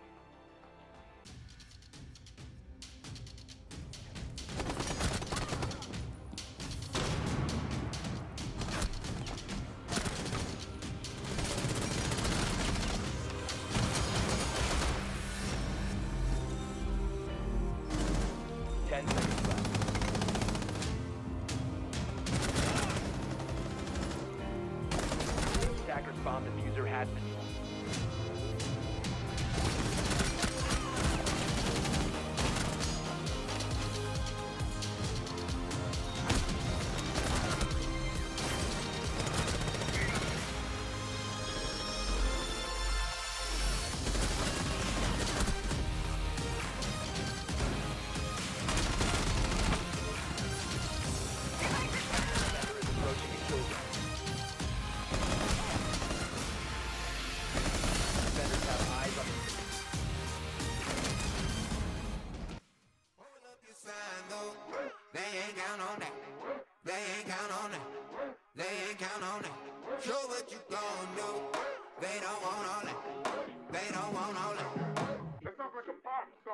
Take a dive before you dry off. It's the only way to live. You can't be without it, baby. Yeah, I know. Yeah, I know. Yeah. Try before you sign off. Shit can kill the sick. Real stories. It's the only way to live. Fancy cars and the smiles of the ocean. Purple sky, let that night come with peace. Anywhere you wanna be. Anywhere you wanna be. Yeah, yeah. Hold up your sign, though. They ain't count on that. They ain't count on that. They ain't count on that. Show what you gon' do. They don't want all that. They don't want all that. They don't want all that.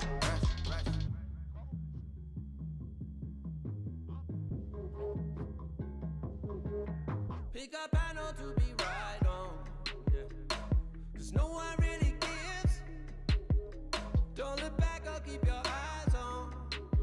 Long ago. Doesn't matter what it gon' cost.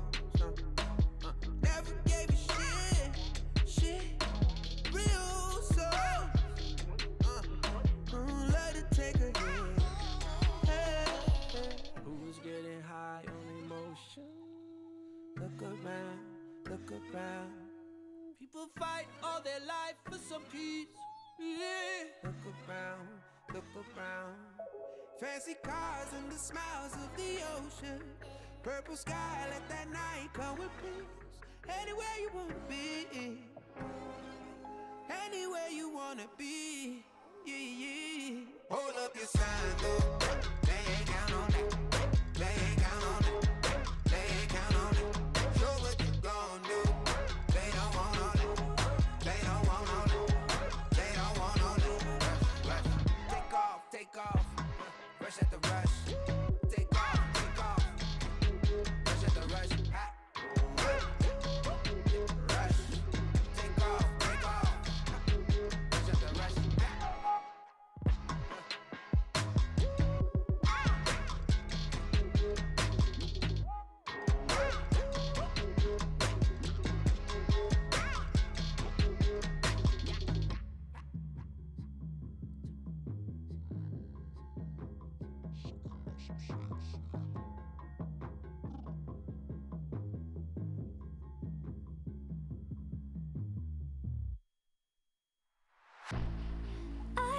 was born like a fire in the eye of a hurricane. Always told, stay in line, be alright, better play it safe. I walk a different path, nothing can hold me back. I've passed the point of no return, something is calling me, it's in the air that I breathe. Bring me back to life again, dancing with my fear, burning with desire. We gon' take it to the edge and come alive. Go to hell and back just to feel the fire. We gon' turn up in this place and come alive.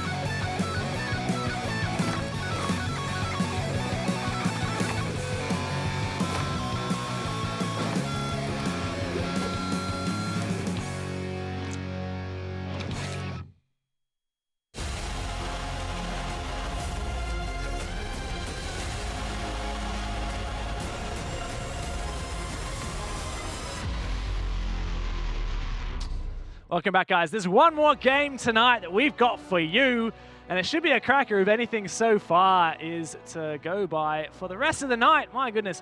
I'm Dev, and this is Guz. It's time for the last game. Fnatic Kanga. Man, I am exhausted after all these matches we've had, Sarah. It's been an absolute barn burner. Map number 2 between Fnatic and Kanga, though. Do you think Kanga are going to have it to draw or win the second map? Because we know Fnatic come out of the gate strong map 2. Yeah, well, I mean, that's the thing. We know Fnatic are the adapting team.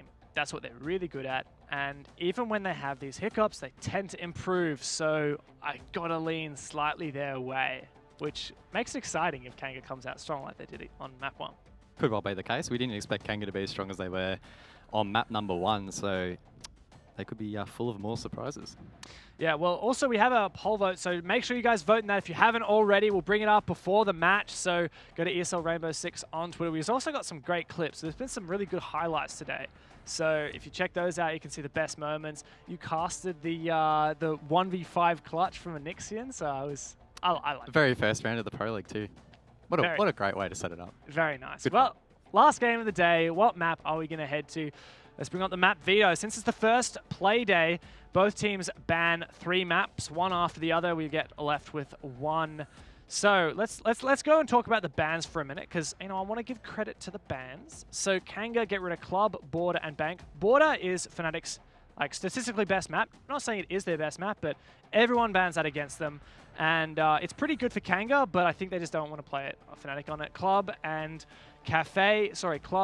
Bank. Oh, well, they just played Bank, so probably don't want to go back there with they think that Fnatic are going to adjust. Any other highlights there, or just want to talk about Consulate? I guess we probably just move on to Consulate because it's a map that I get the impression that they're going to be stronger than they were on Bank. I guess we mentioned that even in the pre-show for the first map, that Bank... Fnatic. Okay, yeah. Because we mentioned before map 1 that Bank wasn't really going to be the greatest map for them, and it showed it in some respect. But Consulate is a map that they have played quite a bit. Not the best win rate again, so it's not up there with their other strong maps. It's still behind the likes of, Cafe, Clubhouse, Coastline, Border in terms of win percentage. But Yeah. They have gone there quite a bit, so they have a lot of experience, and that should shine. They recently beat Homeless 7-2 on this map in the Six Invitational ANZ online qualifier. So I think that's the main thing they'll be looking to. Whereas for Kanga, my stats, I've just got 2 draws and 1 loss. And I don't have all their stats, but you know, it's not super good. Anyway, let's see what you guys reckon. Last time it was about 80% of you guys thought Fnatic was gonna win. You guys were wrong. What do you guys reckon this time? Let's spin up the poll vote. Okay, same thing. I'm shocked. I'm shocked and appalled. Yeah, I mean, same. I can't blame him. I feel like, is it even slightly higher or is it slightly lower than? It's higher for Kanga. Was it 7% for Kanga in the last I think you might be right. Hey, there you go. Kanga, you've earned some new fans. Congrats. Good on ya. Still starting with Fnatic personally, though. Yeah. Well, I mean, we got the first day of the ANZ Pro League, and we actually have a team with an Australian animal as their icon, and I kind of like that. I guess it's a shame we don't have Outback in the pool. A shame for us as spectators, maybe not a shame for you guys playing it. It's not quite ready to be in Pro League as we are ready to get into this game. It is Consulate here, Kanga versus Fnatic. Let's get straight on in. Consulate will be the map. Very exciting to jump into this one. A map that has been in the game for such a long time now. It was released when the game was first launched. Then it got buffed during Grim Sky. A couple of changes were made. You're laughing at me, Dev, because I wrote down these stats. Because you were telling me before this broadcast about how you wrote down when all the maps got buffed and reworked, and you got like the dates there. Tell me what date? What was the date that this map buff got released? The 4th of the 9th, 2018. Okay. A long while ago. That's actually we're in 2020 now. Oof. We have 2020 vision. Oh man, there are so many ways that you could have executed that joke better, and you just opted to go with the most lowball way, and I'm disappointed. I mean, the meme's dead, so... The meme is dead. But, I mean, I think the hope for Kanga is still alive. Map 1 was pretty good. 6-6 draw. And moving into map number 2, Fnatic going to get rid of the Thatcher, which is that they just always ban Thatcher these days. It started just like in the last few months since they picked up Tex and Mentalist, and they just consistently ban Thatcher. Valkyrie's an operator they use really well, but so did Kanga. And it's so good on Consulate too, getting our information, playing aggressive. They'll get rid of that. Force them not to play RQ so much. Nomad and Maestro taken off for Kanga. Nomad's really good on Consulate because there are so many runouts and so many rotations that you can cut off with those Nomad charges. So getting rid of that will allow Kanga to play a bit more freely. Fnatic, of course, also can take advantage of that. The Maestro going means we're probably going to see a bit more echo from both of these teams. And I guess just backtracking for a sec to the ban phase, of course, Thatcher being off the board, we didn't see a Cade ban, and we know that Fnatic at the 6 Invitational Qualifier LAN, I think it was Lusty, played quite a bit of Cade and was placing them in some really sneaky positions on this very map. And to be able to take those out, 1, being able to find them, 2, being able to actually get utility to that to take it out, that's going to be a challenge. Without that EMP, that can just be tossed out and just obliterates anything within its range. So that's going to be something to be mindful of the second half. Because, of course, Kanga are defending first. You know what else? You were talking about Fnatic in the 6 Invitational Qualifiers, and they played this map. And they played this map against Xavier. That was amazing, because it started off, and Fnatic were doing so well. It was like 5-2. This is the grand final. This is the map to get Fnatic sent over to Invitational, right? And then what happened? We started to see Xavier pick Finka consistently, and Dokkaebi consistently, and they were just rushing the side. And it worked so well. And it wasn't a cheese strat. It was Xavier playing so well. I guess Fnatic was taking some notes or something because they got Finka. They might have remembered it, maybe. They've got Finka. Oh man, they were scarred. And I think they've now been like, oh, let's try what Xavier do. They got Finka, they got Dokkaebi. I don't know whether that's the boss G on the Dokkaebi, but this should be very interesting. Mira, however, is in, and Mira is a great operator for denying these rushes. So we'll see how it pans out and whether Fnatic can pull this off. Nice to see Mira on the board, an operator that doesn't get a lot of love since the bans were introduced. Mira's banned very, very often. Worthy though, he's above. That drone gave away his position. Virtue deletes him. Good night. Worthy off the board. And a player that's been quite prominent. Map number 1. But round 1, map 2, he's going to have 0 impact. Forfeit the control above for Fnatic. And it's going to be up to Kanga now to try and hold them off potentially on the first floor, but they're probably just going to have to hunker down below now. Yeah, it really was excellent teamwork there, as you said. Drone from Magnet, shot from Virtue. There's actually not a full set of reinforcements on the main wall, which is an interesting ideology there, an interesting strategy. Seriously, Thumbnail's going to go for this aggressive play all the way up these. I guess Nomad's banned, so he doesn't have to worry about those, but he's likely to get drone. He does, in fact. We've seen Thumbnail go for aggressive plays all day, and I feel like it really hasn't been working out for him, not as much as it has for players like Worthy. I think if there's any time to go for it, it probably is now, because Worthy got taken out quite early. Thumbnail not in the best position to do it though, as he mentioned. Those drones coming out, Magnet with another, probably spotted him again.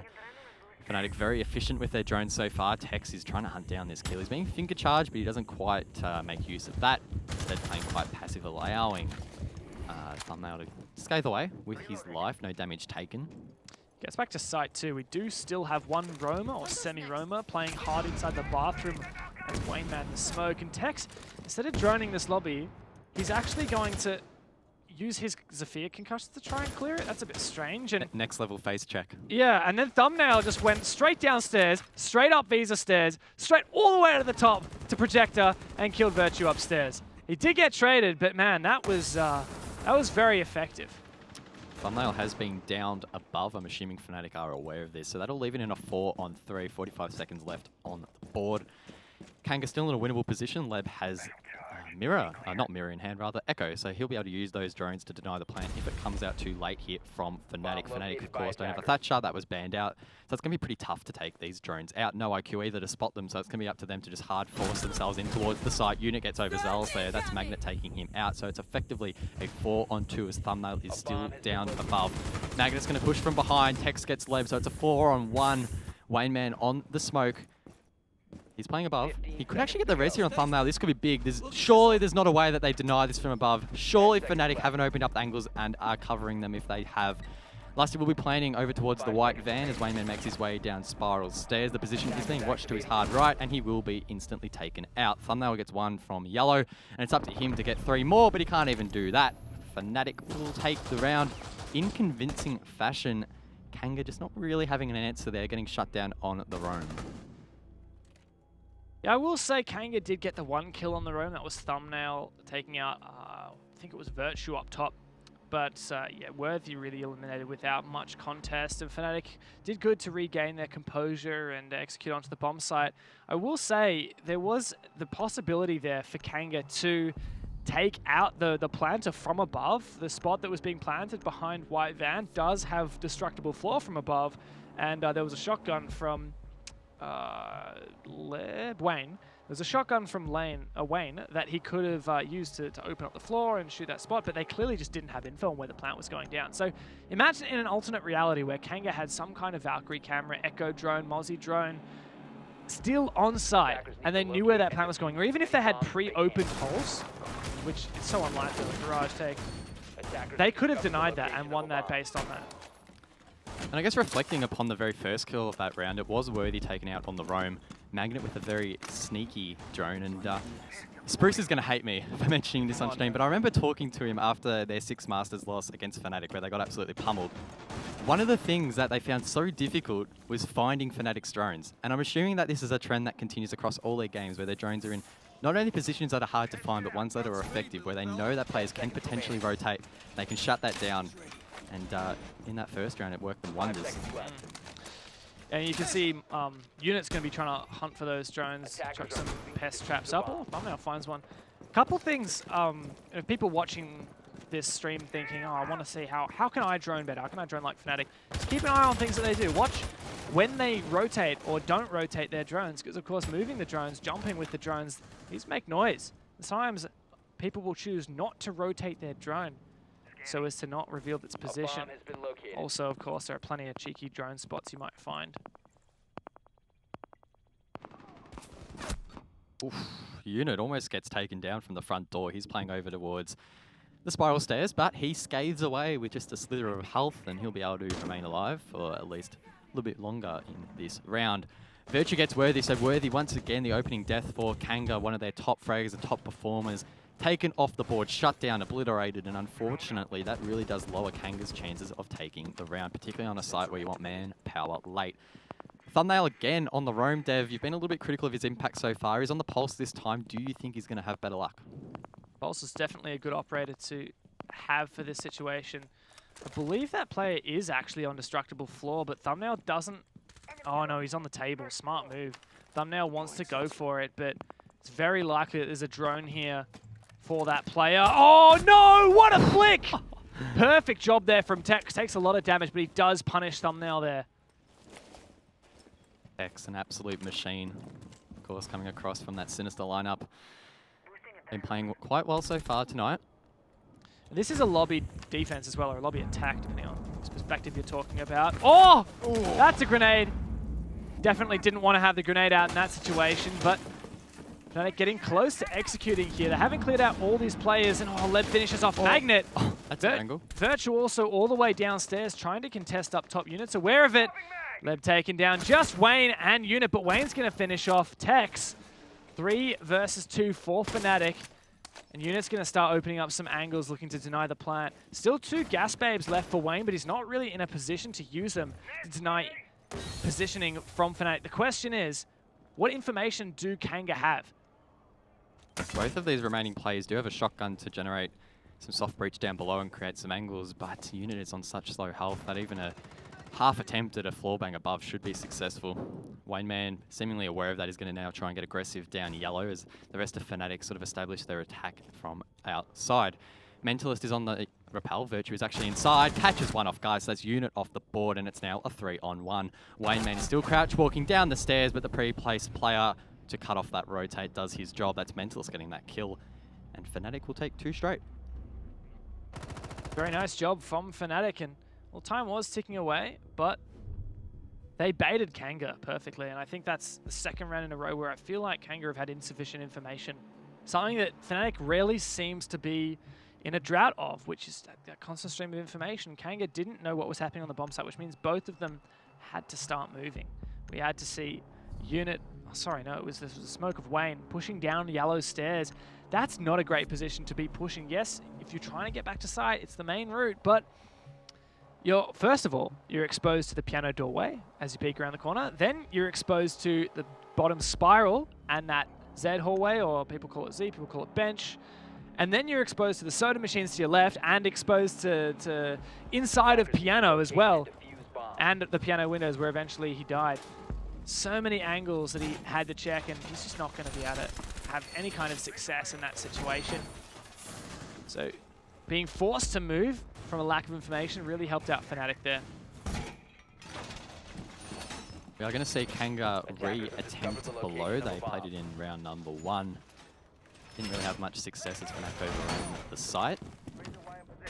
Kanga on this occasion are bringing a Kai. That'll be Unit playing that. I wonder if he's going to place them on sneaky positions to try and hold off the garage, or maybe even to try and help fortify the bathroom position. Of course, if you look to your top left next to Fnatic, they took out Thatcher, as they love to do.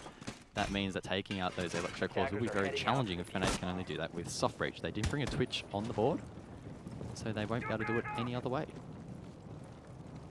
Unless they shoot it. Unless they shoot it. Yeah, well, you assume that Unit would put him in places that are difficult to get shot. We saw some great placements of cage charges on the weekend from Fnatic. We have 4 grenades, 2 from Virtue, 2 for Magnet, assuming Magnet is running grenades. And Tex also has explosives. All of these things could potentially be used.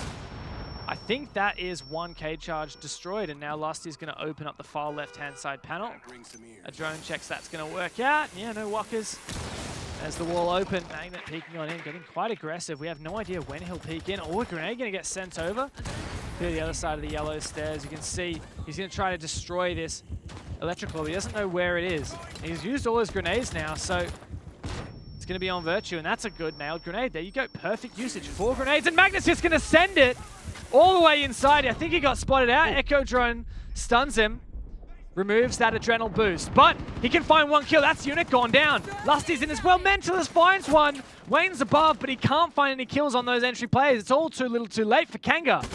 It's a 3-on-5. Thumbnail has control above. Worthy's going to forfeit it by going down spiral.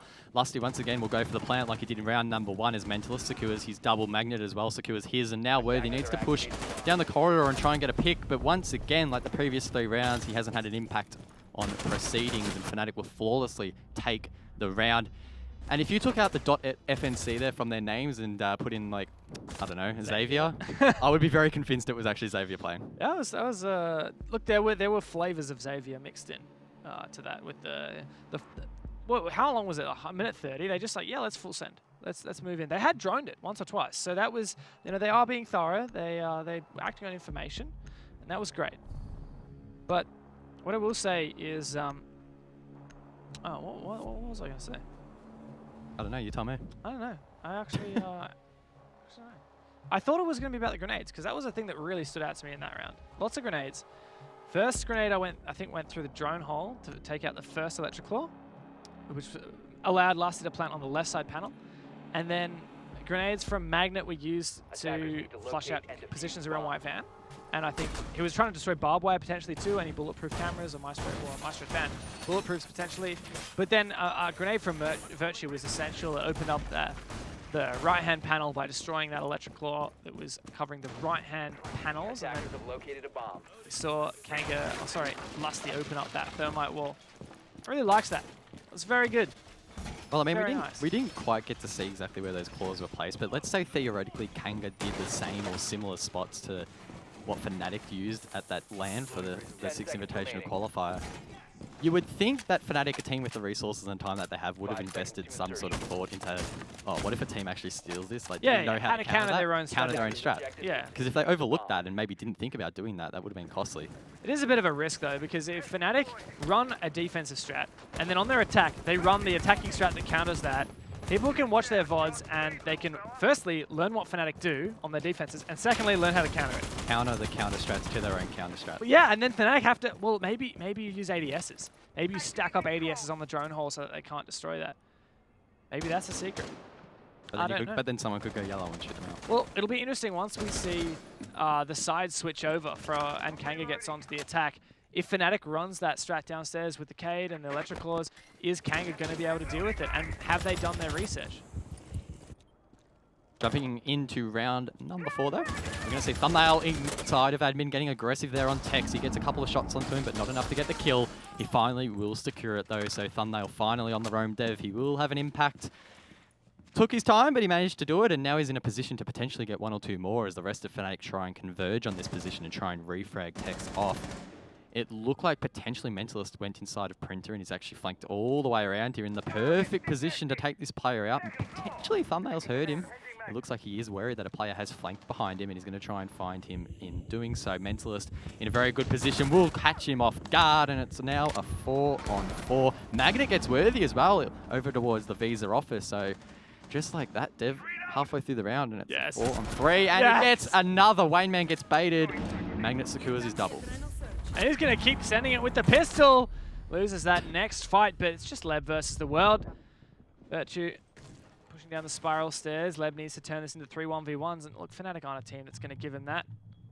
He wants someone to peek him from yellow, but no, that's Lusty. He's just going to go all the way outside, open up the main wall. Could be a 3 versus 1. Fnatic's still going to sweat it out, as they should. Do the strat. 3 versus 1, treat it like a 3 versus 5. Another position that I've seen Fnatic use is that shield exactly where Leb just jumped over. So I feel like Kanga are definitely using potentially a lot of the setup that Fnatic has used. And as I mentioned, if Fnatic have found a way to counter their own strats, that's a pretty dangerous way to approach it. There you go, Virtue just deletes him from that. That's a cheeky ass angle. Not only is he watching through the bars like on a square angle, but he's watching diagonally so that there's no possible way that he can get 4 on the angle. But yeah, I agree with you. It is a bit dangerous from Fnatic, and I guess we'll see. If Kanga is playing these strategies, these defensive setups that we're used to Fnatic playing, that we saw them play on the weekend, is that because Kanga have done their research, done their vodding of Fnatic, watched this weekend and incorporated those strategies into their setups? And if so, how is Kanga going to fare when they're attacking Fnatic's defenses? Because if Kanga are doing these setups because they've seen Fnatic, that means they've watched a lot of Fnatic VODs, which means they'll be familiar with everything that Fnatic bring to the table, in theory, unless the Fnatic keep changing things. And it means that Kanga could have a serious shot on their attacking half. Unfortunately, though, they are 4-0 down already. It's pretty grim. So they need to get a couple more rounds here, otherwise their chances of success really do drop off the more rounds they lose.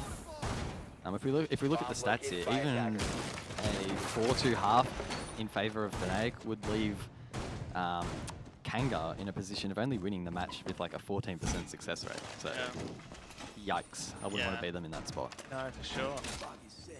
So I guess what you're saying there is that the stats that you've got show that... They're in trouble. Yeah. Basically, if you want to be blunt. Yeah. So this is the first time that Kanga are trying up this top floor bomb site though. So that's good. You know, they're mixing things up. They're going to go to console office.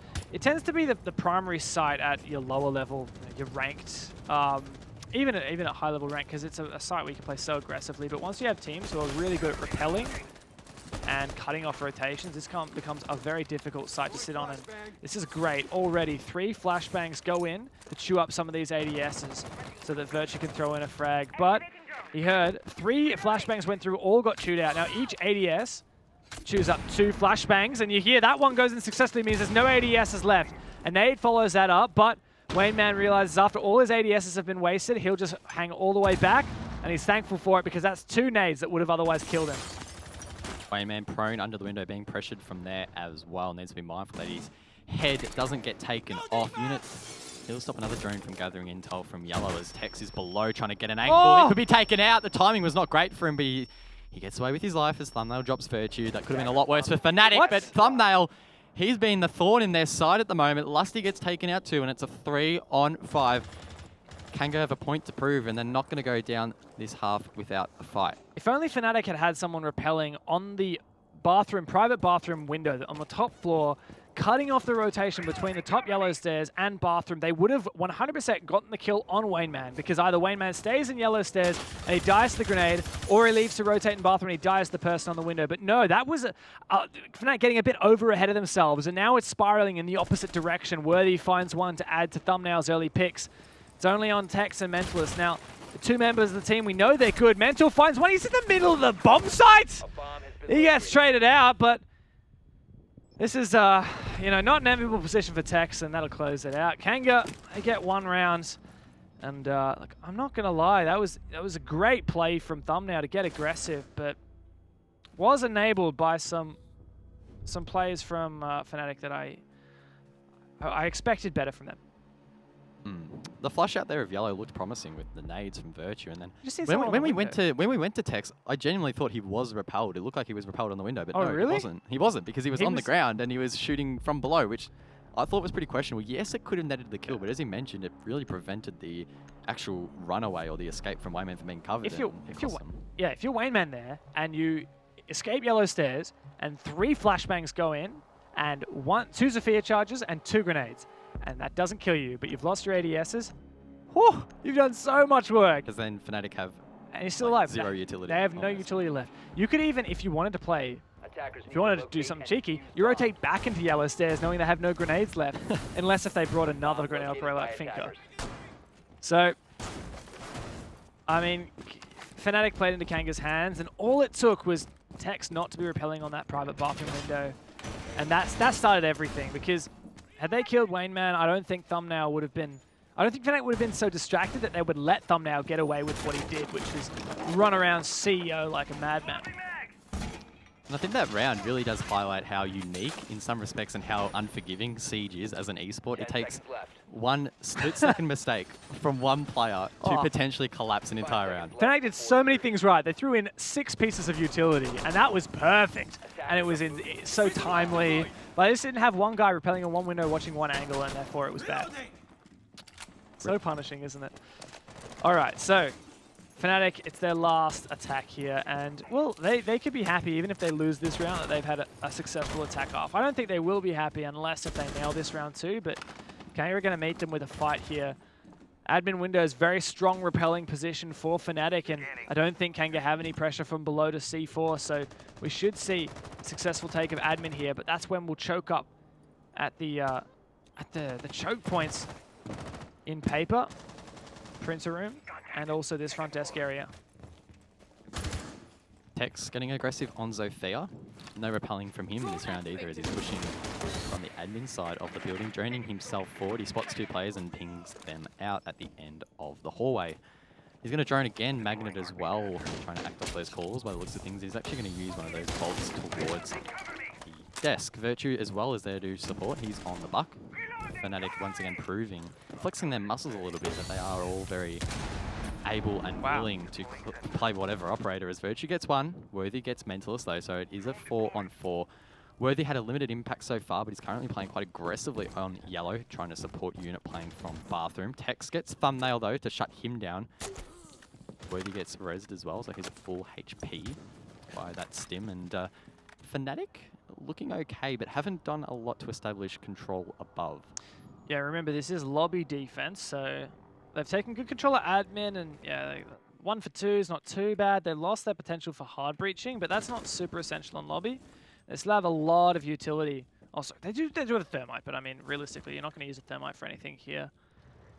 In all likelihood, just a good gun. Just ACOG. Yeah, ACOG and a good gun, low recoil, high damage. So you can see Fnatic pinned out that bulletproof camera. They've identified they'll need to get rid of that before they go for a plant in lobby, or anything in lobby, really, any presence. Virtue's actually going to try and take it out with the grenade. Amazing observing. I don't know whether that was Liberate MC, but that was amazing. Beautiful. And it does destroy that bulletproof. Perfect. That allows Tex now to push in from the front door, looking above him potentially for maybe any sort of echo drones that could be placed on the roof. It doesn't spot any. Not exactly sure where Leb has placed them, but either way, they're going to start setting up for the plant. Lusty pushing in quite aggressively. Cross has been smoked and the plant should go down. Where is that echo drone from Leb? Surely he's going to deny this plant. Come on, there we go. Denies it once. At least 15 seconds on the board now for Kanga to hold out. Lusty's going to reattempt the plant. Tex is going to try and shoot the drone, but oh, he almost denies it, but no, there we go. Tex takes it out. Leb and unit are from the side, inside of anti-chamber. Doesn't quite get the kill that was needed. Lusty and Tex clean it up, and Fnatic will take a 5-1 half. That was so good. And really, Tex at the end there, managing to nail that echo drone, really helped out, force the echo to get aggressive, and Virtue meanwhile was popping off elsewhere. Great round from Fnatic. It was it wasn't without its issues near the start. They did lose a player, but very well done. I'm not sure whether they took out the default camera in lobby, but I guess it didn't matter in the end because they took out the bulletproof that they were worried about, and they were looking for echo drones. I thought the default cam was still up, but I guess it doesn't matter as much if their echo drones were there anyway. So 5-1. We a bit of a contrast to last game where we had Kanga get to 5 rounds first and even 6 rounds. Fnatic are 1 round away from setting themselves a 2nd point for the night, and 2 rounds away from going home with 4 after the day, which is not bad. Still less than Onyxian did. Onyxian finished today with a full 6. Of course, we have some matches tomorrow night as well, and the standings after the first week can be deceiving, but if Wildcard do well against Homeless tomorrow and Mindfreak do well against Fury, we could see Fnatic 4th on the standings. But that happens in the first weeks. We'll see how that continues later on. I guess honing in on this matchup here, I have some pretty dire statistics for the Kanga fans out there, because across the entirety of Phantom Sight and Ember Rise, a team has never won from a 5-1 deficit when the defenders had the lead overall in any official match. What? No way. Right there. Where'd you get this from, mate? It's from Reddit. So from Reddit? Hey, that. All right. I'm channels. Hey, I didn't say it. Hey, but there is a chance for a 15% chance of a draw, so we could say draw. I mean, the R6 Pro League subreddit was actually created by the guys who ended up creating Siege GG, and they are fantastic at what they do. I don't know how involved they are anymore in managing that subreddit, but yeah, there's definitely a lot of good content on there. And if your stats are correct, then that's very good for Fnatic. Not good. Pretty good. Yeah. Kanga, pretty good. You'll only have to break history here, Kanga. I mean, they played well in the first map. Probably not quite well enough to back myself in saying they're going to win this. Yeah, they're so close in that first map. They could have taken it, but Fnatic, they did a Fnatic, didn't they? They did. And here, Lusty's got the first kill. That's one for him and Thumbnail off the board again. So we've seen Thumbnail early in this map, shut down quite easily. Then he sort of made a comeback in the last few rounds, but unfortunately, he is the opening death there for Kanga. Lusty actually played Lusty played so well on that Mozzie role, roaming when he was playing against Xavier. So good. And I get the impression that Worthy as well from Kanga hasn't had the biggest impact either. So that some of the players that had the biggest impact on the last map been a little bit quieter here on map number 2. Maybe that has been reflected in the scoreboard somewhat.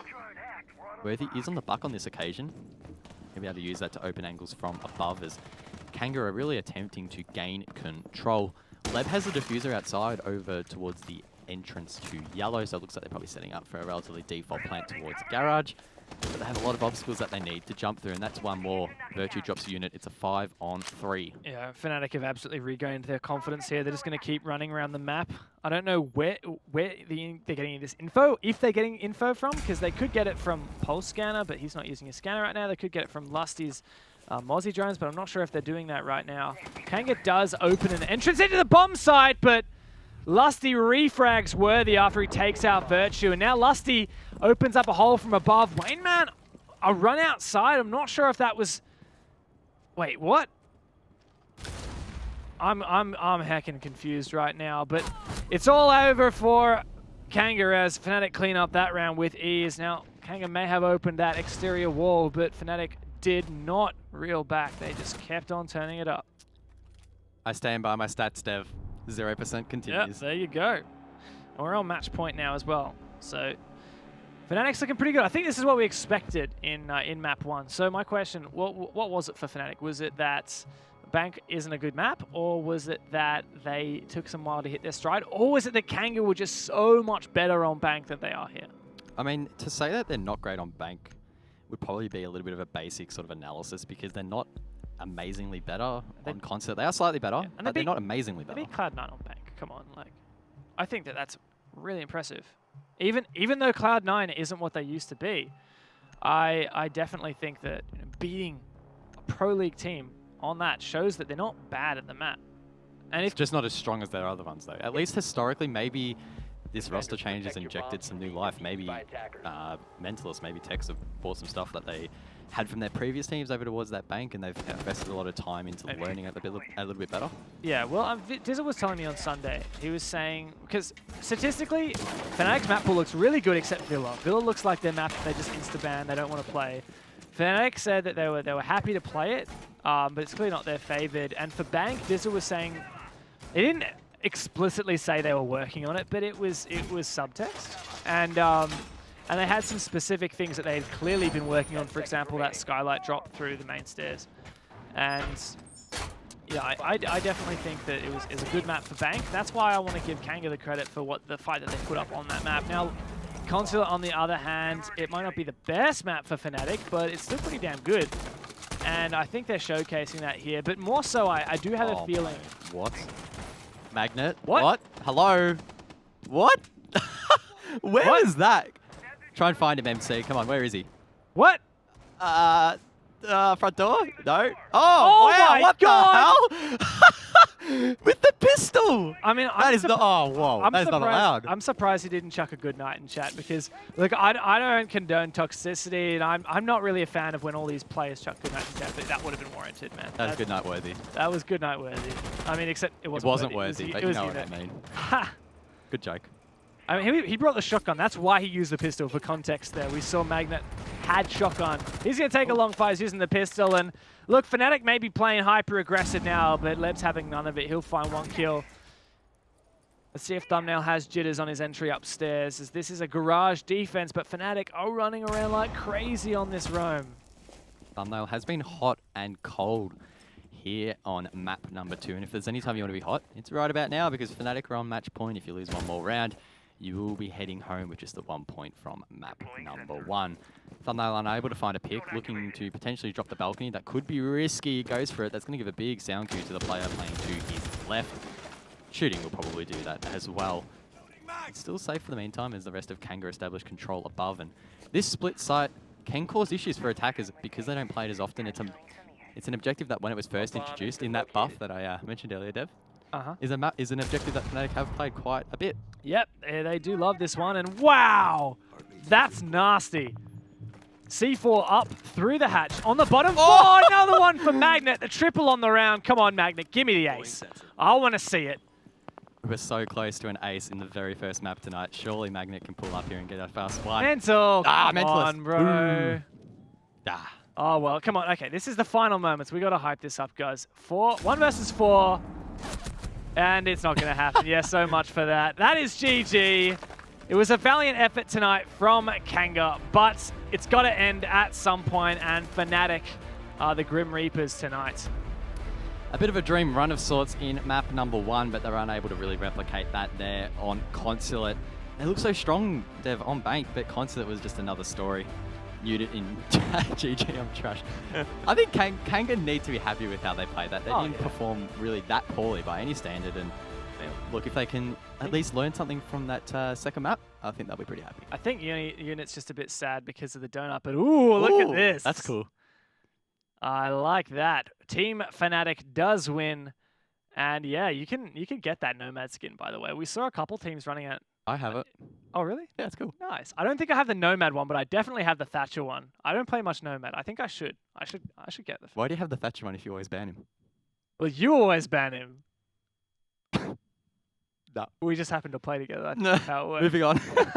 Moving on. Man, that was good. I mean, we were talking about Kanga. We were talking about Fnatic. Kanga, they did really well first up, and I want to give them that credit. Bank was great, and it wasn't Fnatic playing badly. Sometimes you look at a game and you're like, Fnatic are playing really poorly. But no, Kanga stepped up. They played like a Pro League team, and they are now. Yeah, they basically were just trading rounds really for the entirety of that map, and Kanga were so close to taking it, and that would have gone against our expectations, the majority of your expectations, probably Fnatic's expectations. Oh yeah, but, they would look, be. It just so wasn't mad. quite meant to be. No, Fnatic do have this magical ability of not losing. In ANZ Pro League, they don't do amazing.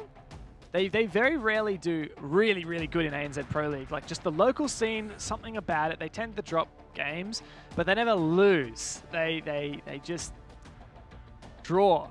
Yeah. And I think what happens is they get on match point against them. They're like, guys, we're not going to lose. And then they come back. And that's what happened consistently. But for Kanga here, right, you go 6-6 in your first map. It's amazing. You're on match point for 2 rounds, I think it was. And then you move into map number 2. You get 7-1. Unit Doggy, who was being a bit hard on himself there, he had 0 kills on the map. I think that's why he was a bit mad. Also, was he the guy? Yeah, he was the guy who got spawn peak too. So, man, imagine it's your second Pro League game and you go 0 kills. In the very final round, you get spawn peak 1 tapped by a pistol.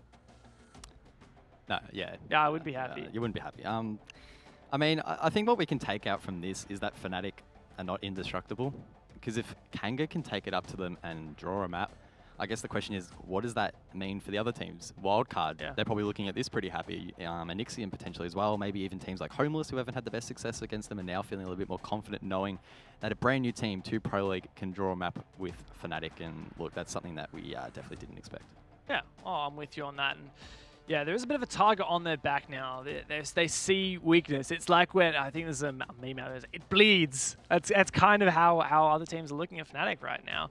And yeah, well, Fnatic, we can't get past this. Fnatic have dropped points already in the Pro League. 2 points that could be theirs right now. They're sitting on 4 points on the standings instead of 6 like Anixium because they didn't get the double win today. And that might not seem like much, but man, once we get to the end of the Pro League and we're talking about, like last season, because it was so close, you were here for that week, I had written out all of the head-to-head tiebreakers for if 2 teams have the same number of points, there's an order of operations. It's like BODMAS of like how you determine which team is higher, and it is complicated. And it actually comes down to that. If you drop points to teams like Kanga. Yeah, well, we saw it in the last season. Oddity, now rebranded, of course. They finished 3rd, and they were 2 points behind Wildcard, who went on to not only progress through the APAC finals, but also, of course, that means they qualified for the 6th Invitational. So yeah, those 2 points could become quite costly. Fnatic in the last season, they were pretty well clear of that sort of safety net. They were 4 points ahead of dropping out. So it might not be the most costly in the very end, but when they're versing other stronger teams, if they lose points to them, then it can stack up pretty quick. Yeah, for sure. We've talked a lot about Kanga tonight as well. I think they've done great. Let's have a chat to Yoshi from Kanga. Hi, Yoshi. Welcome to the Pro League. How does it feel after your first 2 Pro League games?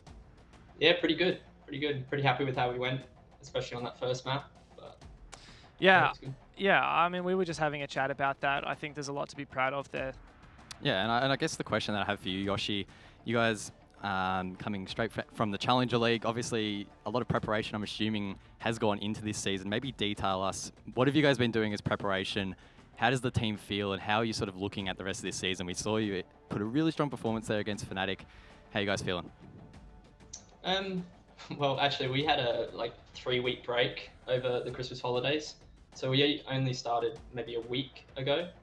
In terms of our plan for Fnatic, it was pretty basic and simple, kind of noticing their games from the quals, and then we kind of just went from there. And then in terms of the bank pick, obviously that's been a comfort pick for us for a long period of time. We didn't have a good showing on it against Cryptic. That is what it is, the pressure got to us there. But we felt really comfortable today going there, and it obviously worked out. Unfortunately, we couldn't close it out, but we did our best. In terms of the consulate pick, I think that was more in terms of we wanted to remove one of Wildcard's map from next week. So we're kind of playing the long game in terms of bans there. So I like that. That was very smart. Credit to you. And I mean, Wildcard got to be watching this, and they're going to be waving their fists at you like that. I also want to say, I didn't say this before, congratulations on the pickup of Kanga Esports. So you guys have been represented just by Rhythm, just your own name for a while now. So congrats on that. Just quickly before we end up, 6-6 against Fnatic. That is the achievement that you guys have so far in the Pro League, and you're only 2 games in. For the rest of the Pro League season, what's your forecast? Where are you guys aiming to end up? I think we'll take each map or each game as it comes and go from there. I mean, every team is completely different, but I mean, considering how quickly we kind of notice weaknesses, I think we should be okay. But my team's going to hate me to say this, but we can never get complacent. So, we're just going to make sure we take each map one by one and, have confidence in ourselves and what we do. All right, thank you very much, Yoshi. Well played today, or well coached today, however you want to say it. And yeah, good job, mate. And we'll catch you next week. Thank you. Cheers, boys. I love it. So wholesome.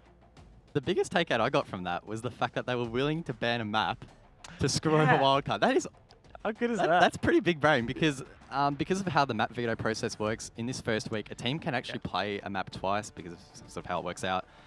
So to think that far ahead, that's pretty big brain. It can be kind of confusing to explain, but there's a system where these teams going into next week won't be able to play in one of their matches next week. They won't be able to play Bank, and in one of the matches next week they won't be able to play Consulate, which means that in one of the series next week for Kanga against Wildcard, which is a huge game for them, they won't even have to ban Consulate, which is one of Wildcard's best maps. So I love that. Very, very clever, and that's actually a strategy I haven't heard of before.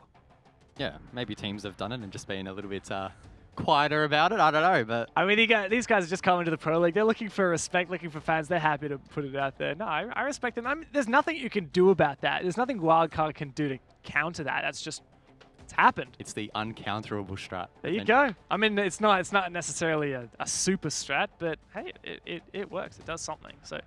Yeah, no, I think that was really, really nice. Now, we talked about Kanga, I think. They've just joined the scene in terms of the organization picking up this team formerly known as Rhythm, and I think it's great to see that all get into the scene. I hope you guys give them a warm welcome, but let's toss over and talk about Fnatic for a minute, because this is a team that's going to 6 Invitational. The team's been falling asleep for the last 9 months, and they used to be a team that was maybe a top 4 contender. They made top 4 at the Milan Pro League finals. They almost beat Empire, had a really good game against them. Where do we see Fnatic moving forward in through this Pro League season and into the 6 Invitational? Look, I think it's still early days. We saw in the Invitational quals that they went undefeated. They didn't drop a single map. And already in the first week of PL against a team that we wouldn't rank that highly, they've actually drawn it out. So that's not really ideal for them. But look, I think in terms of the way that their new roster is sort of merging together and the way that they're operating in match has been quite effective and pretty nice to watch. So yeah. I think they're tracking all right. Yeah, I want to give credit to the new players as well. And they might not have the flashiest stats. Tex has been doing his job. And that's because I've been tracking the opening kills, opening deaths. It props up a lot. He actually has quite a lot of opening deaths. But I don't want to pile on flack. I think it can be oversimplified sometimes. You look at a number, you see a negative number, and you're like, he's not doing his job. But you know what Tex is doing? He is doing his best to fill his role. He is entering those early engagements. And sometimes it's working, sometimes it's not. I think he's doing a really good job, and I think that he's a player he looks like a Pro League, professional level Fnatic player. When you watch him play, he's doing all the smart things. He's not making too many silly mistakes, and yeah, I'm really impressed with him so far. The one we haven't really talked so much about is Mentalist, and I think he was the far bigger pickup because he played for Aerowolf, and he's been at every APAC LAN since he joined Aerowolf, and they managed to beat Giants in Tokoname, which is now called Rogue, by the way. Giants got picked up by Rogue. So let's talk about Mentalist. Like, he wasn't a standout for me. I feel like he's one of those players that sort of flies under the radar a little bit. Like, he'll prop up every now and again and have a big play, but again, we don't know the comms of Fnatic. We don't know like the inner workings of the team as deeply as they do. He could be having such a massive impact behind the scenes, whether that be in scrims or dry runs or new ideas, drone spots. I mean, the list is endless. So yeah. I think to put it down to just him having an impact on the scoreboard would be pretty limited. Look, I think Fnatic are feeling pretty happy with how he's slotted in. Yeah, I definitely think that 6-6 wasn't great, but let's have a look at our matches today. And let's talk about that first series as well. Onyxian Sinister, 7-5 and then a 7-4, both in favor of Onyxian. They were good games. Yeah, fantastic games to watch. Onyxian playing quite well with their newly formed squad. I think we were both really surprised at the way they've meshed together. They worked as one. Sinister, on the other hand, they didn't look amazing. They looked good in spurts, poorly in others. The big takeaway from that matchup was Sinister's inability to deny plants. We saw an unprecedented number of plants in that match, which cost them. Retakes weren't there either. So that's something that they need to go back to the drawing board and try and improve for next time. I think that Onyxian's in a pretty good position where they have enough rounds that they slipped through the cracks here, and Sinister won, that they can go back and see what they did wrong and fix that, but they also had plenty that they did right, and they're clearly on a really good trajectory because of that. So Fnatic, Kanga, that was the match we just had, 6-6 and then 7-1 for Fnatic, but still that is an advantage to Kanga in the fact that they, I think, exceeded expectations, and that was fantastic. Yeah, awesome to see the new kids on the block try and really prove their worth, and look, maybe against some of these mid-tier teams, they're going to show an even better performance, and that is really going to shake up how the standings look. Exactly right. I think we have a lot of exciting things to look forward to in this upcoming season of the Rainbow Six Pro League, especially here in ANZ. We've got all the regions running on this channel. Tomorrow night, same time, we have some more ANZ Pro League, including Wildcard, our now international favorites who are also sent to the Six Invitational. So make sure you tune in for that. We'll see you tomorrow.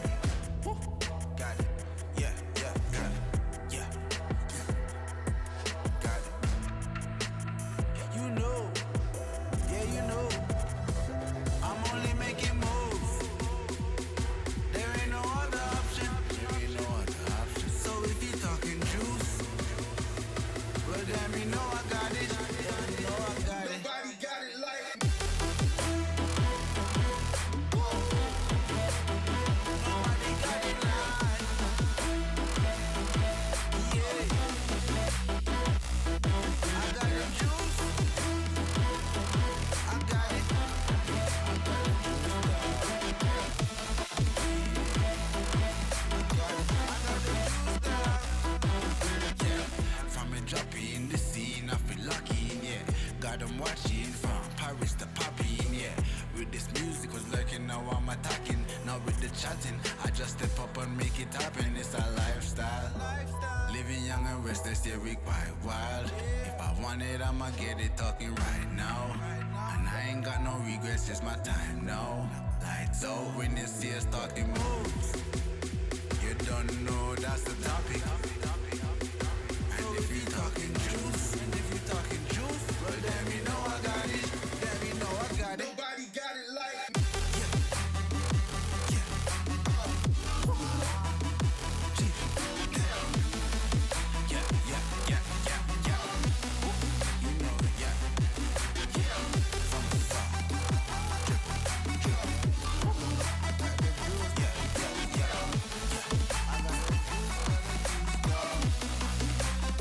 You know.